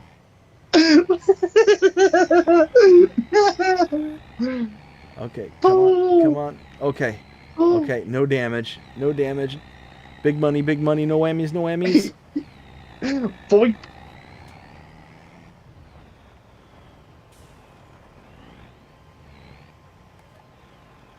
Soybeans.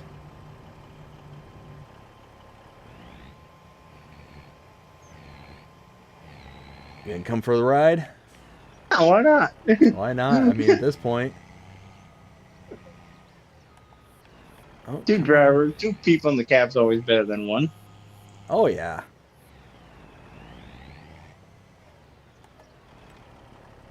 There we go. Now we're getting it. Like I get only thing I think I wish they had the other the 2-bay one because it's the 3-bay one. It's all right, but it's hard to figure out at first. Like having to slide it between all three sides. Oh, yeah. No, it's a nuisance. It's a nuisance. All right, where can I go from here? All right, well, I guess we'll do this.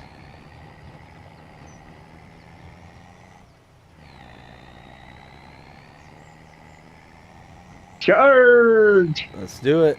Oh, oh, come on, come on. Let's see, if I was really brave, I'd go shooting across the field here and through the river. If I was feeling real brave. But this is a big payout, so I don't wanna chance it. No. I remember, like, say, on Breaking Bird, like, say, I finally got a good harvest done, right? I was carrying this trailer, right? Mm-hmm. I ended up going on the road, getting smacked in the ditch by a civilian, and couldn't get the trailer out. I was so sad. Oh, no. It's like smacked into the ditch. I mean, I got the truck out, but anytime I try to get the trailer out, well, the trailer just ended up getting more and more stuck. Oh. It's like quicksand, you know, like the more you struggle, the more stuck you get. Well, the trailer was in quicksand. The more and more I struggled to get it out, the more stuck it got.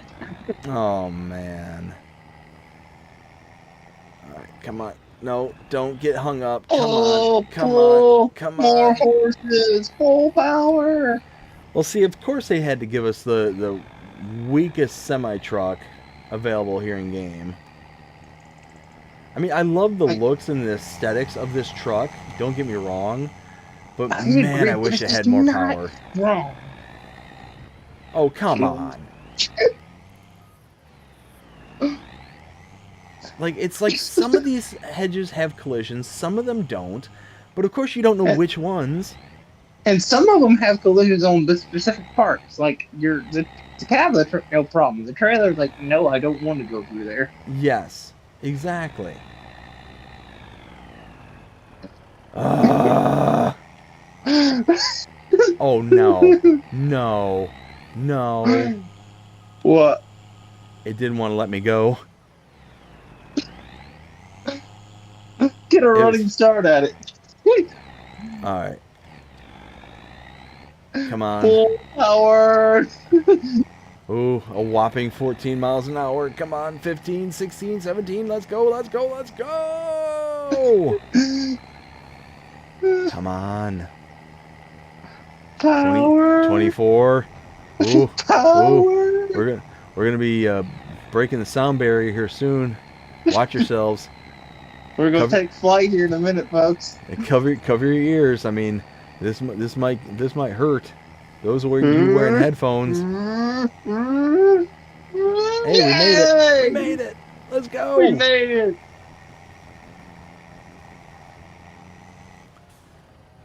Alright, come on. When in doubt, just drive across the fields. Oh.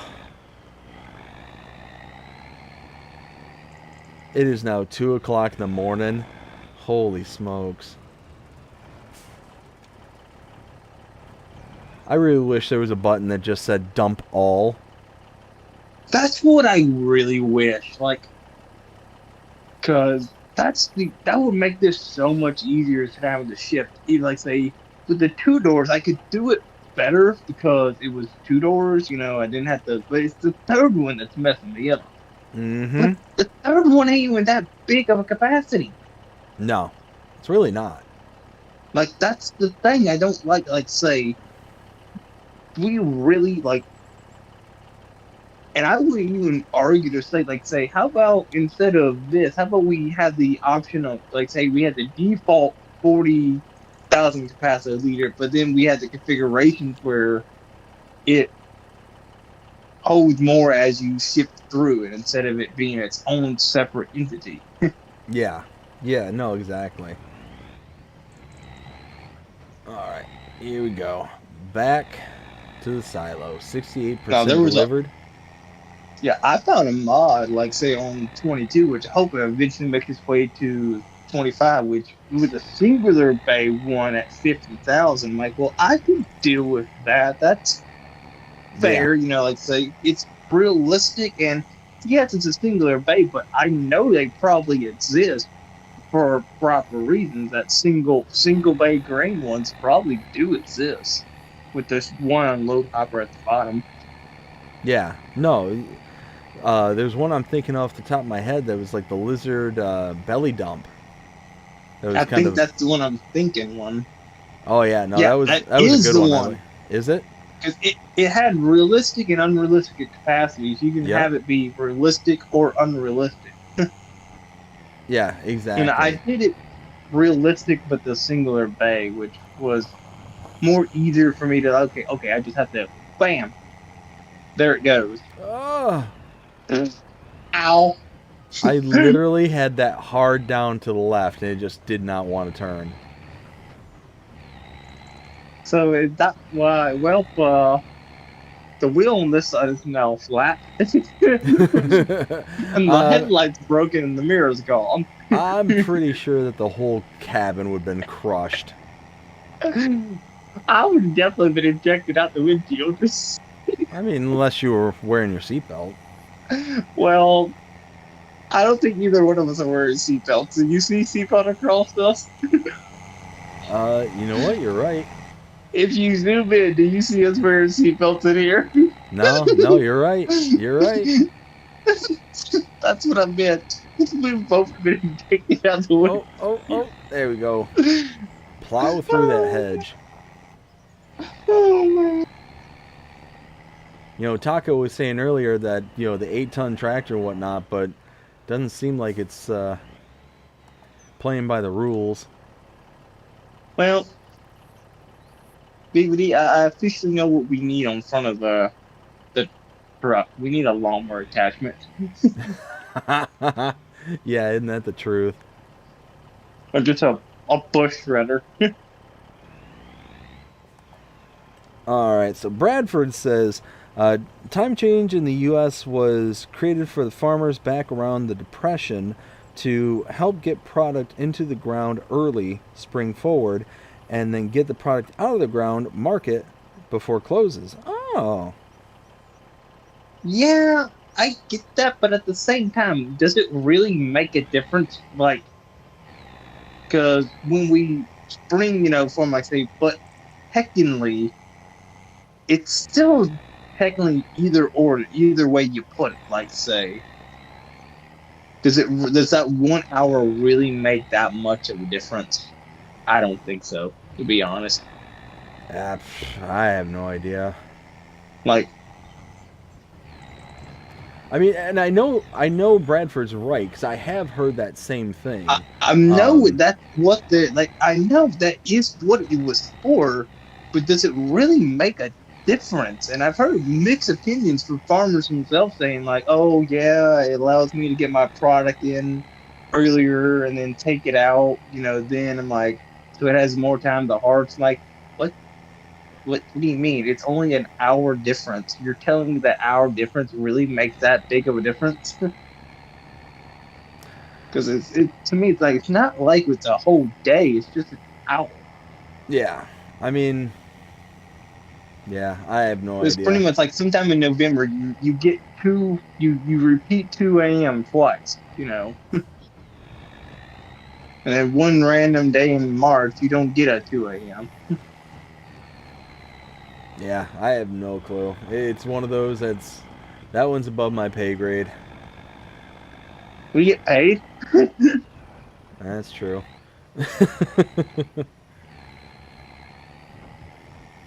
Well, more have the pay grade, which is kind of at 0. Yeah.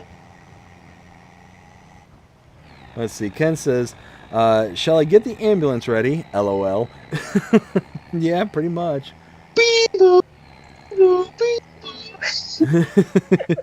He also says, "You guys know that there are hidden posts in some of the hedges, right?" Oh, we know now. Yeah, it's like, thank you, Mr. Ken. Thank you very much for pointing out the obvious. I just wish that like they weren't actually like hidden. I wish they were like actually you could see them. Like they were the, uh, what's his name? Kev Leroy. He puts out those maps where the poles are built into the hedges themselves, and you can cut them to demolish them. I wish that they were the same on this map, because then you could actually like see where to avoid. Yep. All right, here we go. Here we go. We're gonna get some money in this money mode. Yeah, let's see what we get out of this, because I'm quite curious. And we still have more at the farm. Which is good.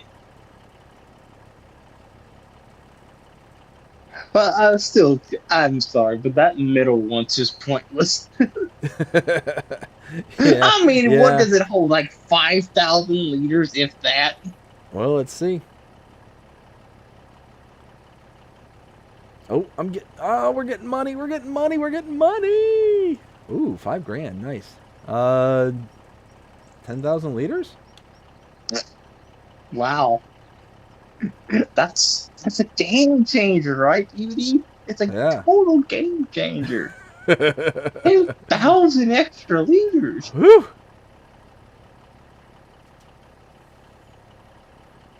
And 11,650, $685. That's not bad. You figure that's what, 16 grand ish so far, just in the extra crop. Yep, and we got a little bit more product back at the farm, so Yeah, we do. that's good. More product, the better. Yeah, exactly. Let's get this last trip in, and like I said, from here we're gonna sign out and Start wrapping up the stream. That's it exactly. And no, I do not mean by with the bell wrapper. That's a silage wrap. Yeah. Again, I know it's corny, but I think it's funny. I know. That's the charm. Oh. My corn jokes were always a little corny. That's true. That's true.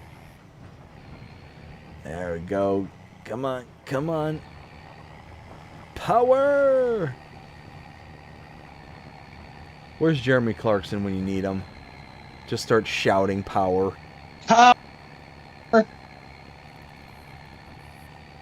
I tell you what, how hilarious would it be if somehow, some way I were to get Jeremy Clarkson on Farm Sim Talk?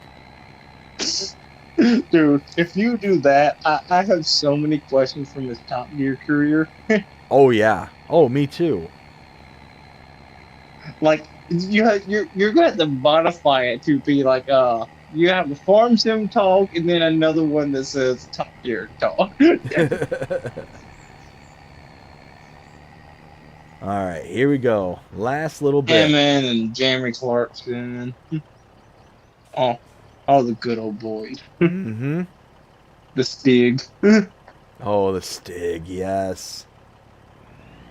But see, that's the problem, is he would just sit there and stare at the camera and he wouldn't say anything, and Like, but that's what I actually liked about the Stig, though. Like, I think you could use multiple people, and it was just like, okay, well, it's a person that doesn't have to say anything. mm-hmm.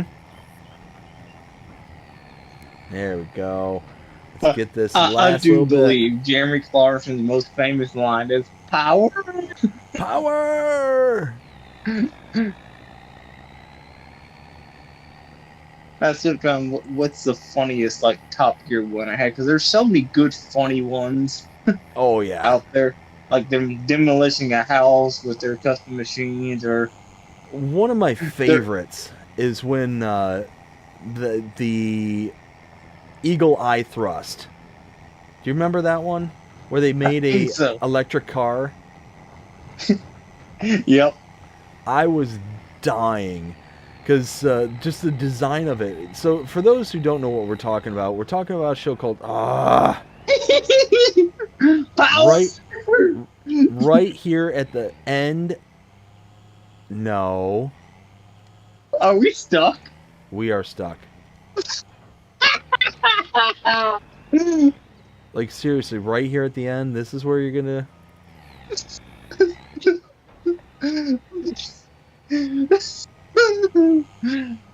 There we go. All right, you know what? Let's not risk it. We'll go through the gap. But anyways, those of you who don't know what we're talking about, the Eagle Eye Thrust, the Top Gear crew ended up making a electric vehicle like from scratch, but not like, I don't know, a Tesla or something like. No, we're talking about like this monstrosity box-looking thing that's made out of stainless steel and or was it aluminum? I can't remember which it was, but it was a highly it was a highly reflective metal. It weighed a metric ton, and the first time that they did it, they ended up putting in like 2 batteries. Like it barely got out the driveway, kind of thing.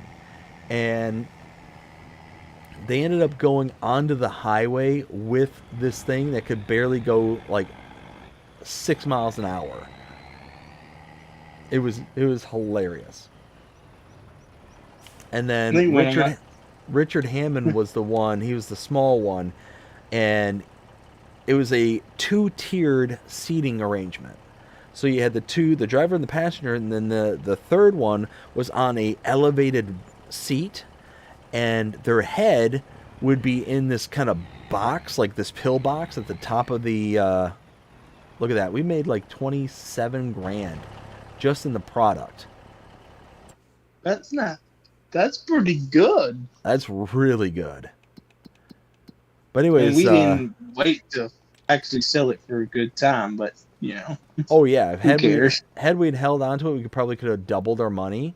But yeah, no, that's fine. But it's one of those. It's hard to gauge the exact amount, you know, that you would have to hold on to. It's like, it's just sell it, you know, you'll get money. Yeah, exactly. And then there we go. Nope. There. I like to keep about 100K just in case. So, anyways, he's in the center seat that's elevated, but his head's in like this pillbox, but it's all made of glass. So it's like this shiny reflective surface that's blinding them everywhere they drive. And they're specifically making this so they can get a review done in their version of Auto Trader, to where they could actually have it in a magazine and have it be a production vehicle kind of thing. And Richard Hammond's sitting there and is getting blinded by the sun because the sun's reflecting off of the hood and bouncing back and hitting him right in the eyes. And it's cooking his head at the same time. He says it's like insanely hot. But yeah, no, it was just one of those trial and error kind of things that kept going, like cutting out and coming back, and they made an improvement, and they eventually made it to where they added a diesel generator in the back in order to make it to where they could actually get long range for it. So it was like a hybrid is what they ended up making. It was just hilarious at the end of the day. Absolutely hilarious. Let's see. Ken says, I hope you got a large bank account to pay Jeremy Clarkson, LOL. Oh, yeah. Yeah. I wish I'd be hopefully one of those charity streams that he'd do. But I mean, I'm sorry, but how cool would that be? You know, the host technically he is the host of Clarkson's Farm. I mean, I would do it any day of the week. Oh, it would be so cool. All of a sudden, you he joined in the chat right now. You mentioned me, power. Oh my goodness, I'm pretty sure I'd just keel over and die. Like, if the Jeremy Clarkson actually hopped into a stream just out of sheer circumstance, like I just, oh hey, here I am, like, you Cole, kind of thing, and all of a sudden he's here and it's like, oh my goodness, I couldn't imagine. It's like, no, no way, no, you're not the real Jeremy Clarkson kind of thing. And like, I wouldn't believe it. I just seriously, I would not believe it. So, like, if the tag name Jeremy Clarkson came on the screen saying, hey, you know, I'm him, I'm the real guy, and, you know, kind of thing. And no, you're not. And I'd be the kind of person that would double and triple down on the no, you're not, and it'd be really him. It's Yeah, like, no, but man, like, I'm serious. It's me. Like, but they probably get that a lot anyway when they do that. Mm-hmm. Like, Oh, you got to man. think the amount of fake Mr. Beast counts that are out there, right? Oh, yeah. Yeah, exactly. Oh, my goodness. But I think we are at the very end. It's not even I think. It's I know. We're at the end. It's 2 o'clock in the Yeah. morning, and we've got to get to bed. But, Yeah, Jonah... our characters have been up for like 2 months now. Yeah. Jonah, thank you so much for coming out and hanging out here tonight with me. Do you want to tell people where they can find you? Find me on Rail Fanning Jonah at YouTube. If you like trains, you will love my channel because it's full of pretty much nothing but trains. with the exception of the occasional sky view, looking down on trains. So Yeah, the drone, like the drone shots. Yeah, got some more of those coming up because the weather hasn't been fair. But yeah, I'm getting some shots, still some good shots of the drone, taking it to some other areas that I haven't looked at yet. Nice. But like I said, man, I greatly appreciate you coming out here tonight and hanging out with us. Yeah. Go check out Rail Fanning Jonah over on YouTube. Check out his channel if you're into trains. And like I said, I hope that everybody enjoyed it here tonight. This has been a long time coming. It's been almost 2 weeks. Actually, it's 2 weeks today, because it is technically Tuesday, since we were here on Oak Bridge Farm. So I had a blast. Had an absolute blast. We're working our way down. You see, we're down to $305,000 for our balance there. So we're working it down, and then once we get to zero, we can start really honing in on getting some equipment, building up the farm, doing all sorts of stuff that we couldn't have done before. So I hope you all enjoyed it. If you did, please show me by liking, sharing, subscribing, following, commenting, doing all the things the algorithms enjoy you doing. The shows you're engaged with this channel and enjoying the content. And that being said, hope everybody has a fantastic day. Take care. And just real quick before I sign out, Benji, I see you there. Thank you for stopping in. Good morning. Hope you're having a fantastic day and have a good night. Ken says good night as well. Hilarious stream tonight. Oh, I am so glad that you appreciated it and hope you all enjoyed it. Like I said, take care, everyone. Jonah, you have yourself a good night, all right? Bye. Take care, everyone.